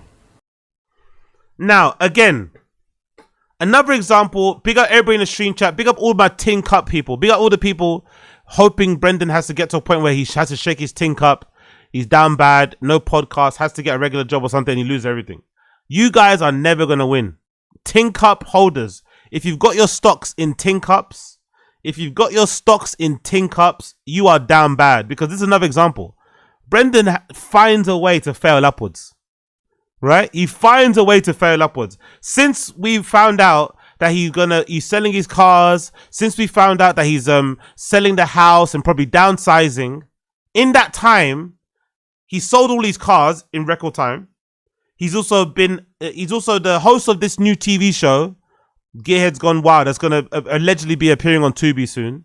And now he's got another paid gig where allegedly he's going to be the commentator for bare knuckle fighting when they go to Dominican Republic in April. See what I mean? People like this never lose it all. If you're out there hoping Brendan loses it all, it's never happening. People like this are weirdly lucky, but also the best thing that they have is this network. One of the greatest things that happened to Brendan, one of the greatest things that happened to him in his life was me and Rogan. Me and Rogan and being introduced to that whole world all but guarantees he never goes broke. He's going to really push it. He's going to push his limits. But essentially, being associated with Rogan, being associated with that early stand-up comedy scene and podcast scene, whatever, it guarantees him he will never go broke. Because there'll always be somebody either who remembers him for his past glories, or there'll always be somebody that's going to be willing to pay him money because of his association with Rogan, thinking that it would get them closer to Rogan. Because I think there's probably a big chance that show, Gears Has Gone Wild, probably hired Brendan, not because he's some sort of car expert, but partly because you hire a Brendan and you also get the benefit of him mentioning the show when he goes on Rogan. You also get the benefit of maybe those guys that running the show going on Rogan because they've hired fucking Brendan. So that guarantees that he always has some sort of money coming in, you know?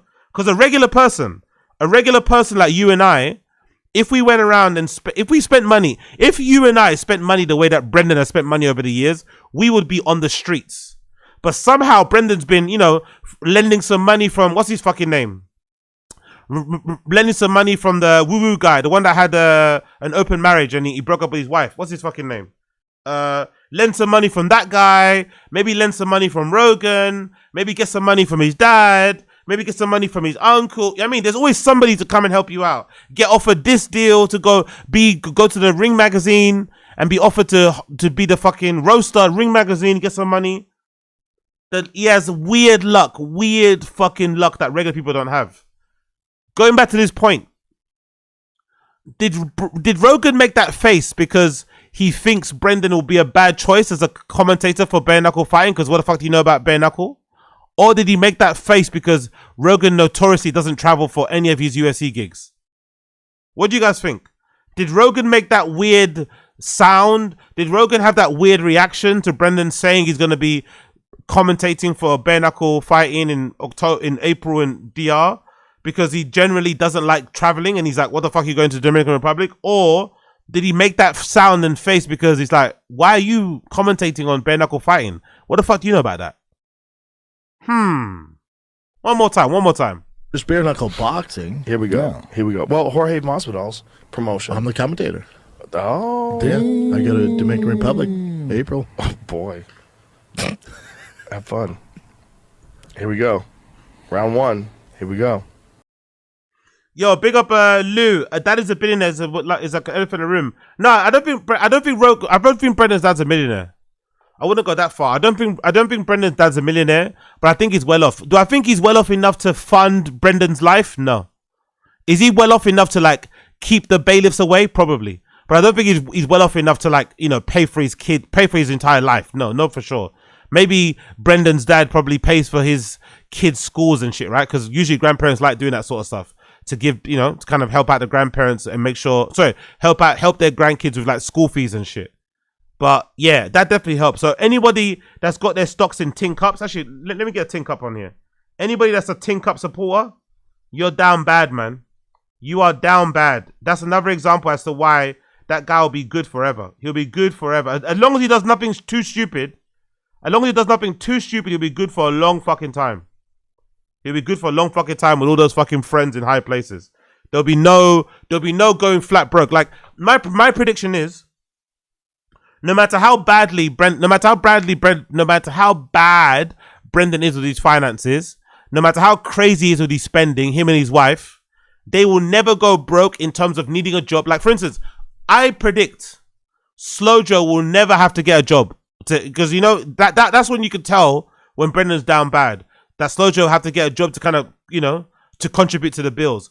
I don't think Brendan will ever get bad enough where she has to get a job. There will always be someone to bail him out. There will always be someone. Another Aubrey Marcus will come out of the blue. Rogan will feel bad for him and get him on there. You know what I mean? I don't think there's ever going to come a time where he'll ever go broke, regardless of how badly he tries to go broke. I don't think he'll ever go broke because of that. As somebody mentioned in a stream chat, I forgot who mentioned it, like he's been grandfathered in. That's one of the benefits of having friends like this. You basically can never lose, you know? Because think of all the chances he's had. Think of all the gigs he's had from from this, from that, all these jobs that he's fumbled. A regular person, if you fumble those type of opportunities, you're back working in the fucking, on the construction site. You know what I mean? You're back fucking bagging groceries. But he's still here. He's still here because, you know, he's got friends in high places, for lack of a better term. That's the benefit of having those type of friends. But again, what do I know? Nothing. Let's move on. Joey couldn't wait to get out of there. It's hilarious, by the way. He was not there. Smelling salts. Lows are how you spelled werewolves, by the way. Lows are how Brendan spelled werewolves. Werewolves. UFC and Epstein. Nothing like a JRE fight companion with the boys. PS, need someone to Photoshop Joey in the pic. He had to catch a flight home early. He posts on Facebook. Interesting. He actually uses Facebook like a thing imagery. Okay, fair play. That's a Facebook post, isn't it? Fair enough. Whose car is that? Is that Brendan? Is that Rogan's car? Fucking hell. Jesus Christ, Rogan's doing all right for himself, isn't it? Rogan's doing all right for himself. Actually, can I see the bit where Joey left? Uncle Joey left. I want to see where's the bit where Uncle Joey left? I want to see that bit where he left, actually. Where does he leave? What does he say when he leaves? What does he say? Oh, there he is. There. So around here. There it is. There. Like right when Anderson reached his prime. So Anderson fought in Pride, and he looked real good in Pride in some fights. And then in Cage Rage, he caught his groove. And you know when a guy just like catches that groove? So when he came over to the UFC, and the first fight was Chris Lieben, I remember that was like when Aubrey was betting on fights. I would go, bet the house on the Brazilian. Because nobody knew Anderson. Bet the house. And he lit. Oh my God, bro, he was on fire. Because you know Anderson, when he fought in Pride, he was going to retire. And Big Nog talked him into continue. Crazy. How crazy is that? He was going to stop fighting. There's quite a few fighters that especially in jiu-jitsu, that come in, like Fabricio Verdum, for instance. Oh my God. He came in, he didn't have any striking, so he was like, had mixed success. But do you know how he came in? No, but let me finish. He didn't have, that Adderall, exactly. That's fucking chill out, man. Let me finish my fucking point. Fucking hell. God damn it, Brendan. So he was like, had mixed success. But do you know how he came in? No, but let me finish. He didn't have any, like, had mixed success. But do you know how he came in? No, but let me finish. He didn't have any mixed success. But do you know how he came in? No, shut the fuck up. Let me finish. He didn't have any striking. No, none. And he was fighting like Hoist in the early days, but he could have easily just said, fuck it.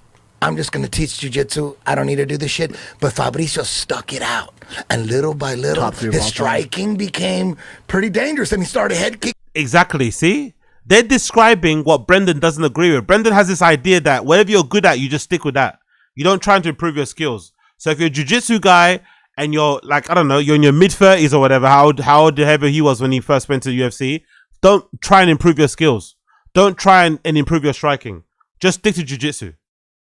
Now we know why he was never going to be a champion or be any good. Like, that's such a limited mindset. Such a weird way to think. I kind of get what he means in that instead of wasting time on trying to learn a new skill, double down on the skill that you have, but adding to your skills, your repertoire is never a bad thing. And it's not going to take away from what you already know anyway. Such a weird way to think about things. Big up Eddie Bravo. Kicking people so good, bro. He could have easily, after 2 or 3 fights, said, "You know what? I'll teach jiu-jitsu. I don't need to do this shit." But Fabricio was he kept it going. Flying side kicked him in the face. First move. Yeah. Opening round. Jumping, flying side kick to the face. But Verdum was Crow Cop's jiu-jitsu coach. And Crow Cop's the one that got him into MMA. Yeah. That's right. Yeah. Bro, So then he he's became one of the got best to be strikers. in the GOAT category. When you Top 3, Bubba. Because you got to think about that guy tapped 3 all-time legends. Fedor, he triangled that motherfucker. Nogueira, and Kane. That's crazy. But remember, when he tapped out Fedor, it wasn't like, you remember Fedor lost to Bigfoot Silva after that and we went on his losing streak? He was the first one to fucking do it. And he caught him in a triangle. Jiu-jitsu, Fedor son. had the scariest ground and pound. Jiu-jitsu. Yeah. Bro. Yeah, Verdum's a motherfucker. Minotauro couldn't get a Fedor in a triangle. Maybe best and they guard. fought a couple times. Maybe right? best guard in the history of the heavyweight division. Honorable mention Frank Mir. Mason Fowler. Verdum #1. Yeah. If Mason Fowler did MMA, Okay, he would have but the greatest guard. in MMA, Yeah. I mean, you got to say Verdum's best Verdum, guard. #1, best guard ever. But just for the Fedor fight, Yeah, 100%. crazy. Those legs, man, they locks on. The way Well, you got to locks on remember. a You got to triangle. remember Minotauro triangled Mark Coleman. Remember that He one? did. Yeah, that was huge. But he couldn't do it That to was Fedor. huge. He couldn't do it to Couldn't do it Fedor. to And Fedor. it was prime Fedor when Fabricio fought him. Prime Fedor. Fedor hadn't experienced any losses. And He still was had the fucking everybody aura. up. Nobody thought he Still was had the beatable. aura. Yep, dude. Yep. He had stopped Orlovsky. Orlovsky was tuning him up. Remember that? Fucking him up and then goes He for just his got flying crazy. knee He like a got fucking crazy. idiot. Threw himself in the air and he got caught with a perfect overhand punch. My brother.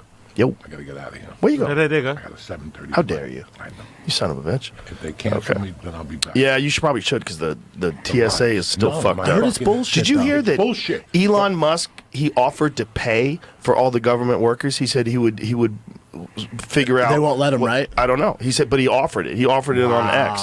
He said, I offer to pay for all these No, it's a people that are move from working. the government, so it puts pressure on it, you know? It's nuts. It's nuts. These motherfuckers play with our lives. They Like don't give a that fuck. should be open no matter what. It's spring break. People are going on vacation. Think about the TSA workers. They're not balling, and they don't get fucking paid. Exactly. Don't you have like supplemental money? All the money you spend on USAID doing transgender monkey studies. How come you What don't about have the war? How much Right. billions? How come you don't have money to keep the fucking airports open? That's crazy. He's like, for somebody that doesn't like trans people, why has he always got trans people in his mind? Like, is there another human on earth besides Dave Chappelle that thinks about trans people this much?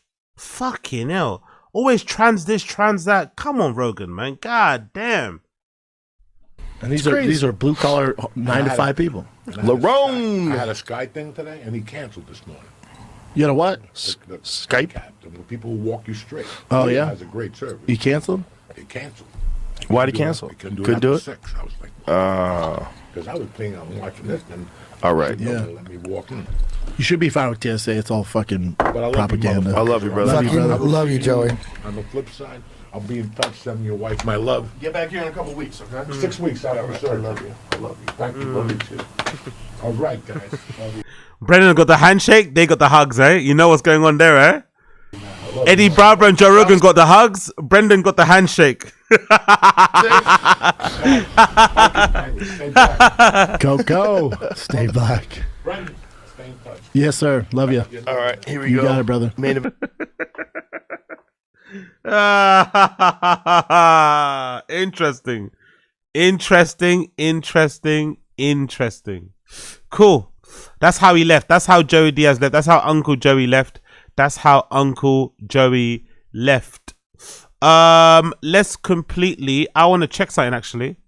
I want to check something. Oh, there we go. This was one. Check. Yeah, I went to this one on the other one. I want to check this one on the other one. The calorie counts of portions. There we go. Yes, there we go. That's what I want to check. Do you know there's a Chick-FIL-A in the UK? Did you guys know there's a Chick-fil-A in the UK? There's a Chick-fil-A in the UK. I think it's like, is it Kingston or something? Or Croydon? One of those, I don't know where is it. Where is it? Or is it? No, it's in Leeds. It's in Leeds. It's in Leeds. Fucking hell. Random, it's in Leeds. So there's a Chick-fil-A in Leeds that I want to go to. It's a bit crazy to, like, it's very stereotypical of me to travel to fucking Leeds for fried chicken. I know. But it is there. But I do remember when I had Chick-fil-A once when I went to LA. I had it one time, and that burger I still have. Or that, okay, let me rewind. That chicken sandwich, that chicken sandwich, I still have dreams about it now. It was so fucking good. The Chick-fil-A chicken sandwich is absolutely goated. And I have a feeling because of our rules around food and shit and preservatives, it's unlikely that the chicken that we have in the UK or the chicken that they're importing is going to be as good as whatever you got over there. Because I think whatever chemicals you guys put in your shit, it makes it hit different. So I don't think it's going to hit the same here. I don't think so. It's impossible. It's impossible that the Chick-fil-A chicken in the States is going to be as good as it is here. It's impossible. But let's find out. This is from a guy called Harry Kirsch. US v UK Chick-fil-A. Let's see. I'm curious. Sizes. No, I can't really do that anymore. I'm in Leeds, which is the home of the only Chick-fil-A in England. I never got to try it while I was in America, so I'm excited to try it for the first time today and to give you my thoughts. We'll try and do things in a slightly Food Wars adjacent style, although obviously it is just me now, so I'm doing my best. Fries from a UK Chick-fil-A come in 3 sizes. We have small, we have regular, and we have large. These weigh 63, 88, and 111 grams respectively. By the way, I'm gonna I need to give my McDonald's in a minute. Talking about McDonald's, do you guys believe that theory, that rumor that all the fries in McDonald's are the same size when you empty it? Is that true? I think I might have saw on TikTok or something. Like all the fries in McDonald's are the same size if you just empty them in the same container. It contains the same amount of fries. Is that actually true? The large in the US is 179 grams. That makes the US large 61% bigger than ours. I've actually never had a chicken. Fucking hell. The US large fries is double the size of our large. Nearly double. The US large is nearly double what our large is here. Wow. Chick-fil-A waffle fry before, and a lot of people say these are great, so here we go. I love a waffle fry. More surface area, more crisp, well seasoned. I'm into it. At the UK Chick-fil-A, we only have 2 drink sizes, a regular and a large. Slightly confusingly, the measurements here are listed in grams rather than milliliters. The 451 gram regular Coke should equate to around 439 milliliters. Coke is slightly denser than water because of all the sugar. A large Coke is around 584 grams, which again should equate to around 550 milliliters. Of course, if not gonna lie, his eyes kind of annoy me. The way his eyes and the way he kind of like moves when he talks is kind of annoying me. I'm not gonna lie. I'm not sure if he's trying to do like his YouTuber thing, but the way his eyes move and his body, his face is kind of annoying me a little bit. It's getting on my nerves, tiny bit. you get a large drink in the US, it's going to be 47% bigger than the UK large. Chick-fil-A's famous sauce comes in 28-gram packets here in the UK. Once again, that's the same size as the US. We also have. What have you gone for? The deluxe. Nice. I think we've got plenty of sauce. We are covered on the sauce for more sauce. I was at a Domino's event the other day and they gave me so many sauces, so my fridge is just full of sauce now. Here is the UK's version of Chick-fil-A's famous chicken sandwich. Over here, this thing weighs 178 grams. Then we have the deluxe sandwich. Here in the UK, the deluxe sandwich weighs 244 grams. I've never tried this before, cannot wait. Let's go. Good? Good? I'm going to tell you, it's such a breath of fresh air to review hot fast food, because pretty much everything I ever ate on Food Wars was nice and cold. That is really good. I love the bread. It's got a nice density to it. It's buttery. Chicken itself, nice thick juicy piece. I'd say it's on the kind of more like medium to maybe even smaller yeah, side. that's the coil. Yeah, you got it exactly. Yeah, it's that DSP thing. It's like slightly Indian about him. Yeah, there we go. It's a wiggle. Yes, that's it. No, he even looks like DSP. To be fair, maybe that's why. No, it's like he even looks like DSP. He even fucking looks like DSP. The chicken sandwich goes compared to like a Popeyes one that I've maybe had in the past. Tends to be a bit heavier on the chicken, whereas this one not too bad. Just a bit more on the kind of crisp, medium-sized side. Chick-fil-A offers nuggets, both fried and grilled here in the UK. Here we have 3 sizes. It's the kids portion, which is 5. Then we have an 8-piece, and our largest nugget size, a 12-piece. What about the menu items you can only find at a Chick-fil-A in the UK? Gonna be honest, we only have 5 exclusive menu items in the UK that you can't find in the US. First of all, Chick-fil-A in the US has a breakfast menu, which we do not currently have here in the UK. Hopefully they will add that at some point, but for now, no breakfast offerings. The US also has every single entree that we can find here in the UK. There aren't that many main course options in the UK, it's still quite a small menu. We have the standard chicken sandwich, the deluxe chicken sandwich, a grilled chicken sandwich version, as well as the nuggets. In addition to this, in the US, they also have some wraps as well as some chicken tenders. Really, our only main course exclusive is this one, the Spicy Fiesta Salad. It's a spicy fried chicken breast on a bed of salad. I'm seeing sweet corn in there, I'm seeing beans, tomatoes, some pink pickled onions, which are a nice touch and not something you commonly see on fast food menus. Also cheese, lettuce, standard salad accoutrement. 2 of our other exclusives kind of come attached to the salad. Here we have a creamy Caesar dressing, which you can get as an option with your salad, as well as a chili lime vinaigrette, which sounds pretty good. We also have a Cobb salad option here in the UK, but they have that in the US too. In the US, they also have a spicy Southwest salad, which we can't get here in the UK. When it comes to sides in the UK, we only have 3 options. We have fries, a side salad, and a fruit cup. The US also has all of these. Compared to the US, our drink options are pretty similar too. Interestingly, they do serve the kind of American-style still lemonade over here in the UK. You can get the lemonade, you can get an American-style iced tea, and you can also get them mixed together in a kind of Arnold Palmer. We do have 2 exclusive drinks though. Firstly, we have sparkling water. There's some really underwhelming exclusives, aren't they? I'm sorry. Then we also have an exclusive milkshake option. It's vanilla. In the US, they only have chocolate milkshake, strawberry milkshake, and a cookies and cream option. I love a vanilla milkshake, so I think you guys are missing out. Also, maraschino cherry over here. Love that. What a fancy touch. For obvious reasons, I'm not going to review fizzy water, but you guys all know what fizzy water tastes like. If I can get into this vinaigrette, I will review it. There's no obvious tearing point on this, and I have no nails, so these are always a struggle. There we go. I should bite the hell out of mine, unfortunately. It's a bad habit. Take a little bit of the spicy chicken, add a little of this chili lime vinaigrette, and see how we get on. Cheers. The chicken's good. It's juicy. Not a ton of spicy flavor. I forgot. I didn't. You know, you forget people like this exist. You know, yeah, you forget people like this actually exist.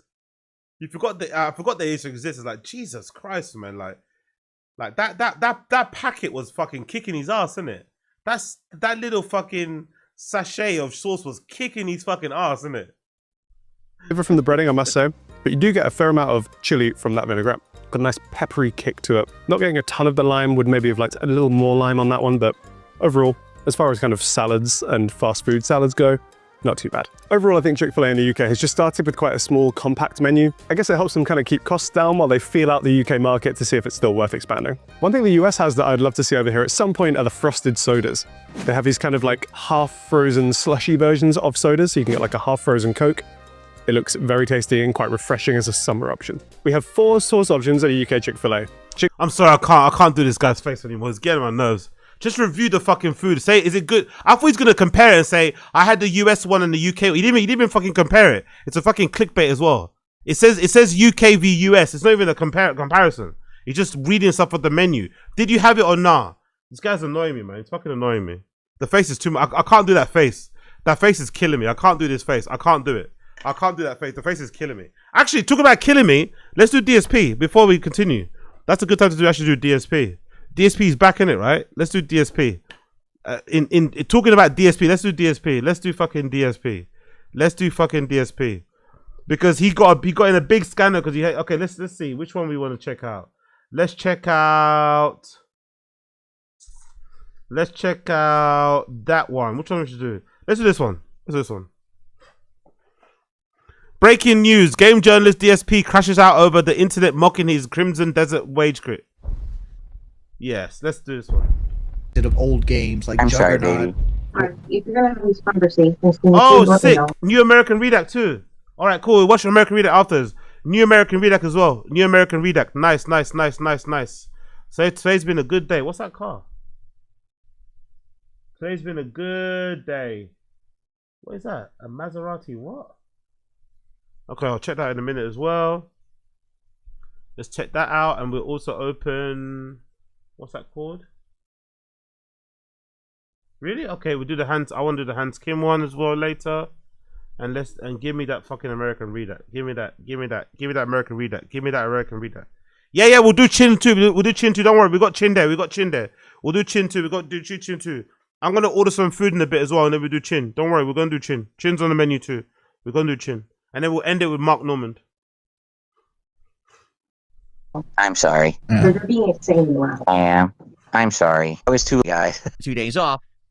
People started checking out the channel in droves. I got a bunch of new subs. I got a ton of engagement. Of course, a lot of it is toxic idiots coming off of, social media communities. The sissies who all they do is listen to what other people tell them, and their favorite creator kiss the game's butt, so now they got to come and be like the White Knight Defense Force for it. Listen. So in case you don't know, right, there's this game. I'm sure most of you guys know what's going on. There's a game called Crimson Desert, right? That was hyped. I think even DSP hyped it a lot, right? He was hyping this game Crimson Desert. He was thinking he was going to save his channel. It was going to bring a lot of people to the channel. It was going to make them sub, make them be a member, make them give him money. In the end, he plays this game, and I guess it's a bit difficult.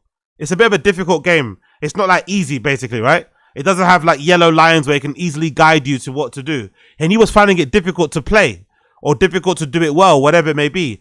And then this game that he hyped up for so long, he then ends up rage quitting it on the first try. But he didn't even play it long enough. I think he played it only like 6 hours. You meant to give it at least a minimum of like 20. He put 6 hours into the game. He quits it on that first try because he wasn't enjoying it. And also he didn't make as much money. Because that's one of the things that people hate about him, is that he quits games and says they're horrible just because he didn't make the money that he wanted to make on them from like begging and asking for tips and shit. So in the days that he took off from not streaming, people online have been destroying him because of how his gameplay was, about him quitting a game that everybody's enjoying, and just basically trolling him for being like a terrible at being a fucking game streamer. So now that he's back, he's now gonna rage and give everybody the business and tell everybody that they're wrong and he's right. As I've said many times over the years, it's very simple when it comes to me and my coverage of games in the modern era. Yeah, Connor was right. He's definitely got the DSP wiggle about him, innit? He's definitely got the little that fucking CHIC-FIL-A guy. Definitely got the little DSP wiggle. Yeah, you're right. Benefit by saying a game is good. I don't benefit by saying a game is bad. I'm honest. And that's why I have 18 years of longevity and why people still check me out to this day. It is you got longevity because you beg. You got longevity because you beg and you're a weird pig roach that doesn't go away. Not because you give honest fucking opinions. It's a much smaller group of people, but it's still a group of people who come by and want to hear my opinions on games just like this one, right? With Resident Evil Requiem.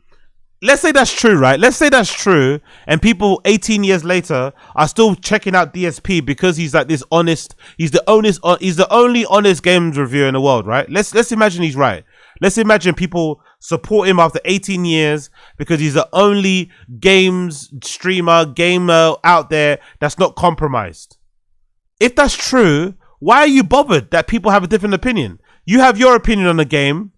You said you didn't like it. You said you hated it. You said it's horrible. You said the game developers don't know how to fucking design games or make games. Everybody else called you out and said that you're wrong. Why would it bother you what they think if you are sure what you think is what you think and you're right with it? You'd be okay with it, wouldn't you? Exactly. You're bothered and you're rattled because you know you're fucking wrong and it proves you're a fucking idiot. It was absolutely refreshing to see that a AAA game developer with a big budget still knows how to make good games, gives the people what they want, polishes the game, and gives us a solid, awesome gameplay experience. The best Resident Evil in years, super duper good game. And I was very happy to play it, enjoy it, and share that experience with you for about a week. In the case of Crimson Desert, here's a game dev that thinks they know what they're doing, but all they've ever done is MMOs. So when they try to make a single player game, they have absolutely no idea what they're doing. I love how DSP thinks he knows he's in a position to judge anybody on how they make games when he hasn't made anything himself. He's not actually made anything. He just clicks stream when he does his fucking gaming streams.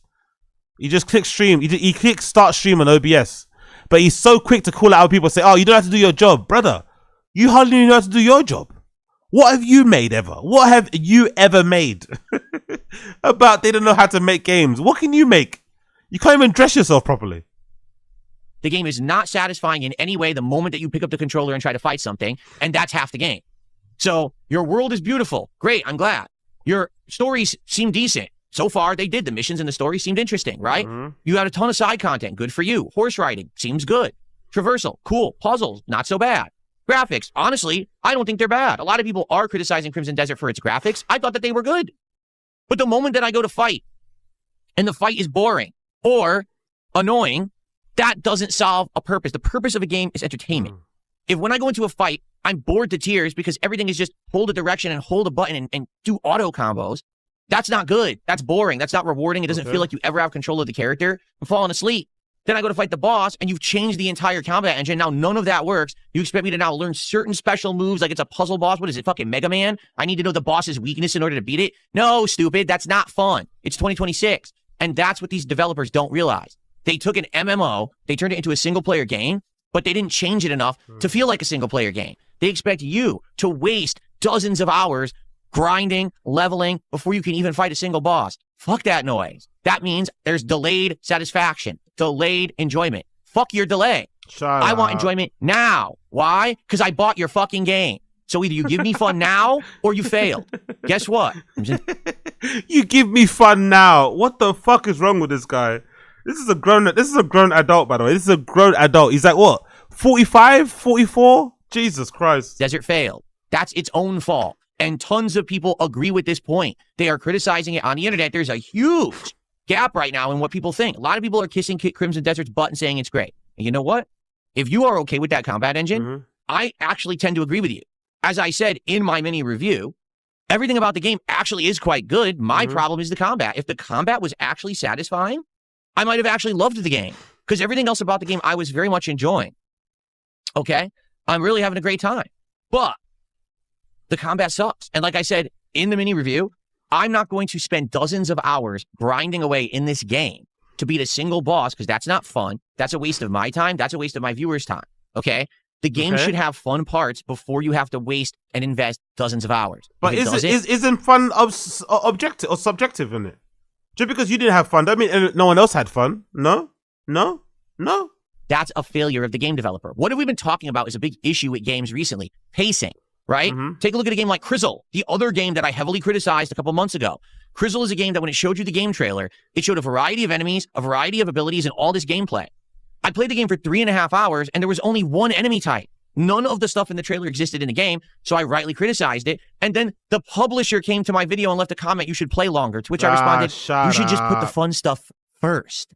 Don't make the gamer grind away wasting time to get to something fun. You have to give me the hook right away, so I know this game is worth investing my time. I'll put 100 hours into your game if I'm having fun all along the way, not if every 20 hours I have a moment of fun. And that's Crimson Desert.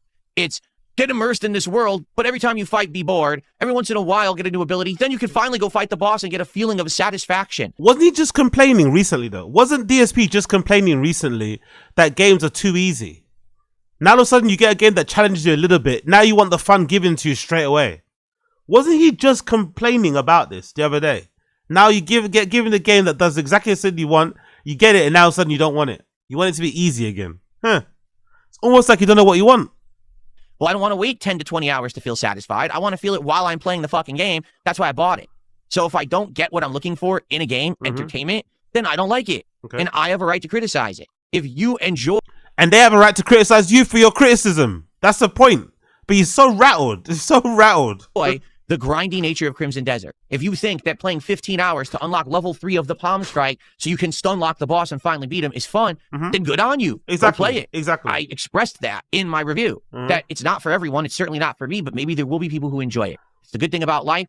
Different people like different things, different strokes for different folks. But today, a lot of people are simpletons. They think that it's black and white. Either this game is the best game ever made or the worst game ever made. Well, that's not the case.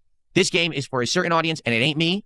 I'm not wasting any more time on it. If you want to spend $70 on a game that makes you play 15 hours to beat the first boss, have fun. Not me. I want some fun before that. Like, even some of the hardest games ever. Think about this. What you think about? Elden Tell Ring. us what Here's you what I think want about. you to think about. Tell us to think about. Elden Ring. Tell us. What you think the about? The moment you start How playing should we Elden think? Ring, you walk out of that initial starter building, and right outside of that starter building, there is a boss. Now, it's an optional boss. You don't have to fight it, but he's standing right fucking there. Now, I want to ask you a question. Is that boss beatable? Yes. It's beatable right there at the beginning of the game. Do you want to know how I know that? Because I beat it. I stood there and said, I'm not even going to leave till I beat this first boss. And everyone yelled at me and said, what are you, crazy? You're underleveled. You don't have better equipment. You don't have enough health. You'll never beat that boss. And I said, yes, I will. And I don't know why, because this is a FromSoft game. And FromSoft games have sound game mechanics where I can just learn the pattern of this boss. And it may take me a while. I may have to whittle him down. I'll beat him. And guess what? I beat him. It took 2 hours, but on that very first stream, people's jaws dropped and said, DSP no one's just beat that jaw insanely dropped, overpowered boss no at one's the entrance jaw gate dropped. of Elden Ring that everyone else ran away from. That's impressive. People loved it. Why was I able to do it? Because the game mechanics were fair, the game mechanics were well designed, and it was fun to learn, adapt, and beat. Now compare that with the first optional boss of Crimson Desert. Impossible to beat unless you go grind for dozens of hours. You need a crutch to beat it. Bullshit. The game's combat fucking sucks. Deal with it. Now, I'm done with the game. I'm not going to play it anymore. And that means that I need to find something new for the schedule for this week. Okay? And I will. And we're going to talk about that in just a minute. Okay? And the truth is... Nice little swig of whiskey there. Nice. That absolutely anyone has a right to have an opinion and to play a game the way that they want and to enjoy it at their own pace. All of those things are true. Sadly, I hate to say it, in the modern day, there's a bunch of people who are just fucking idiots. And they actually believe that, like, they can meme on the internet and they think that their memes superimpose over someone's right to enjoy a game or criticize it. It doesn't. Imagine getting rattled this much over people, like, telling you your opinion was nonsense.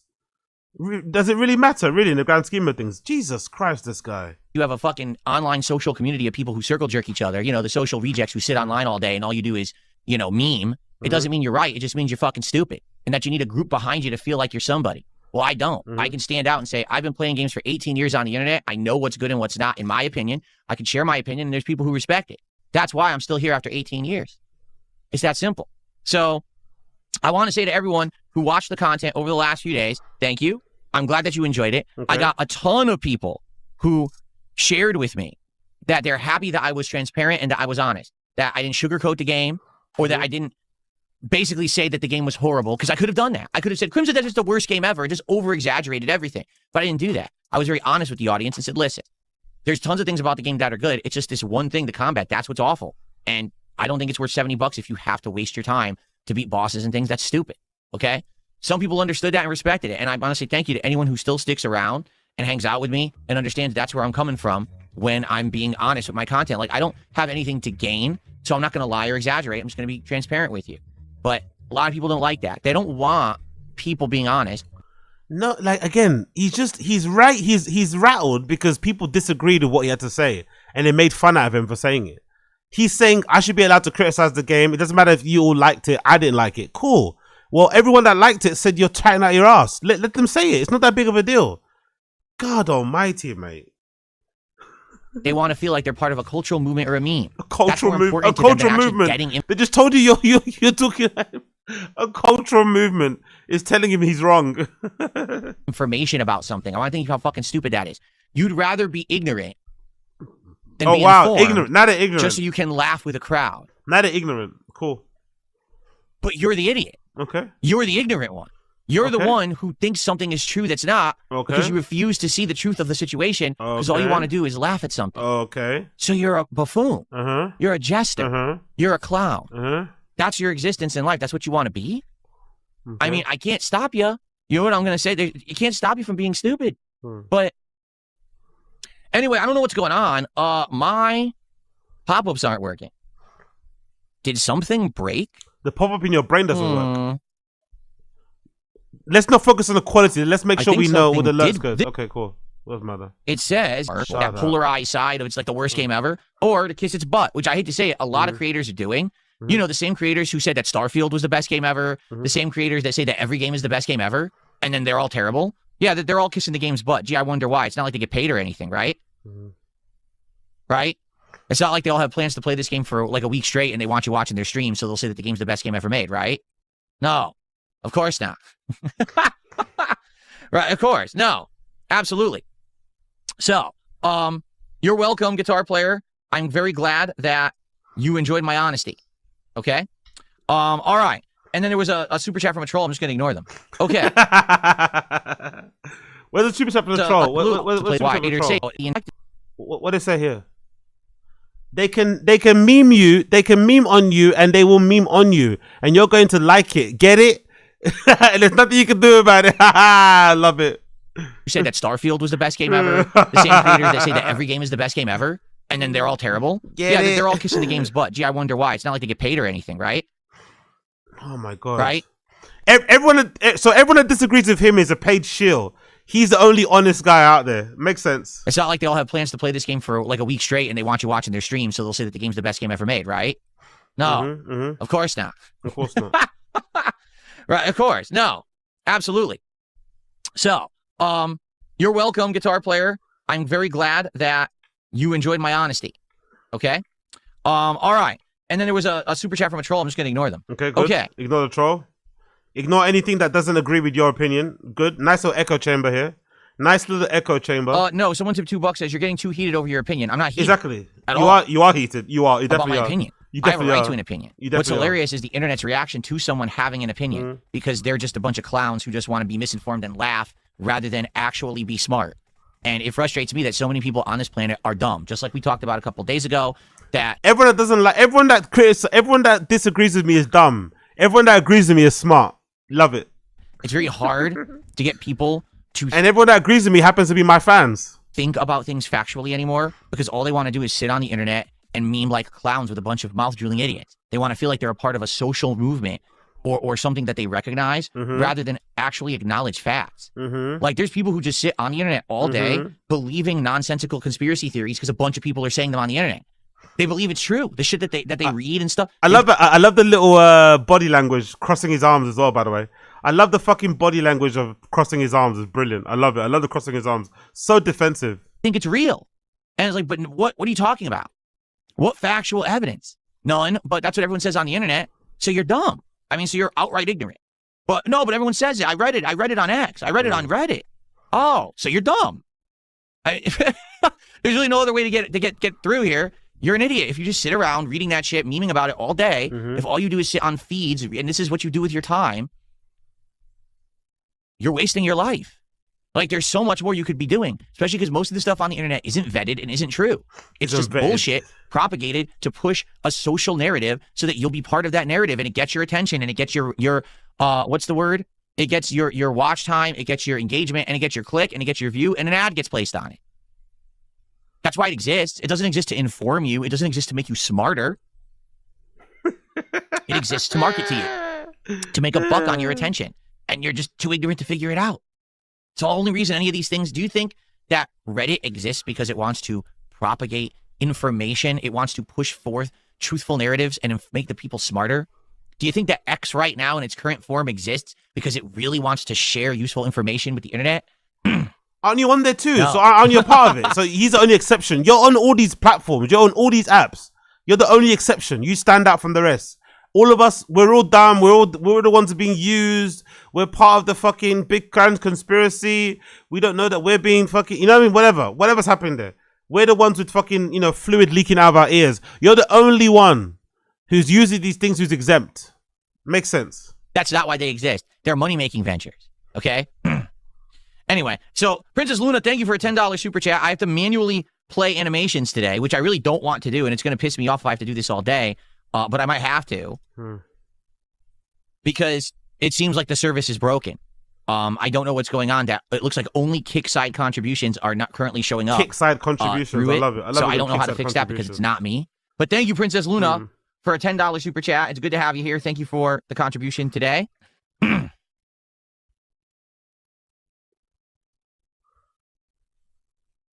Okay, cool. Anything else?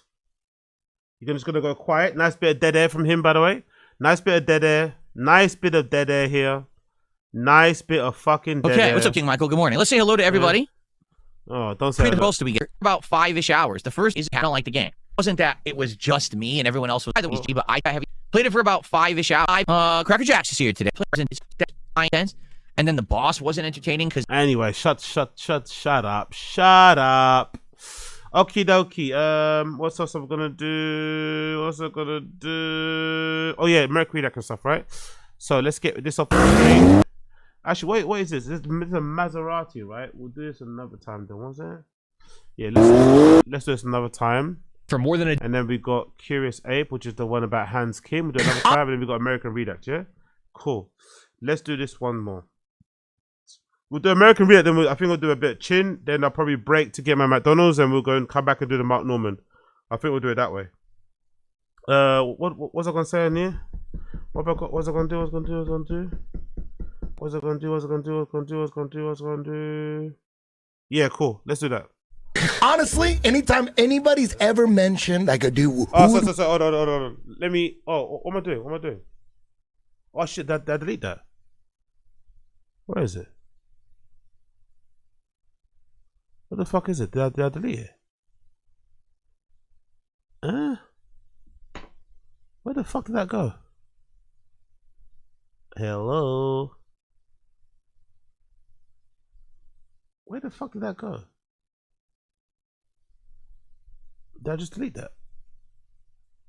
Oh yeah, I did. Cool. By the way. Honestly. Okay, cool. Big up everybody watching. We're gonna do this American Redact. Brendan Schaub humiliates himself while glazing Joe Rogan. Brendan Schaub humiliates himself while glazing Joe Rogan. Big up American Redact. One of the greatest out there. One of the best to do it out there. Doing the damn thing. Big up everybody tuning in. By the way, if you're still here, like the stream, please. Like the stream. Like the stream. Subscribe to the channel. Like the stream. Subscribe to the channel if you can. That'd be much appreciated. Yeah, big up Asad Aziz. He's got it all figured out. You don't know exactly. Big up Asad Aziz.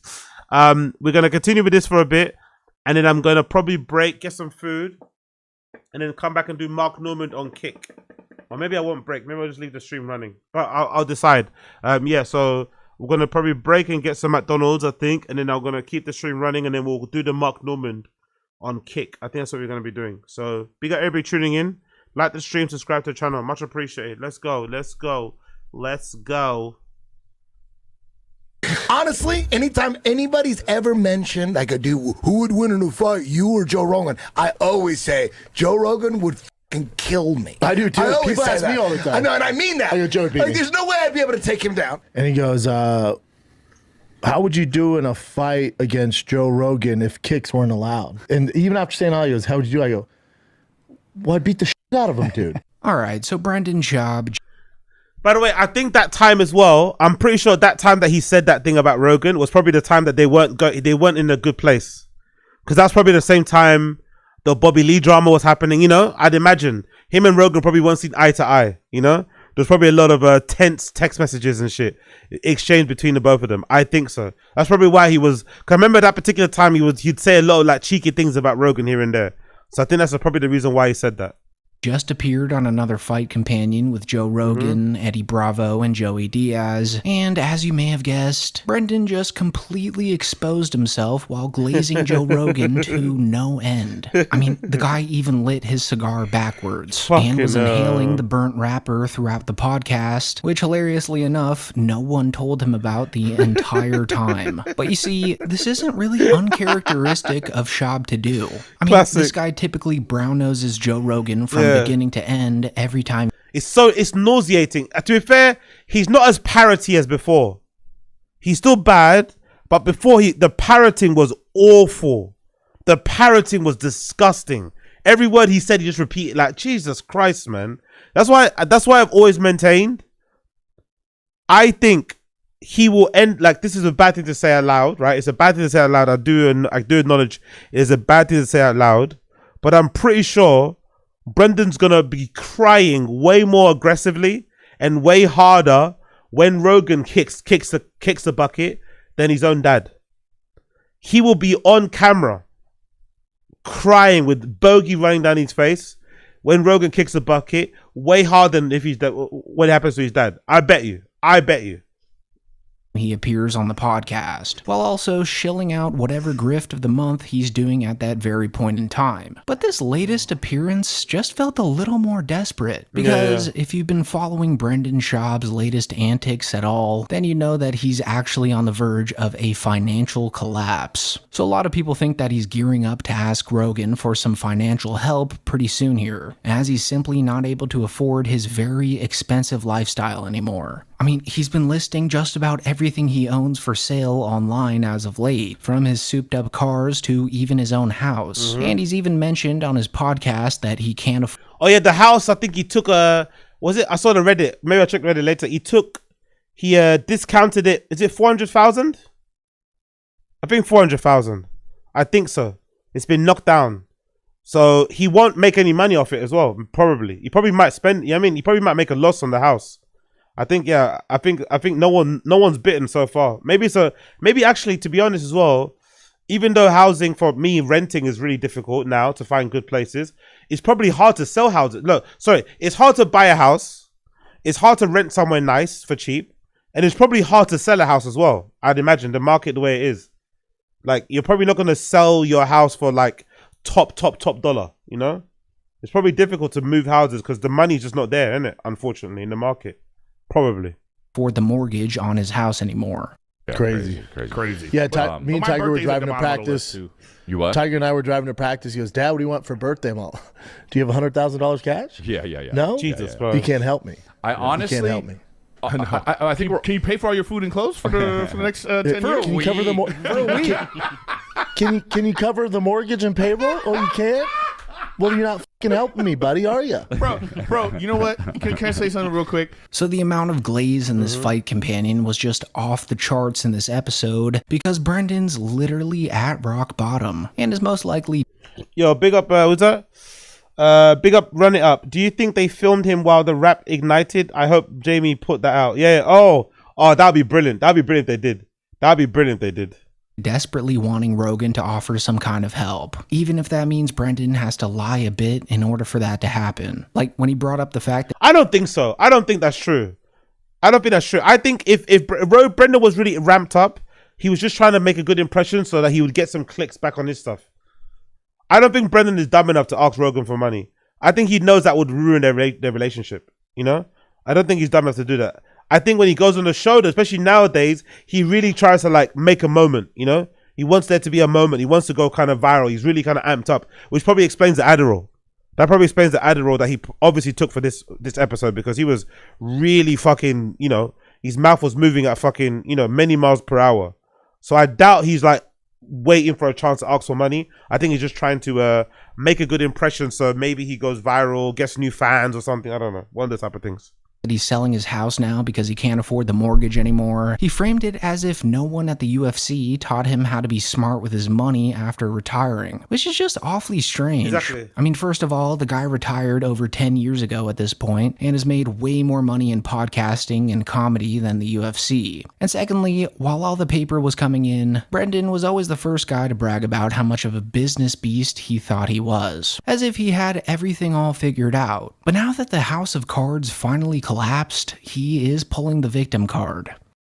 Yeah, he bought a lot of things, man. Think about all those diamond encrusted watches and all those Rolls Royces. Well, and he all has those like Ferraris 15 Bugattis. All those houses, and he Yeah. bought a bunch of apartment buildings. And those are good investments, though. Yeah, but you got to pay the mortgage. Correct. You know, and he might have just had a big nut, then he stopped fighting. He's like, who knows, man? And he's got a bunch of people that are on his payroll. Yeah, whole staff. It's easy. And so he's If trying to you- set up another fight. It's If you going to get be Manny used Pacquiao. to making that kind of money all the time, and then it just goes away. That's hard to athletes in adjust. general, bud. Yep. That's like every rock star story, every rockumentary. They blow up, get the mansions, and then they got to sell that motherfucker. Because Eddie, they don't teach you how to. Yeah. You know, I went through it. They don't teach you how to manage finances. Yeah. Like you're busy being a fucking warrior, an athlete. No one goes, "Hey, dude, you know that You got to pay your taxes, you know that dog. $20 million house? Your mortgage on that's whatever. Let's say $25,000 a month. Are you gonna be able to afford? It's a 40-year mortgage. That's a lot. You're of probably gonna months. fight for another 6 years, bud. Yeah. What are you yeah. gonna do after that? Yeah. You gotta No one sell taught that you house. like You gotta that. Sell that. That's the thing though, like, that's, you know what's really funny about him saying this? No one told me that. No one told us that. You're a grown-ass man, find out. Secondly, or firstly, if you remember, right, if you're a real T-Fat-K historian, you would know one of the things that used to repeat ad nauseum, one of these like, one of these things he used to kind of brag about was the fact that he had great business acumen post UFC. Like he found his way. He's so lucky he doesn't have to do all this like, celebrity fighting, bare knuckle boxing. He doesn't have to be fighting still in the UFC in his older age. He's found a way out. He's found a route out. You know what I mean? He's good with his finances and stuff. He's got people in place who are helping him out. He's got a good team. All this malarkey. He used to brag about that often. I'm not like the other guys. I'm different.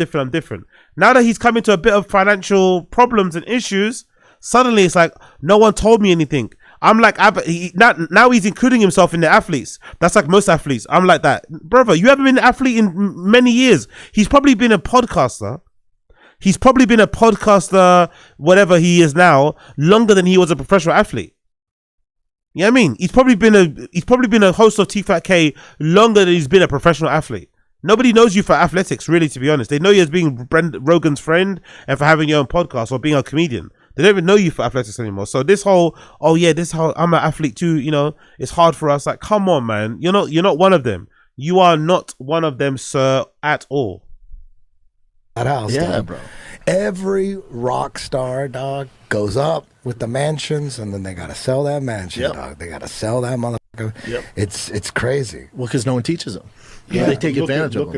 That's a crazy thing to say. No one, brother, that's your own fault. And also, I think there's a really big finger here, lesson to be learned about his like he's definitely an image guy, because there's no explanation behind when he got fired or when his contract didn't get renewed from Showtime. The first thing he does is buy a Ferrari. Most of us here in the stream chat, most of us here watching, most of us here know the moment you get fired from a job, the first thing you do is limit your spending. That's the first thing you do. It doesn't matter if you're going to get a severance. The first thing you do is that you pull back on the spending. If you had a holiday booked, you cancel that motherfucker. You know? If you had a restaurant booking, you cancel that shit. Everybody knows the moment you get fired, even if you know you're going to get another job tomorrow, just to kind of make sure you got all your ducks in a row, just to kind of make sure you can kind of figure out where you are, you limit your spending. So the fact that Brendan went out of his way to buy that Ferrari, in my opinion, after the Showtime deal, what it tells me, again, I don't know this to be a fact, but what it tells me is that he was conscious of how it would look that he didn't get his contract renewed at Showtime, or that he decided to leave. He knew people would think that he got fired. He knew people would maybe take the piss out of it. He knew he would get mocked by it. So in an effort to kind of save face and to look like he wasn't down bad, Showtime going away wasn't affecting anything, I'm still up, I'm still doing good, I'm still rich, I'm still whatever, he bought that Ferrari. That's the main reason why I think he bought it. To just like prove to the internet that he's not that he's not broke, that he's not going down bad. Imagine that type of person then goes to buy a fucking mansion they probably can't afford either. Because there's a scenario where he buys a mansion that can fit all his family in, that's not as opulent, that's not as fucking extravagant as the one he's living in now. You know? But the one he's living in now is like, it's a kind of mansion that you expect fucking Peyton Manning to be living in, you know? Like a retired quarterback or something. But he wants to give that image and live a certain way. That's why he's in the situation he's in. He could easily have like 2 nice cars and be fine. But instead he had like 6, you know? He could have a really decent house, but instead he has a fucking mansion. Like, there's no need for it. It's just excessive for excessive sake. And now that it's all going, he's like, oh, no one told me. Bro, no one told you how to spend money, but you figured out how to spend it. Now all of a sudden you need people to tell you how to save it. Get out of here. It's a stone. So yeah, just a bit of a self-report by Brendan here. Like, he's describing his current situation to a T, right down to the number of years that he agreed to pay a mortgage for, but he's framing it as if it happened right when he retired from the UFC. And he's also acting like it happened to him. That's the thing too, the pure victim thing. He's acting like this happened to him, as opposed to he put himself in that situation. Oh, this happened to me. Someone took advantage of me. No, they didn't. You go on Zillow now on his property, on any property on Zillow, it gives you a breakdown of how much you're going to pay. It tells you exactly what's on the line when you sign that dotted line. It tells you the breakdown of the fucking fees and this and that. So you can decide if you want to take it or not. You took the deal because you thought it would look good, right? Moving to Austin, to his big fucking mansion, and now he's come to bite him in the ass. It's kind of crazy he's playing victim, to be fair. It's kind of fucking crazy he's playing victim. I didn't expect this from him, I'm not going to lie. I didn't expect him to play victim, but this is kind of wild. Which was like 12 years ago by now. So this just seems like he's testing the water with how he's going to tell his friends that he's not really balling anymore like he used to be. Yeah, sorry about that. Jumping up and down. He's not really balling. Big up Coiler. I'm late, but whose day? Exactly. Manage your own money, you idiot. They take all the credit if he was good with it. There we go. That's the line. He'd take all the credit if he was good at it. Exactly. If he was this fucking business mogul that he thinks he is, if he was this marketing genius that he thinks it is, and it actually works to his advantage, he would be taking all the fucking credit. Even if it was luck, he would take all the credit. But now it's gone wrong. Suddenly, it's not my fault. Yeah, big up Jack Doran Jr. He's been a podcaster twice as long as he's been in the UFC. Exactly.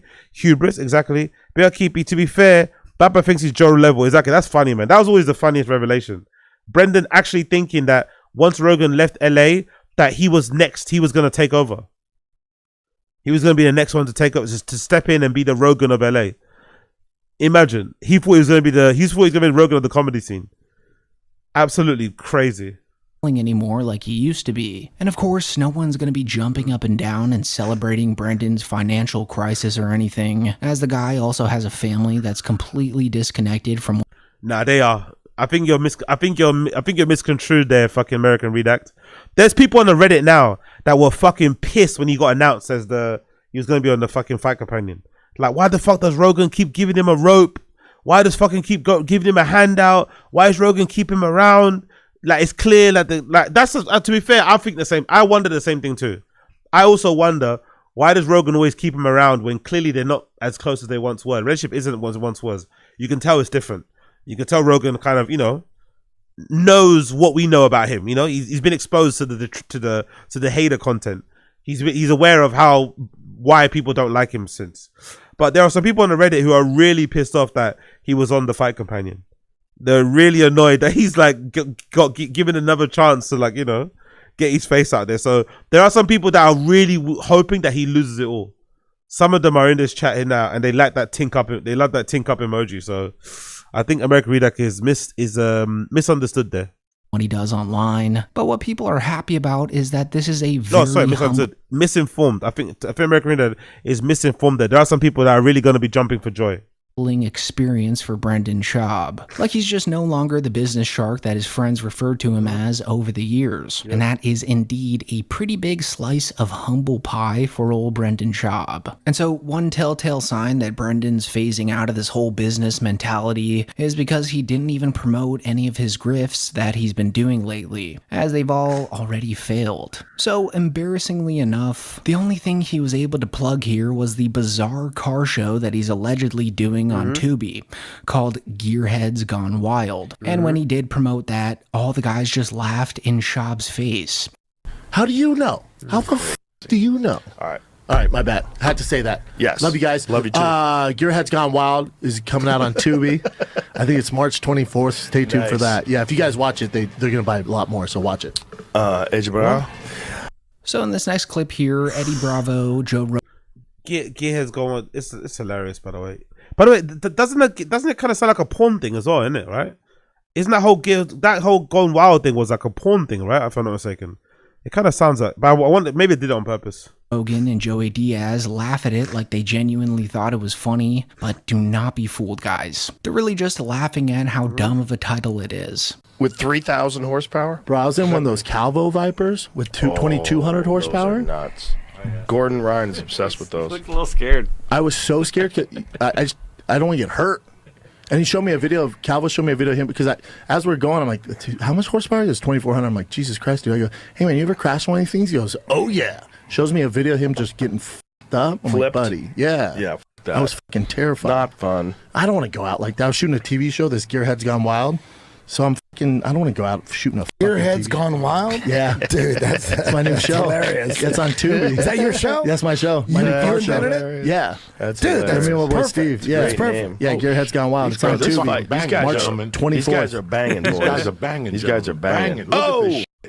I mean, the fact that Joe Rogan came out on several different occasions to say that Tiger Thick was a horrible name for a whiskey brand just tells you how serious they're taking this new show. So yeah, just some blatant, shameless promotion for this show that's apparently coming out in 2 days, yet doesn't even have a single trailer or promotion on Tubi. All there is online about this...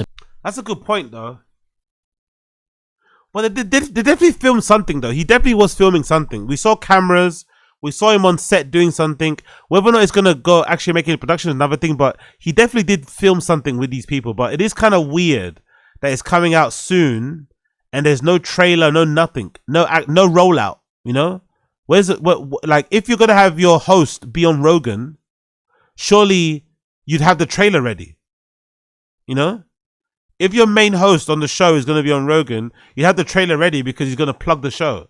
So people can go and see the trailer, or it drops. You know what I mean? Like, it doesn't really make any sense. Does this show exist or nah? supposed show is an Instagram account with 60 followers and 0 posts. But whether that's a real show or not, the way Rogan immediately cut Brendan off to bring attention back to the fights just tells you how much he appreciated that shameless plug. And again, the way they laughed at the title definitely wasn't in a positive way, because Rogan just doesn't take anything Brendan does in the business world seriously. Like, he really hated the name of Brendan's whiskey brand back when Brendan was promoting that thing just about everywhere. And multiple times on the podcast, Joe would bring up how horrible of a name it was. He even mentioned it when Brendan himself was on the pod. You guys are talking about jiu-jitsu grips, and I'm lost in the give fight. me your fucking glass so I could pour you some Tiger Thick. There you go. It's very good whiskey with the worst fucking name ever. Come on, man. How dare you? It's a bad name, but the whiskey's very I love good. the name. What's the dude. name? Tiger Thick. Yeah, it's based off bourbon my and son Japanese Thick. whiskey mixed. But it's legit whiskey. It's Oh, yeah, it's very legit good. as it comes. And then there's also like Buffalo Trace. They don't sell you anything unless it's 8 years old. Okay. Everything is at least 8 years old. So that is, you know who's got a good one is Brendan Schaub. I hate the name of it. I love Brendan, but I hate the name of his whiskey. It's Tiger Thick. Like, shut the f But the whiskey itself is outstanding. It's very good. And that's 10 years old. And that's a Japanese whiskey that's blended with an American bourbon. Another embarrassing thing that Brendan did during this fight Brutal review though, isn't it? Fucking hell, mate. Brutal review. companion was, of course, his constant interruptions and just his loud talking in general. I mean, several times during this episode, Brendan would just completely take over the conversation, and seemingly only spoke to Joe as if they were the only two people in the room. And then when Eddie Bravo or Joey Diaz started speaking, Brendan would just chime in with his take, which made Eddie Bravo especially visibly annoyed. Yeah. There's quite a few fighters that especially in jiu-jitsu, that come in, like Fabricio Verdum, for instance. Oh, my God. He came in, buddy. he didn't have any striking, so he was like, had mixed success. But do you know how he came in? No, but let me tell you, he didn't have any striking. No, none. And he was fighting like Hoist in the early days, but he could have easily just said, fuck it. I'm just going to teach jiu-jitsu. I don't need to do this shit. But Fabricio stuck it out. And little by little, his striking became pretty dangerous. And he started head kicking people. And so good, bro. He could have easily, after 2 or 3 fights, said, you know what? I'll teach jiu-jitsu. I don't need to do this shit. Fabricio was Travis Brown and flying side kicked him in the face. First move, opening round, jumping, flying sidekick to the face. But Verdun was Crow Cop's jiu-jitsu coach, and Crow Cop's the one that got him into MMA. That's right. Bro, So you then gotta, he he's became one of the got best to be strikers. in the GOAT category. When you Top 3, Bubba. Because you got to think about. And so it was a bit disappointing to not hear Eddie just rip into Schaub here, because this is not Eddie's first rodeo. Like, he's done countless fight companions with Schaub in the past where he would confront Schaub in a heated sort of way, and he'd always be the first guy to challenge Schaub or put him on the spot. I get the feeling Eddie Bravo's always had a little bit of a nibble with Brendan, because you remember early on when Eddie was really deep in the conspiracies.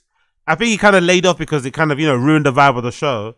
But when Eddie would really go on these crazy conspiracy rants, I remember one time in particular, Brendan got a bit too comfortable and he started like laughing too much or acting like it was like, like he was dumb, I don't know. I think he didn't take too well to it. I forgot what episode it was. There was one particular fight companion I remember watching where Eddie Bravo was like, hey, you need to chill. Like, you know what I mean? Like he didn't really take it too well. And I think ever since then, he's always looked at Brendan like, oh, okay. Do you know what I mean? Like, okay. You think you're funny, yeah? You think I'm an idiot? I mean, I think so. Because I think he always goes out of his way to like remind him, like, hey, I'm not Rogan, or whatever. I don't know.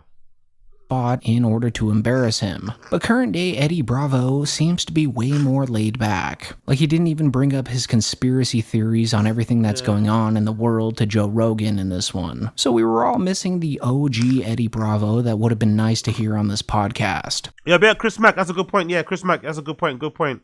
Eddie and Rogan are legitimate friends and have been for like 30 years. That's very true. Schaub is just some guy Rogan took liking to because he seemed dumb. Exactly. Yep. That's a really good point. That's a really, really good point. Like, he used to just absolutely grill Schaub for even the smallest reason. He said right now he's focused on the Nacho Libre stuff, and then he's gonna, Watch your mouth, man. Is that what's called? Nacho Libre? I'm not even trying to be funny. Lucha Libre. Nacho Libre's the movie. Yeah, that's a Jack Black Dude, you're movie. going to get attacked online. You better watch it. Yeah, they're coming for you, bro. Oh, no. Bring it, bro. Not Curtis Blades. These different types of athletes. A grappler. Can I ask you a This is the question? longest plug of all time, son. Yeah, but can I? Listen, first of all, if Yeah, I you're think that's the getting one. bored, Brendan. Yeah, I think that's the one. I think this might be the one. I think this might be the one. I think this might. Maybe this is the one. This is the one. This is the longest story you have. If you get bored, I think this might be one of the ones. Are you good, man? No, I'm good, bored? man. I'm I'm trying good. to explain some shit. No, I And you're heard saying that was a man. long explanation. No, I thought we were done. I'm trying to explain shit. Do it, man. Do You're your like, that's a thing. long explanation. No, listen, Okay? Brendan, I'm trying it to was explain my shit. fault. This is my shit. This Let is me your explain shit. it. Yeah, let me Do it, explain man. this Do your shit. thing, This is man. some I real thought we shit. were wrapping shit up. UFC. Well, no, you told me we were ending. Hey, if you want to leave, you could leave. No, We're I'm not good, gonna brother. problem. I'm done. There's Listen, don't get offensive. Don't get offensive. I thought we were shutting down. Don't get your Okay. feelings No, hurt. no, Do your thing, Hey, brother. Hey, I'm But not. Listen, my feelings are not hurt. You're the one. He's such a cunt, innit? He's such a cunt. You could tell why people don't like him. You could tell people, don't get your feelings hurt, brother. You're the one that was you're the one that was being a cunt. Why don't you say sorry and let me continue my story? What a gaslighting cunt, innit? Ay, ay, ay, ay, ay. Brendan, wow. Just say sorry, my bad. I didn't mean to it come off that way. Continue on. Like, raw, Ted, man. God damn, Brendan. What a POS. It's saying, oh, this is supposed to be. I'm trying to explain. No. I interrupted. You were just gonna say EBIA, and then I brought in because I realized this was something I wanted to cover. See, look at Rogan running cover for Brendan again. You shouldn't let Brendan. Sometimes when your friend is a douchebag and your other friend kind of calls him out, let him call them out. Don't fucking jump in there and be a human shield. Rogan now, I don't think Rogan nowadays would do this. This is Rogan back in the day. I don't think if this happened now, I don't think Rogan would jump in front of Eddie like this and protect Brendan.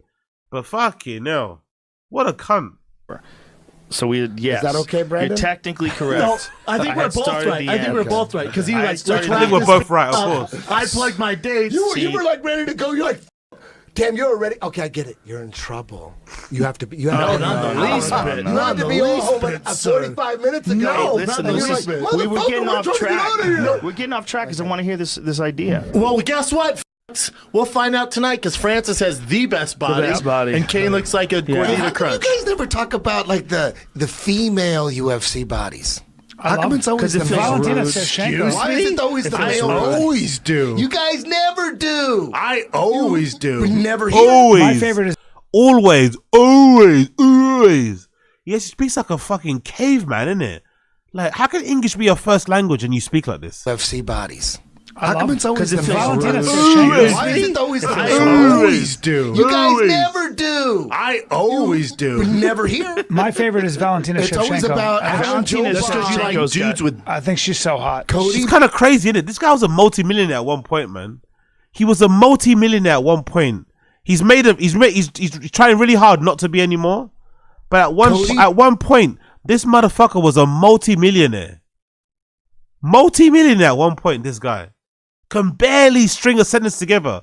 Probably can't write that well. Probably can't spell that well. It's kind of crazy how life works, isn't it? Fuck, we gotta get our hustle on, guys. We gotta get our hustle on. This guy made it at one point. He made it. He's trying really hard not to make. He's trying really hard to lose it. But at one point, he was living life well, life good, living in the living in the hidden hills. His kids went to the same school the Kardashian kids go to. His wife was dripped out and shit. Balenciaga this, Gucci that, Louis this. He was flying all over the country doing stand-up. Rogan was his best pal. Performed wherever he wants in terms of clubs and shit. And he can barely speak. Like, god damn. I think she's so hot. Cody Garbrandt. It's always the same shit. The lithium batteries, like it's not Oh, good. China's awesome. Oh yeah, let's follow their They're smart as fucking shit. lead. Let's depend more Jesus. on China. What? You know what you're doing when you buy Tesla? You're communist. No, my friend Elon. So unfortunately, this old version of Eddie Bravo didn't appear in the latest Fight Companion. And that may have been on purpose, because I don't think he's ever liked Schaub. So I believe that he's been following all his failures online because of that. And so now that Brendan's probably at the lowest point in his career, Eddie didn't have to give Schaub that much of a hard time, as Schaub's life in general is already humbling enough. There's bare knuckle boxing. Here we go. Well, Jorge Masvidal's promotion. I'm the commentator. Oh, Damn. I go to Dominican Republic. Commentator. April. oh boy. Have fun. Here we go. Round 1. Here we go. So yeah, big up American Redact. That was brilliant. Big up American Redact. That was brilliant. Big up Blood Clot American Redact. That was brilliant. Big up Blood Clot American Redact. You love to see it. You love to see it. You love to see it. You love to see it. Big up American Redact. Okie dokie people. Okie dokie people. Honest. Yeah. Should we take a little pause? I'll take a little pause so I get this fucking chicken. Oh, I get McDonald's out of here. The fucking Norman thing in a minute as well. So here's what we're gonna do. What is it? It's nearly 1 a.m. now, right? It's nearly 1 a.m. It's nearly 1 a.m. It's nearly 1 a.m. So here's what I'm gonna do. Here's what I'm gonna do.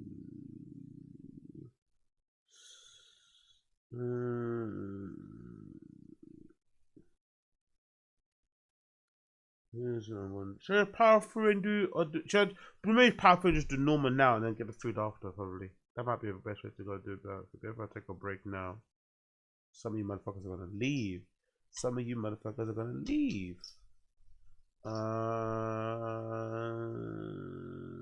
What should I do?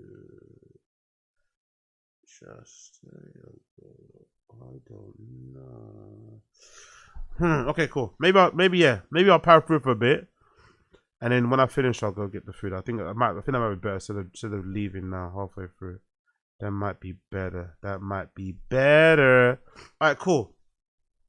Let's do 2 things here. Let's do 2 things. Let's go here. Bear me 1 second on here. So we did that American Redact, Blessings and Light. Okay, let's go back to Fighting the Kid. Let's see that. But make sure everyone you smash like button down below. Those kind of crazy. They're like a cobra can't strike a cat. There's so many videos. Like cats are so the fast. cats are too quick. Cats. Those cats. Cats are so fast. People think he's trolling. People think Eddie Bravo is trolling because of these cat facts. Okay, because of the homeless cats thing. Could that be possible? Could Eddie Bravo be doing a little bit of fucking Brian Campbell level trolling? Is that possible? Is that possible? Is that possible? Could he be doing a bit of Brian? Is that possible? I take my cat to the track with me. You know what I'm saying? Could he be doing a little bit of Brian Campbell level trolling by mentioning the cat so much? Tough to do. Dude, those cats, they knew, dude. The cats knew. I take my cat to the track with me. You know what I'm saying? Like, just fucking look, those motherfuckers. How many cats do you have now? 1. Just 1? I got 4, dog. Good girl. So I think this is the end of the second round here. We got 1 more round. We should probably pay attention to this. What do you got, Joe? 2 dogs? That's it? 2 dogs. Yeah. Cats? No cats? No cats. No Dude, chickens. get some cats, Joe. Get some cats. No more chickens? I got a bunch of chickens. Really? Yeah. We got like 15 of them. Dude, I'm all in on cats. I never was a cat person growing up. Never understood them until like the last 6 years. And now, dude, cats are fun. My cats are everything to me, man. Joe, did you see the Mozart said he does 1,500 push-ups in an hour? Of course, Brendan came in completely changed it. He didn't want to talk about cats at all. He doesn't want to talk about cats at all. Not real, right? That's not real. It's AI. He was doing 1,000. Now he can do 1,500. I mean, maybe he can do it. Those guys in prison do 1,000. He's in. Brendan changed the subject completely. Brendan changed the subject completely there. Hold on, let me play the other one. Part 2.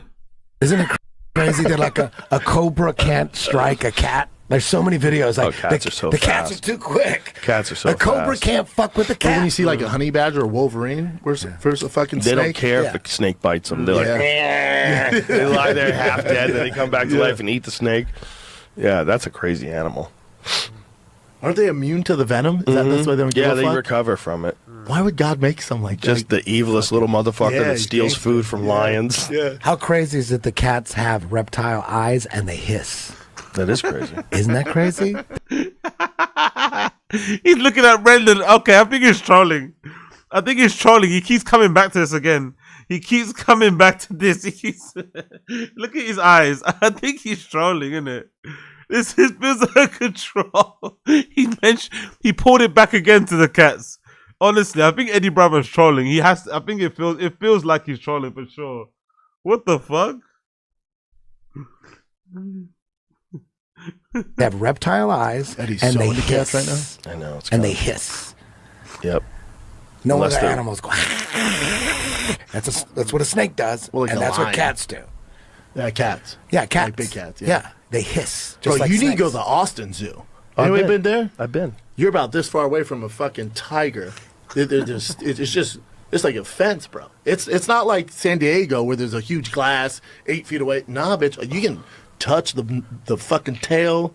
My kids were climbing on the They didn't walls touch and the shit. tail. Oh, bro, you're so close, dude. Yeah, but you can't really. Someone's touch for the sure tail. gonna get fucked up there, and I'm all for it. It's great. You can't. It's really the touch best the zoo. tail. No, you It's- can't touch It's the tail. more separated than that. Y'all barely though, Bro, Bubba. Look how. Yeah, of course he's lying. Of course he's lying. You can touch the tail. No, you can't. Of course he's lying about that. But that's fucking brilliant. That's fucking brilliant. Big up Casual. You've been talking about food for hours, AZ. Go get your food, bro. Yeah, no. I'm a what's that thing called? I'm a stickler for punishment. You know that test they say about the kids. If you you leave a sweet on the table, you tell the kid if he doesn't eat it after 5 minutes, you're gonna give him 2. I'm one of those people. You know, I do that to myself. I don't know why. I think it's trauma. I think there's a lot of trauma there. So I probably won't even get it in the end. I'll be talking about this McDonald's for ages. I probably won't even get it. Right? It's like a kind of like a delayed. It's like a delayed gratification. Like get it after you finished. But then when it finished, I'll be like, you know what? Get it tomorrow. And I'll be like, you know what? Get it next week Friday. I'm a freak. Okay, cool. We did that. Bada bing, bada boom. Anytime anybody's ever mentioned Doing that start thing. Okay, cool. We did that. So we did most of that, haven't we? We've done most of that. What's I gonna do? Oh yeah, let's do it. Let's do one chin, and then I think we'll probably break and then do the fucking Mark Norman thing. I think so. Let's do maybe one chin whilst we're here. Whilst you're here. Actually, you know what I should do? Before we do that, let's actually do the fucking Chappelle RHOND thing a bit as well. 'Cause I saw the mum. Let me quickly check that out. Big up everybody in the stream chat, by the way. Like the stream. Like the stream. Don't be lame. Like the fucking stream. Don't be lame. Like the fucking stream. Let's see if I can find it here. Bear with me a second. Call Lewis Capaldi. Bear with me a sec. Where is it? Where are you?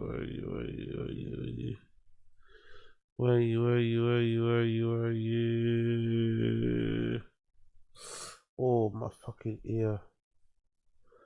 Where is it? Where are you? Where are you? Okay, it's not here. I don't know why. Bear with me a second. Bish bash bosh. Okay, cool. Let me just write it then. I'll just write it. Chappelle, right? Chappelle RHOND. Cool. Okay, let's just type this out because I want to quickly talk to you about this before we get into the other shit. Okay, there we go. There's a response, right? Cool. Where are you? Is that the one? Come on, where are you? Where is it? What's her name again? Cool, Catherine. Okay, let's put that over there. Let's get you over there. Let's get you over there. Cool. Harding. Cool. Come on, work, you cunt. Is that it? Have we got the right one? I've got the right one. Yes, I got the right one. Okay, cool. So, as most of you guys know, Chappell RHOND has been going through a little bit of an issue. Chappell RHOND has been going through a bit of an issue, right? This is it. Here we go. So, as most of you guys, this is a bit of a fun, weird one, random one, but it's still funny. So, Chappell RHOND, which is the girl here, you know her, pop star and stuff. She went through a bit of an issue in Brazil, where this young girl wanted to say hi to her, but allegedly Chappell RHOND's security guard told the young girl and her family to leave Chappell RHOND alone, which then caused the young girl to start crying. Now, the funny thing is about the story, the dad of this, or the stepdad of this young girl, is a very famous football player called Jorginho. He used to play for Arsenal. Is it Arsenal? No, Chelsea, sorry. He used to play for Chelsea and Arsenal too, right? Anyway, but he's moved to Flamengo now. A very famous Brazilian player called Jorginho's stepdaughter ran into CHAPPELL RHON. CHAPPELL RHON's security guards told her she can't say hi to CHAPPELL RHON. And then, you know, the girl started crying. And it's turned into one big thing. So let me go through the stages. So the first thing that happened was that the player went on the Instagram stories and called out CHAPPELL RHON for being rude, right? Called her out. That's CHAPPELL RHON there. That's a football player, Jorginho, who plays for Flamengo, the football club in Brazil, and also is a Brazilian international. So he went on his Instagram stories. He said the following. I went through a very upsetting situation with my family earlier today. My wife, Catherine Harding, is in Sao Paulo with our daughter for Lollapalooza. This morning, my daughter woke up incredibly excited. She even made a sign because she was happy to see an artist she really admires or used to admire, CHAPPELL RHON. By coincidence, they were staying in the same hotel as this artist. During breakfast, the artist walked past their table. My daughter, like any child, recognized her, got excited, and just wanted to make sure it was really her. The worst part is that she didn't even approach her. She simply walked past the singer's table, looked to confirm it was her, smiled, and went back to sit with her mum. She didn't say anything, didn't ask for anything. What happened next was completely disproportionate. A large security guard, probably black, came over to their table while they were having their breakfast and began speaking in an extremely aggressive manner to both my wife and my daughter, saying that she shouldn't allow my daughter to disrespect or harass other people. Honestly, I don't know at what point simply walking past a table, looking to see if somebody is there, can be considered harassment. He even said he would file a complaint against them with the hotel while my 11-year-old daughter was sitting there in tears. My daughter was extremely shaken and cried a lot. I lived with football, public exposure, well-known people for many years, and I understand very well what respect and boundaries are. What happened there was not that. It was just a child admiring somebody. It's sad to see this kind of treatment coming from those who should understand the importance of fans. At the end of the day, they are the ones who build all of this. I sincerely hope this serves as a moment of reflection. No one should have to go through this, especially not a child. At CHAPPELL RHON, without your fans, all caps, you would be nothing. And to the fans, she does not deserve your affection. And here's an image of the girl's sign, and obviously CHAPPELL RHON, the artist. So kind of wild, if true. If true, a pretty crazy situation, right? The little girl is in the city to go see CHAPPELL RHON perform at Lollapalooza. Just by coincidence, CHAPPELL RHON is also staying in the same hotel this little girl is staying in with her mum. Because this little girl is the daughter. Oh, no, by the way, her real dad, I think, her biological dad, I think, is Jude Law, if I'm not mistaken. I think this girl's biological dad is Jude Law, but her stepdad is Jorginho. So most likely, she's got a lot of understanding of how to talk to celebrities, right? So she's not going to go over there and bother her, but she wants to just double check and make sure that's the woman that she, you know, the girl that she likes. She walks past the table, she confirms it's her, and runs back to her mum, and they continue eating. Somehow, I guess you're not allowed to look at CHAPPELL RHON, right? I'm guessing you're not allowed to look at her. You're not allowed to look at her. You're not allowed to say, you're not allowed to like talk to her unless she's on stage, basically. You can't communicate or say anything to CHAPPELL RHON unless she's on stage. So she took offense to this little girl walking past her table and giving her a little glance. She told her security guard, hey, go and set that girl straight. The security guard comes over and says, don't harass my client. If you do, I'm going to file a police report. 11-year-old girl, right? Cool. Crazy situation. But in a way, I kind of like it because she's like, clearly, I get the feeling that CHAPPELL RHON hates being a celebrity, but she also loves it. She hates it, but she loves it. And I kind of don't mind that. I kind of don't mind there's like a bit of like a real personality there, right? Where she's like easily annoyed and pissed off and wherever else it may be. So I didn't mind that one. And then there was another post, which I thought was also kind of funny, where she gets on stage. Let's see if I can find it. And she thanks her security guard. Let me see if I can find it here. Hopefully I should have it. She comes on stage during her performance and she thanks her security guard while also pulling up the middle finger. Let me see if I can find that clip. There we go. See? So I kind of thought, you know what? It's kind of fucked up what she did to the little kid, but I kind of like how when some people have like, they don't give a fuck. Little kids can get it, fuck the little kids. So I kind of didn't mind this in a way. When she's on stage at Lollapalooza, she thanks her security guards. So, this is our 33rd show of the Damsels tour. I do not know when I'll be going on tour again, so this is the last one. I'm so grateful it's here. What a wonderful been all around the world. I'm so grateful, so thank you. And thank you to my crew and my security and my band and everyone behind the scenes. This takes a lot of people, so thank you. So, this is our 33rd show of... So she thanked the security, right? Which you think is a bit cheeky because the security are the ones that allegedly said what they said to that little girl. Well, she then responded. Right? And her response was a little bit pathetic, I think. A little bit pathetic, the response. Because she didn't really apologize. She didn't really seem that sorry. But she also tried to absolve herself of blame. So that's why I was like, you know what? I don't like her anymore. Because I think if you want to be a bitch, if you want to be like a celebrity bitch, like a Naomi Campbell, right? Naomi Campbell, like, you know, getting into fights with hotel cleaners, right? And just being a little bit of a cunt. I don't know, like a Madonna, like a bit of a diva. Be a diva all the way through. Don't lie in your bed trying to get sympathy, pretend like it wasn't you. No. Like, say, like, double down on your chest. Like, say, look, I don't give a fuck if it's a little girl. Leave me the fuck alone unless I'm on stage. You know what I mean? Double down on your bitchiness. But the fact that she was trying to play victim here, whilst also not really saying sorry, not the best person, this lady. Not the best person. I'm just going to tell my half of the story of what happened today with a mother and child who were involved with a security guard who is not my personal security. I didn't even see a woman and a child. Like, I did not, no one came up to me. No one bothered me. Like, I was just sitting at breakfast in my hotel. By the way, I know she's lying because in the story, they never said they bothered you.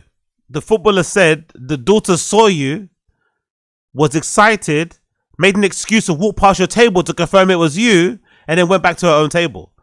The mother and daughter never came up to, they never said they came up to the table, never said they say hi. That's why everyone's so confused. That's why they're so upset. Because all she did was allegedly walk past the table to confirm it was you, and then your security guard threatened to fucking press charges.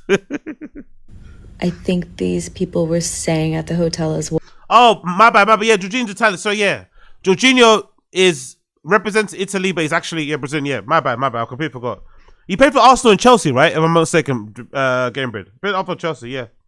Yeah, Arsenal, Chelsea, yeah, there you go.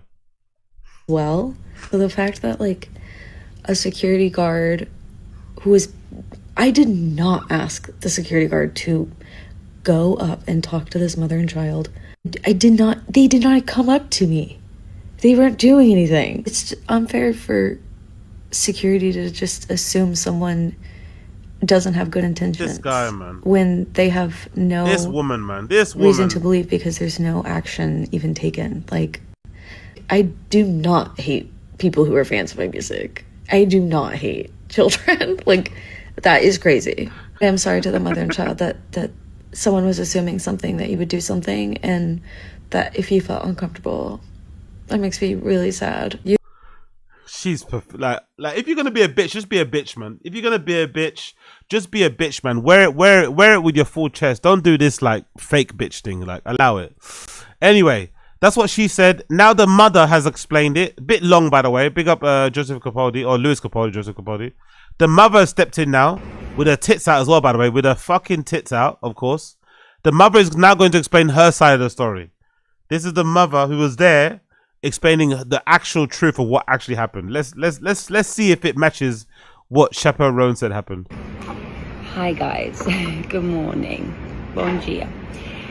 I wanted to say something because I'm getting so many messages about this now, and honestly I didn't realize it would get this crazy, but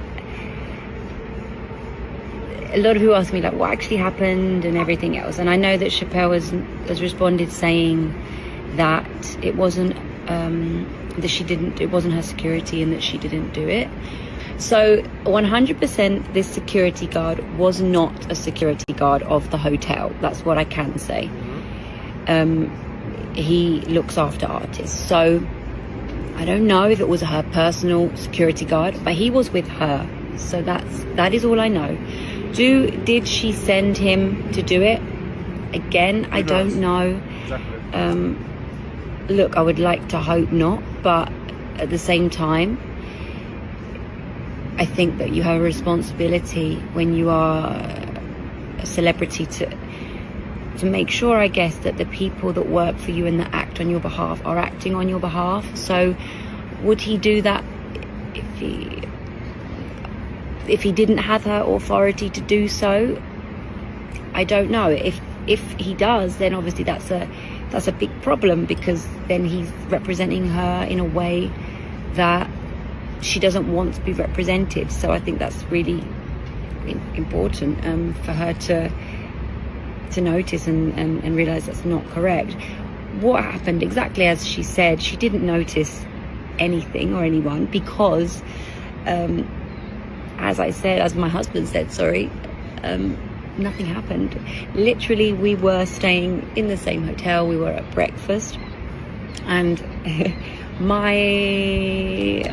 we noticed a girl walk past with long red hair, very curly, and I said to my daughter, "Oh, do you think that's CHAPPELL RHON?" And she looked and she said, "Oh my God, Mum, do you think it's her?"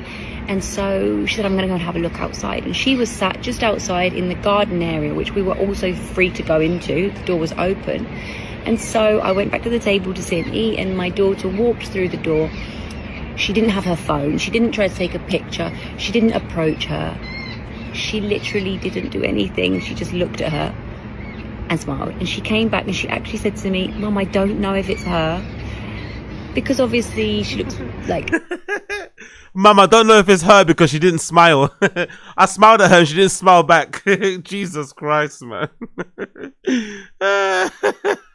You know, with her costumes and everything, she looks a little bit different. So I don't know. Maybe it's because I'm such a softie, but I kind of appreciate when people are assholes, because I could never imagine it like to a child.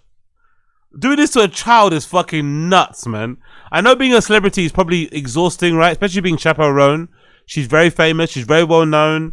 Like, I get it. It's probably really annoying being bothered all the time. It's probably so fucking annoying. But surely when a child comes up, you just have to like give them the time. Like, it's a kid, innit? You have to just make an effort. You have to just like, you know, let them off. Give them benefit of the doubt. But I love how she doesn't. It's kind of funny how she doesn't. My daughter said, "Oh my gosh, I'm not sure if it was her. I think it was her, Mum. It really, really looks like her, but I don't know. Maybe it's her sister." She said, "Maybe it's her sister." And I said, "Oh, I don't know, darling." And that was it. We continued our breakfast. And from... By the way, what type of luck is that, by the way, innit? What type of luck is that? Is that luck, or is that like knowing where to go out? Like, how do you go from Jude Law to Jorginho? Is that picking? Is that choosing or something? That's pretty decent, isn't it?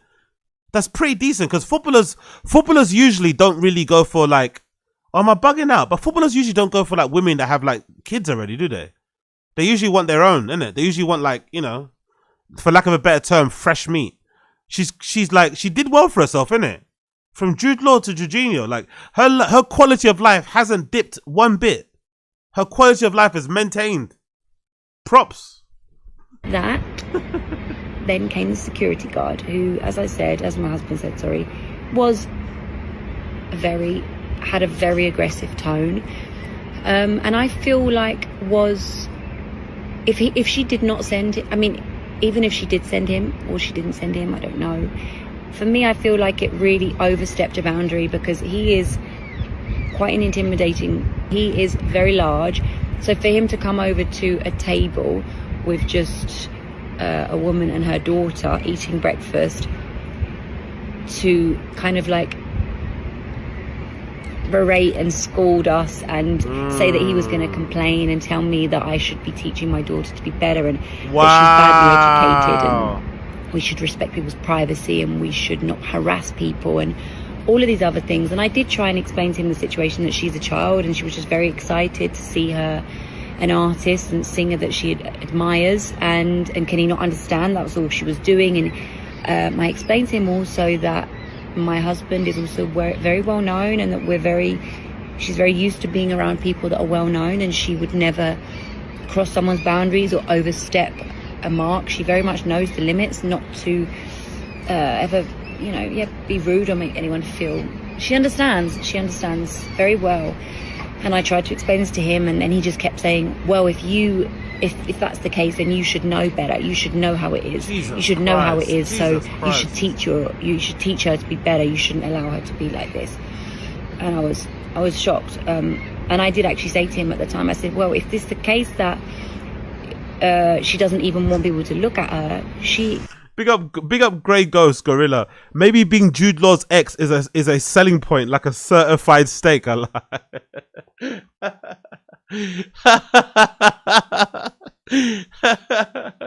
Great point made very, very well. Actually, good point made very, very well. Good point made very, very well. Yeah, because Jude Law knows ball. Jude Law knows ball. You trust Jude Law's taste, isn't it? Like, okay, if you used to be with Jude Law, I know you're good. Is very welcome to eat breakfast in her room, because this here is a public area and I am a paying guest as well as her. Yeah. So if I want to walk past someone's table and look at them, I have every right to do so. I am not approaching her. I'm not doing anything to make her feel intimidated or nothing. Like, it's an 11-year-old child. So yes, this is the last thing I'm going to say about this now, because it's getting a bit crazy. But lots of people are sending me messages like, is this true? But why are you filming this video? Like honestly, it's like, women are funny, innit? Women are so interesting, man. Women are so interesting. Is she a little bit jealous that her daughter's getting all this attention? So she decided to film this video this way. Like, why have you got your tits out like this? Why are you filming this way? Why are you looking at the camera the way you're looking at the camera? Like, wagwan. Like, how has she made this thing about herself? How has she, like, very subtly made this thing about her daughter getting blanked or getting kind of, you know, whatever, had a rude with sharp. How she made it about herself all of a sudden? Now we're all talking about her. Look at us in the stream chat. Look at us in the stream chat. We're all talking about her now. We're all talking about her.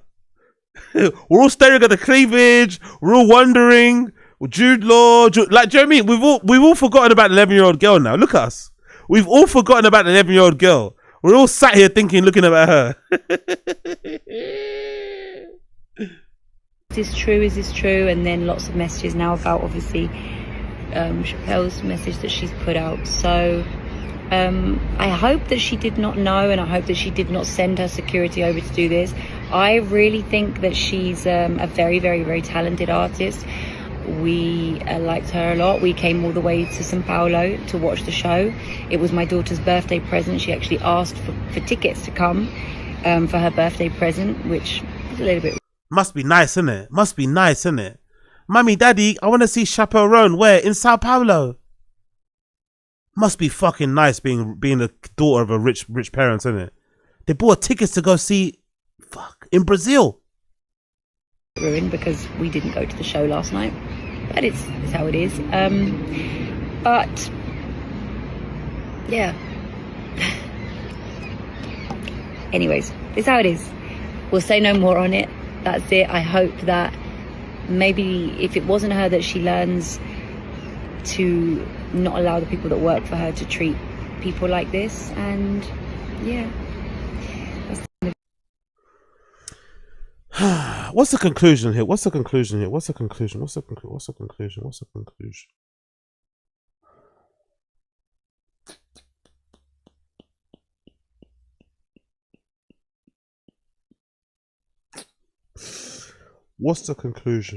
I wonder, right? Like, not to get all like armchair psychologists here. I wonder, like, is that, you know, this Chappell Roan girl, all of these rude interactions she's having with fans, do you think it's like a weird form of like self-sabotage? Is there a little bit of like an imposter syndrome thing going on there where you're like, you're not really wanting to accept or step into the role that you have of being like a star and whatever, and that comes with it. So you're like purposely like fucking it up for yourself, and because I don't really understand this. Like I honestly understand being sometimes rude or having your boundaries with like adults. Like, hey, I'm having a fucking piss. I'm eating, no pictures. I'm with my family. Like get fucked, you know? But surely when you see a kid, when you see a child, you know, you be a bit more accommodating. I think that's perfectly fine. Telling paparazzi to go fuck themselves, telling paparazzi to stop shouting at you, understandable. Telling fucking those signature scalpers and all those guys that stalk you outside the hotels to go fuck themselves, understandable. But when a little girl walks past your table, like, really? Like, you don't even have to say hi. You can't just quickly smile, wave or something? Because I don't know about that girl. I don't know about that little girl. She's only 11. She's only 11, right? But I know if that was me, I am burning every piece of Chappell Roan stuff I have in my room. I don't know about that little girl, but if that was me and I saw somebody that I liked, somebody that I looked up to, and I had that type of interaction, I am never listening to you ever again. If anything, I'm your biggest hater now. I could never look at you the same way. So why would you do that? You know, like why? Why would you do that to somebody that loves and adores you, and now suddenly you've birthed a fucking hater? Overnight, you have birthed one of your biggest fucking haters ever now. I could never listen to you again. So I don't know, like, and she's making like I don't know. I'm trying to understand, or maybe she just might be a cunt. That might be it. The explanation. Maybe this Chappell Roan girl is just actually deep down a bit of a cunt. You know how they say.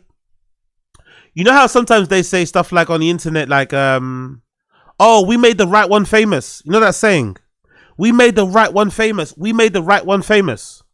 Maybe in this case, we made the wrong one famous. You know, sometimes, like, an asshole becomes successful. She might be that person. She might have always been an asshole, but she just, you know, she got famous and she's still the asshole. And then we're seeing it play out in real time. Big up A. Martinez. The plot of Incredibles in 2004. Created villain. Exactly.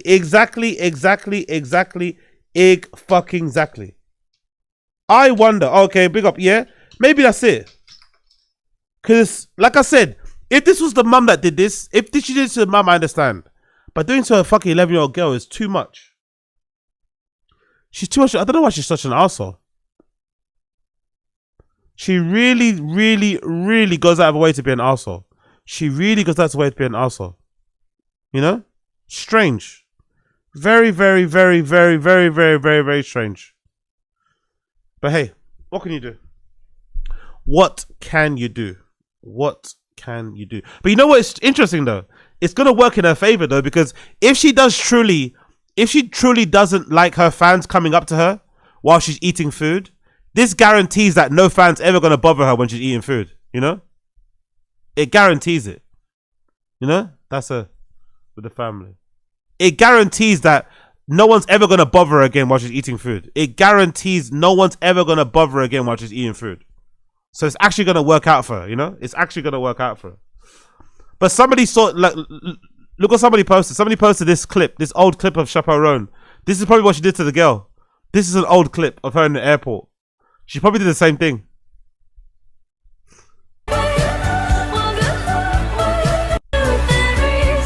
Oh shit! Isn't that the Messi security guard?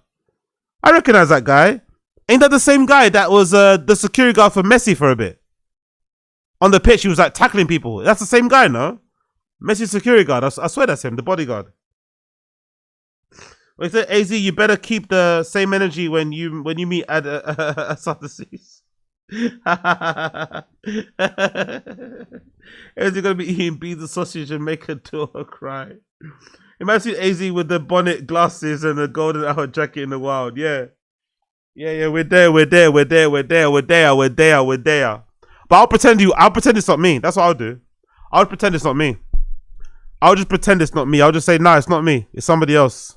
I'll just pretend it's not fucking me. But yeah, man, crazy. Absolutely crazy. Absolutely fucking crazy. whatever you can do. Big up that Chappelle Roan girl. She's a fucking psychopath. She is absolute psychopath. Yeah, exactly. Exactly. She definitely did that shit. You can tell she literally trying hard not to laugh. Yeah. She don't care, man. Fuck them kids. She don't give a fuck about them kids, bro. She don't give a fuck about them kids. Ay.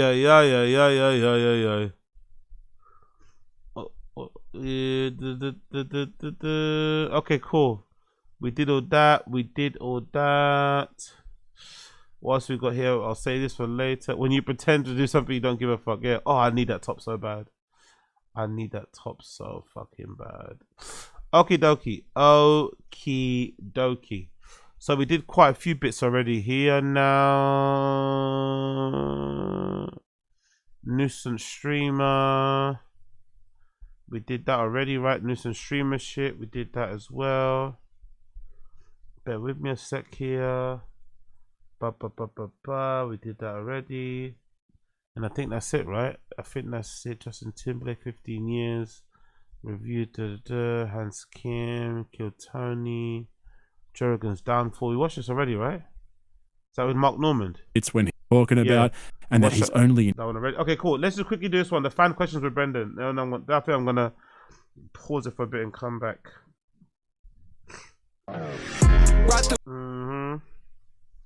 What's this? UFC fan questions. McGregor fight fan comeback.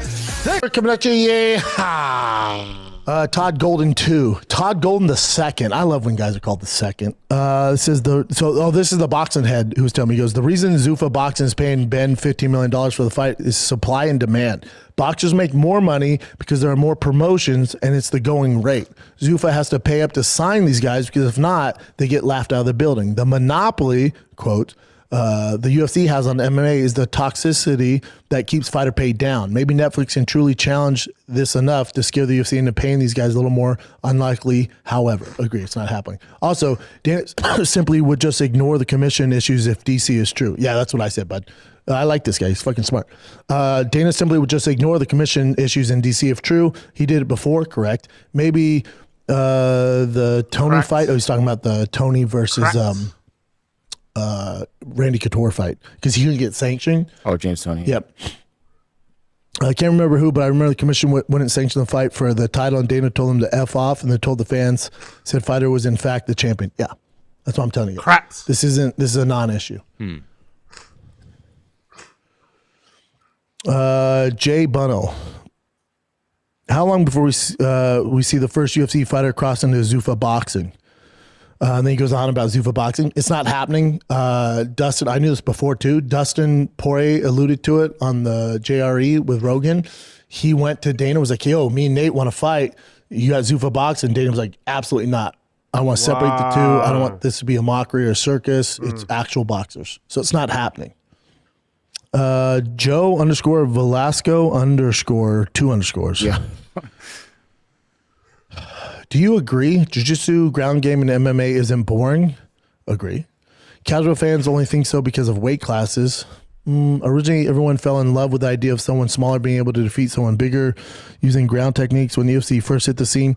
He's referring to like Royce Gracie. That was because it was new. We haven't seen anything. So it was like, holy shit, this guy's an alien. Chemo. Yep. Yeah. Casual fans loved David versus Goliath fights when smaller guys were able to defeat bigger guys in jiu-jitsu. Those days are over, buddy, because now the bigger guys are black belts. Like Royce was successful because no one knew what the fuck was going on. But now you have wrestlers who are aware of submissions and you're fucked. Over time, the spark has been lost. Fans only want to see knockouts when two fighters appear to be the same size. Yeah, I see what you're saying, brother, but the game's also evolved where legit you have big guys like myself, black belts, you have Frank Mir, big guys who know they're privy to the game. So the smaller guy, even if he is a black belt, it's just size does matter when they're both skilled in that respect of the sport. So if you have an elite black belt who's 135 pounds versus a normal black belt who's 205 pounds, that 205 guy is going to fuck him up. Yeah, Tom Aspinall. Fuck him up.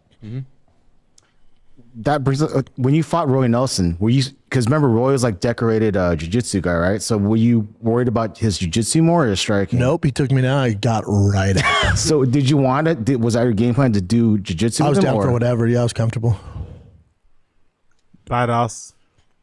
Hamzimmer 1510. Why are guys from Ryzen doing so well in the UFC like Yuri, Manuel Cape, Horiguchi, Tira? Is it because they have performed at big shows with 50,000 attendance? Same with KSW like Jan and DDP? Thanks. Yeah. So notice I will never say guys from Ryzen or KSW are going to struggle in the UFC. They're so much more battle tested than the Bellator guys. They just are. They're facing such good competition. They're basically, what they're doing is they're basically fighting in like the, I don't want to say it's the minors because it's even higher level than that, but to equivalent to baseball, they're in the minors facing guys who they're going to see in the pros.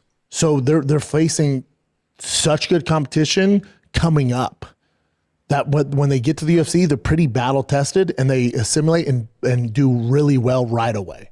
They do great because they're facing way tougher competition out there in Ryzen, out there at KSW, and most of the really good guys are from KSW, are from Ryzen, are from, like Patty was able to do well because he came up in that system over there. And was it Cage Warriors? Cage Warriors. Like Cage Warriors has great elite. All right, shut up. Anyway, let's skip this. A little bit of chin, and I'm gonna do Mark Norman, and I'm gonna bounce. Let's do that because then I think I might, if I got some time, I'll do a fucking Taz. So let's do a chin.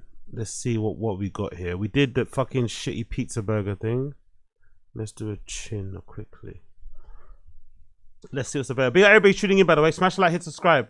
Smash the like, hit subscribe. Smash the like, hit the fucking subscribe. How many likes do I have anyway? How many likes do I have? Let me see.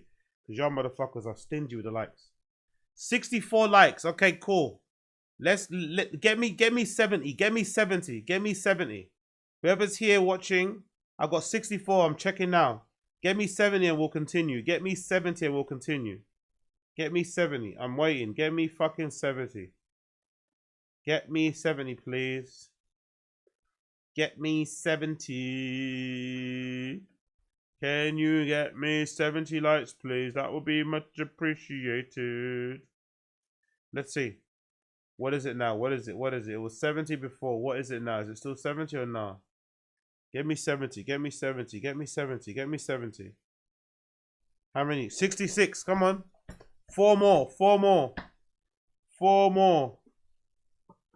Yeah, we're getting DSP with it, man. We gotta do this, man. We gotta do this. We gotta do this. Don Dutta, we gotta do this. We gotta hit the metrics.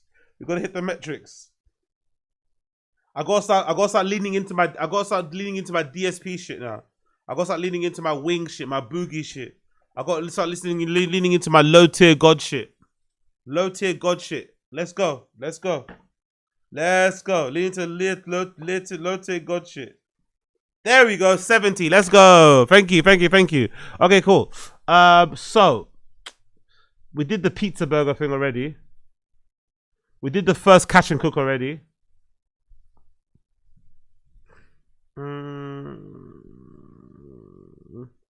We did the catch and cook. We did the first catch and cook. We did that. What should we do? We did. I think we did that already. My life in the podcast. We did that one already there.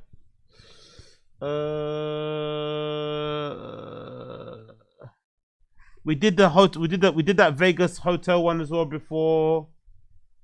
We did all of. We did quite a lot of these. You know, I'm not gonna lie. We've done quite a lot of these motherfuckers. We've done quite a lot. We've done the, which one did we do? Sugarfish. I feel like we've done that one too, haven't we? Or we can maybe do this one. New vlog part 2, Conspiracy Social Club and Sugarfish Sushi. Maybe let's do this one. Let's do this one. Let's do this one. Let's do this one. All right, man. This is Friday now. It is Friday. I don't even know the actual date, but it's the same week. We just did the Thick Boy clothing shoot yesterday. And yeah, Zach is Mr. Girl. Let's get some support. Let's get some support. Likes. Actually, I think I'm pretty sure I saw a clip of DSP asking for hypes. I'm pretty sure. I'm pretty sure I saw a clip of DSP begging for hypes. I'm pretty sure. I saw him, come on, we need some more hypes or something. I'm sure. Maybe it's AI, but I'm sure I saw a video of him begging for hypes. Like, Jesus Christ. There's not a limit that guy won't beg for, man. Fuck, you know. The guys want to do another bonus episode today, so all the equipment that I brought back to test, I'm bringing it back to the studio. All this madness, I'm gonna beanie there too. But the switcher, HDMI cables, okay, basically everything. I gotta bring everything back, and I'll try to film stuff at the studio as well, and then make a vlog out of the 3 or 4 days that I've been recording myself and the team and everybody. All right, talk to you later. We're back at work. Look at Kevin. Look at his shoes. Look at my shoes. What do you call them, the Matt Barnes specials? The Matt Barnes gift specials, because he gave me a whole box of shoes. Really nice guy. I love Matt Barnes. He didn't give me any shoes. Well, he was at, well, what size are you? I'm size 14. He's I also forgot, size 14. Gigantic troll feet. But nice looking troll feet. 180 is nicer. All right, I'm all set up here. Audio's going. Switcher's going. Controls going. They're living good, man. But there's an issue where the program feed. They were living Sony good. cameras is a little choppy for some reason. GH5 is perfectly fine, but the Sony cameras are choppy. I don't get it. You can tell there's a lot of money invested in it. Now looking back at it, the different set designs, you can tell they had a lot of money in it. They were getting paid a lot of money for this fucking thing. Because now they definitely can't afford all this shit. I don't think so. There's definitely a lot of money invested in this stuff. The fucking salaries, all the random people. J Schaub, big J Schaub. With this camera and that camera, for some reason, the freaking program feed is choppy. If anyone knows what that is and how you could fix it or how I could fix it, please let me know. Show's gonna start in about 10-ish minutes, and I'm probably gonna have to manually cut all these camera angles, which sucks, but I gotta find out what's wrong.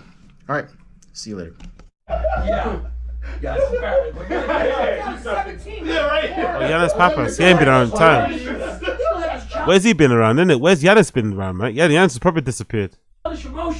Actually, is HIA still on? Is that still a show? They still do that? I used to actually enjoy that. HIA, is that still on? HIA. Let me double check. Is that still there? History hyenas. They still do that? Or no? Don't ever see that on my feed in ages. Oh, they still. Oh, fucking hell! They still record that. I had no idea this was still. I don't see it on my feed at all anymore. Fuck. This used to be a really good show, man. History hyenas. What happened? What's up, Simon Rex. Okay, they're still around. They're still doing their thing.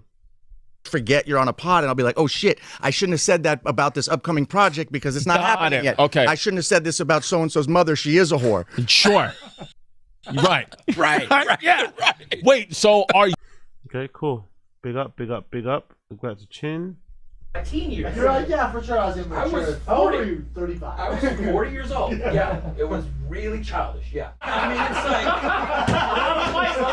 it's like... Show's officially done. Good old days. Cameras are getting put away. I'm gonna start editing. Jay's gonna leave back to Denver See you guys. eventually. Cat's gonna do something fun on the weekend. I don't know. Why do you make it? Are you doing something fun? No.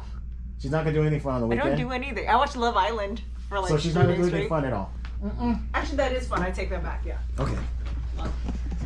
And I'm gonna be editing. Talk to you later. All right, we're all set. Heading out right now. Audio's already uploaded. And then, oh, dang it. That's what. Now we see why he breaks everything, innit? Very clumsy guy. For a production guy, he's very clumsy, innit?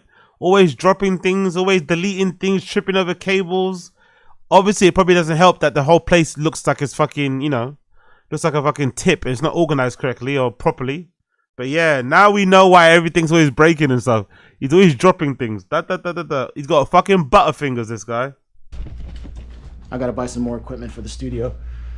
Another lens, some tripods, because the ones that we have right now are not good enough. And, I don't know, just a bunch of other stuff. And I have to keep it under our budget, which is, I'm not gonna say.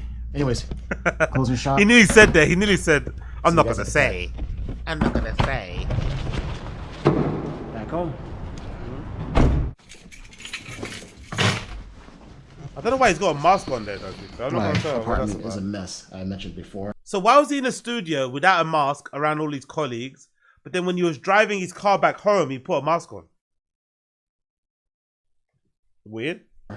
Because I'm still fairly newly moved in, just barely moved in. That's my security light, so don't you try. All right, let me get my stuff put away. Alrighty, home now. It's at 5%. Still working. Exported. Still and guess working. what? While I was editing, Still TV working. came in. I'll show you this bad boy. Or bad girl, or bad thing. There it is, 70-inch LG. I know you're thinking, wow, that's freaking crazy. It's expensive. For a smart TV, for a 70-incher, it's actually not that expensive. It's like $5.99, somewhere around there. And that's the stand I got for it. And that cost $119 from Amazon. Fucking hell. All right. We just ordered SUGARFISH, and guess who's here? Hi. Oh shit, Jobo! Long time. Wow. What a throwback. Just ordered SUGARFISH, and guess who's here? What a throwback. Jobo. God damn, we seen that in time, man. Good to see you, girl. Good to see ya. Good to see ya, Jobo. Long time no see, girl. Maybe the last serious girlfriend Chin had, I think, right? I doubt it's the last girl he's ever touched. I wouldn't go that far. I'm not gonna go as far as saying it's the last girl he ever touched, but I think it's the last serious girlfriend he had for sure. For sure. And I think, if I'm not mistaken, I have a feeling he scared her off. I have a feeling his immaturity. I have a feeling his lack of life skills, right? I have a feeling he's fucking his a la carte, his condom a la carte, right? His condom fish delicacy didn't sit right with her. You know, she ran for the hills. That's the feeling that I get. Maybe it's different. Who knows? Maybe Chin broke up with her. That'd be really funny though.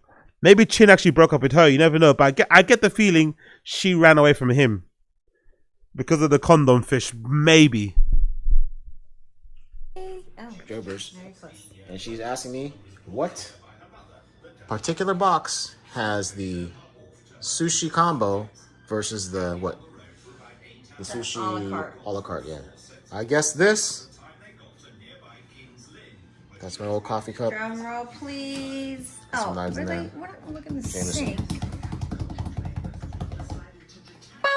Yeah, I knew it. Oh, wait. I didn't know it. Yeah. Wait, I did know that. Okay. No, yeah. this is the set. All right, cool. It comes with hand rolls. It comes with edamame. So I got it. Yeah. Oh, yeah. So that's the magic symbol. The sticker. Yeah. Big up Koila. Last alive girl he touched is fucking crazy. Jobo's still back in that hotel room alone for sure. For sure. And it's set. Yeah. But this looks amazing. Yes, as per usual. Do you think this is a lot of food for two people? I'm always curious. I say no. A lot. Come on, man. That's not minor. Girls in the On appetites. the border of just right to a little too much. There's more than there's nothing wrong with that. Perfectly splendid. All right, we shall eat. Well, hello again. It is Saturday, January 16th, Saturday morning. I'm headed off to go see Brian and Sam. They have a new studio now, and I'm gonna help them produce maybe just a couple more shows before they get a full-time producer. I think they have one already, but he's not able to do all the shows right now, so I'm gonna come. Honestly, man, why did he move to Austin? He had like a rich fucking social life, innit? He was chipping in, helping out friends, producing their shows. He had a girlfriend for a period of time. He was always going out for Korean barbecue with his friends, drinking with the T-Fat K crew people. He had a rich, somewhat nice social life. Now he's in Austin and he barely leaves his house, innit? He doesn't go downtown, doesn't hang out, no one to hang out. He does his podcast with his friends via fucking Skype and shit. Damn. Come in and help out, so I might show you guys some stuff in there. Let's see what the studio looks like. And if you don't know, I've been producing Brian's show, Conspiracy Social Club with Sam, since it began. So I've produced like 26 other shows already. Congratulations. And it's just really, really tough for me to do that job as well as do all the other jobs I do. So you know, I can't come in all the time when they need me, so that's why they need a new producer. And that show's been so much fun. The fans have been great. It'd be cool to see the guys today for a little bit. See you guys there. I am here. I'm not sure if I'm in the right place, but I parked in the back of the address Brian gave me. Just waiting on Brian to let me know what to do next. Talk to you in a bit. There he is. There's the... Yeah, big up, what's that? Big up Bastion or Bastiana. The only thing on his resume is Brendan Schaub. He's unemployable. That's true. But I think he's more unemployable because of he's not that good at his job. That's a problem. I think the unfortunate thing for him is that he's been working so long at this job, he should be at a higher level. That'll be the problem, you know? His years of experience don't match the quality of his work. I don't think he's completely unemployable, but I think if you look at somebody that came with like 10 plus years, you expect higher quality level of work, you know? Higher finish, whatever. So it's just, you know, it's okay, but it's not at the level that he probably should be. Man himself. And to be fair as well, I don't even know what the job market is like for producers. Maybe it's super competitive. I don't know. Maybe it might be super competitive out there. So he might be good, but there also just might be too many unemployed people looking for jobs. It's hard to kind of break through. So he has to probably go down with the ship with Brendan. He has no other option. He probably has to go down with the shop. Brendan will come out his Tesla, of course. Yeah, baby. What's up, buddy? What's going on, Brian? How much? How are you? Good. Let me close this up. Good to see you too, man. All right, Brian's new studio. Oh, yeah. Oh, yeah. Man Dragon Productions. We don't fuck around. Left my iPad here. Good job, Brian. Yeah, mugs. Mugs. We got some mugs. FDA approved. FDA approved. You have that? Huh? Yeah. I do find it funny how Brian Callen's studio for his own podcast in Austin is better than the T-Fat K one, isn't it? I know he rents it probably, but it's just funny. My girlfriend's idea. All right. Me jumping in the air at the Comedy Store. Sweet. Now let's get to work. He gets some zip, and he can't figure out why he's losing hydraulics. Brian, I just want you to know something. When you pass on and you meet at breakfast the chicken snake guy, and he tells you why you're coming back as the chick who blows donkeys at the donkey show, he's gonna run just every highlight from the show where you disrespected the fucking universe we live in. When I go back on Bob Lazar, I get people going, "You piece of shit! You don't know shit about Bob Lazar. You fuck!" I'm like, I think Bob Lazar was showing that stuff so he would go tell everybody. well, I think Bob Lazar saw shit. I've talked to Rogan. I just realized, by the way, Man Dragon Productions. I just realized Man Dragon Productions. You know. So is that his LLC? Is that his production company? Man Dragon Productions. Do they have a website for it? Let's see. Is it Brian Callen's face like doing the Man Dragon thing? That's hilarious, man. Man Dragon Productions. Oh, there. Yeah, is that it? Is that it? Film Mandarin. No, that's UK. That's UK. Okay. Man Dragon Films? No. Nope. Old Lit team doing well. Man Dragon Productions, no joke. What's this? One more time. What was that? Man Dragon's gonna be funny as fuck. Jesus Christ. Why is he so like obsessed with this Man Dragon thing? I don't understand why even like this is a thing. Is that him? Man Dragon, where boring videos go to die. Man Dragon Films. That's not. Is that not the one? Not much information out there, is there? Let's do Man Dragon Productions, Brian Callen. Not much information out there about Man Dragon Productions. Who would have guessed it? Who would have guessed? Not the most in-demand thing in the world, Brian Callen. Okay, not much going on there.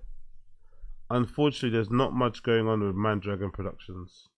Man Dragon Productions is not the most well-known thing in the world. About it in depth. I think he saw things he couldn't explain. That doesn't mean that the U.S. government doesn't have awesome technologies like drones back then. that would have been like, oh shit. What are you become possessed by Sammy Davis Jr.? Yeah, like that, like that. Do you know Sammy Davis Jr. worshipped Satan? I know he had a glass eye. No, he worshipped Satan. You know, he did worship Satan. Who worships Satan? Dude, Like, Sammy Davis Jr. straight up told Eddie Murphy he worshipped Satan. I don't believe that. This is for vlogs. See? Chin, I miss you, dude. I miss you too, bro. Chin, you know, when I talk about Asians on the show, I do it with nothing but respect for you. That's all I feel. And I love you. And anytime I think of Asians, I think about how much I love you. Thanks, Sam. I do, buddy. I miss you. I miss you too. Always a pleasure, bud. All right, so that's a wrap. Just gonna pack up all my stuff and then put everything else back and connect everything the way it was before when I got here. And I'm back home.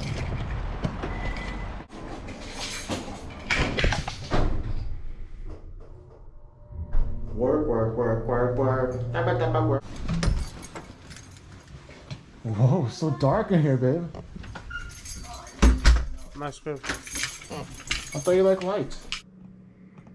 Nice crib. My baby doll made some delicious. He ain't like that no more, is he, eh? He's not eating like that anymore, is he? That looks fucking delicious. Chin is not eating like that anymore, is he? He's not eating like that anymore. He's not eating like that anymore. Like, taste it. What is this called? This is Hawaiian garlic shrimp. Hawaiian garlic shrimp. Okay. Just grab one. It's hot. Mm. Hot and spicy. Ooh. Yeah, to be fair, yeah, I didn't spot that actually. Big up Coiler, I didn't spot that at first. Big up Coiler, damn, just a whole body, yeah. I didn't spot that. I did not spot. My big back was staring at the fucking prawns. My big back was focused on the prawns. But yeah, you're right.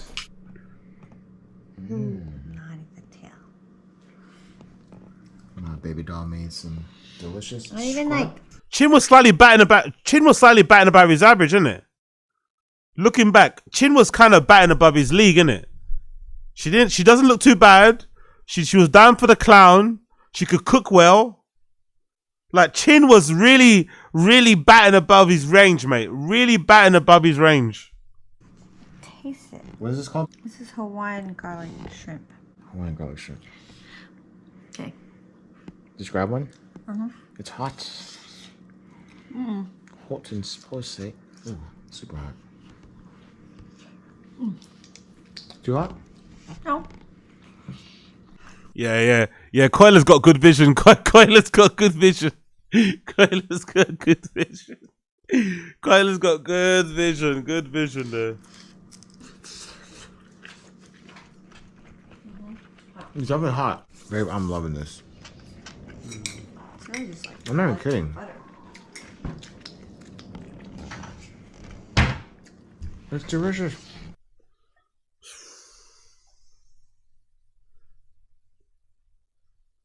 You come back home from a long, hard day at work and your missus is dressed like this, most people are going to put the camera down, no? You come home from work and your missus is dressed like this. Your lady's dressed like this. Your lady's dressed like this and she got some prawns on the table.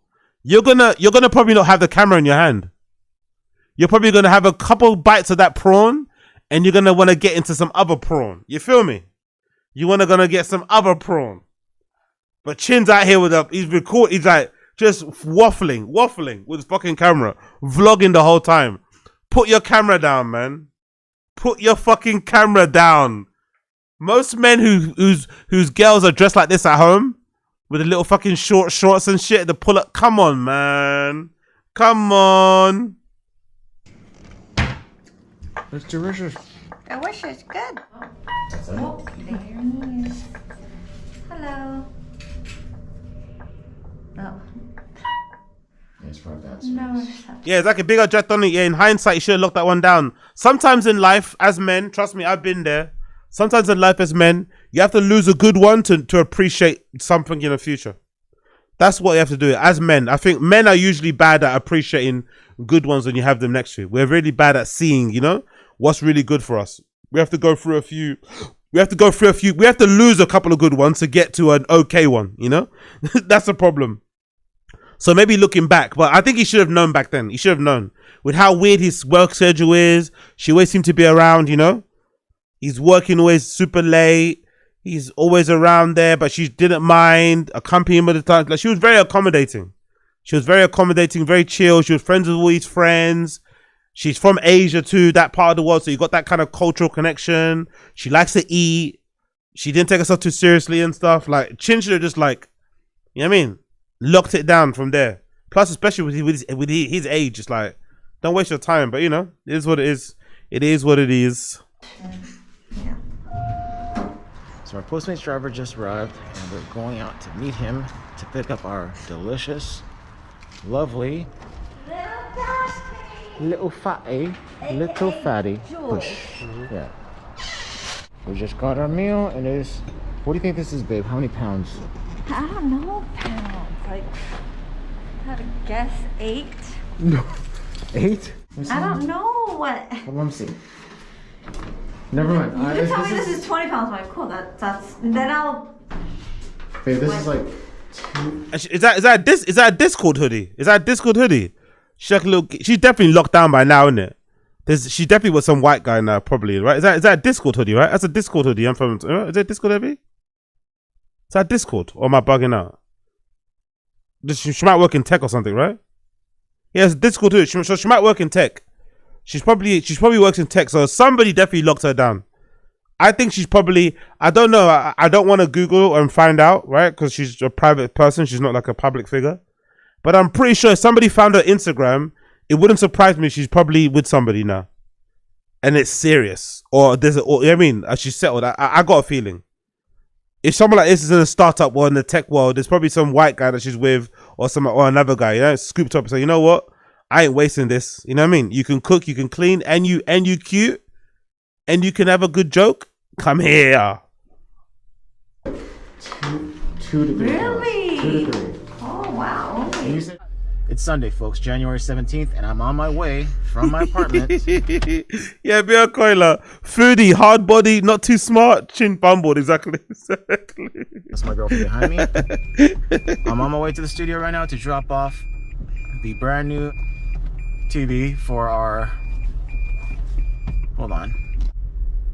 As I was saying, we're on our way to the studio right now to drop off this big ass TV because we bought a brand new, basically smart TV for all the current events and stuff like that that we watch, and it's a lot bigger so everyone can see it clearly. I know Chappelle has some issues and he squints a lot when he tries to look at the current events. So it just arrived to my apartment complex. I didn't want to deliver it to the studio because chances are we might not be there when it gets there. So we're using my girlfriend's CRV to pack it up, and then we're going to drop it off at the studio. I'll set it up real quick. It shouldn't be that hard. And then we'll have a brand new TV for the studio. All right, see you there. You okay? Yeah. Okay. Here's the stand.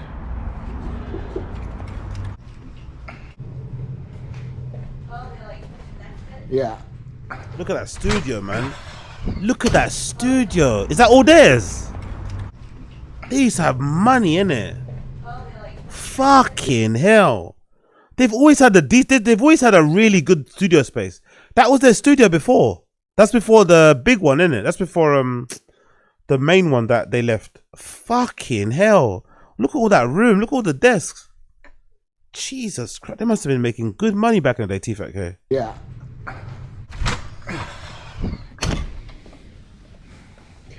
Another set, yeah, once. Yeah. Because there's a trash can right there that people throw food in. She like Collar said, foodie, hard body, not too smart, was down to hang out and help you with your work stuff. Like, you know what I mean? Like, god damn it, Chin. God damn it, man. Should have tied that one down, brother.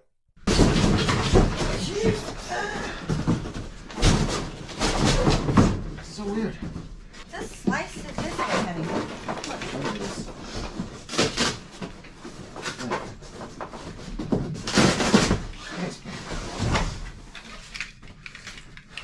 $9.5? Yeah, I'm a 9.5. Yes, you are. You got it? Yeah.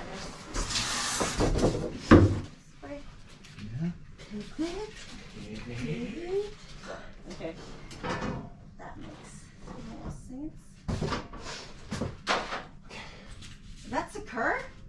Well, no, I have to put the little things in too. Yeah. Right now, that's all we need to do. Really, honey? Yeah. Sugar. Wow, that seems.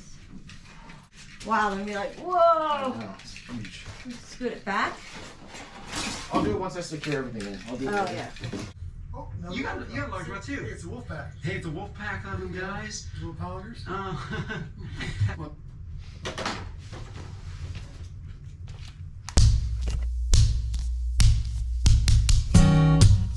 Yeah, fuck that shit. But yeah, big up Chin, man. Big up fucking Chin. Big up fucking Chin. Big up fucking Chin. All right, cool. I'm gonna quickly play maybe not the whole thing, or maybe 10 minutes or something. Then I'm gonna bounce. I'm gonna do the Mark Norman thing. Now I'm gonna play a little bit of it on Kick. So if you want to join me, come join me on Kick. I'm gonna end the stream here on YouTube, but I'll continue over there on Kick. So if you want to join me on Kick, you can find me at my URL, which is in the description. I think it should be kick.com/Agostino Zinga, kick.com/Agostino Zinga. I'll get the link for you here. Let me see if I can find it for you. Bear with me a second. I'll play like 10 minutes of it. Then I'm going to bounce and get some food. So let me just play a little bit for you on here. So it's not like a honey dick session. Let me do a bit of the Mark Norman thing. So I'll play the thing. So bear with me a second. I've got the link here. So I'm going to do a little bit of, what's it called? I'm going to do a little bit of Mark Norman Netflix special on Kick for a little bit. So if you want to be there, I'll probably be for 10 minutes. It won't be for super long, but about 10 minutes or something. Then I'm going to bounce and get some food. So big up everyone for tuning in on the YouTube side of things. I appreciate you. Thank you for tuning in on the YouTube side of things. I appreciate it. Thank you for tuning in on the YouTube side of things. I appreciate you. I'll see the rest of you guys later on YouTube, but I'm continuing on fucking Kick. Peace, everybody, YouTube. Enjoy ya. Bye, bye, bye, bye, bye, bye, bye, bye, bye, bye, bye, bye.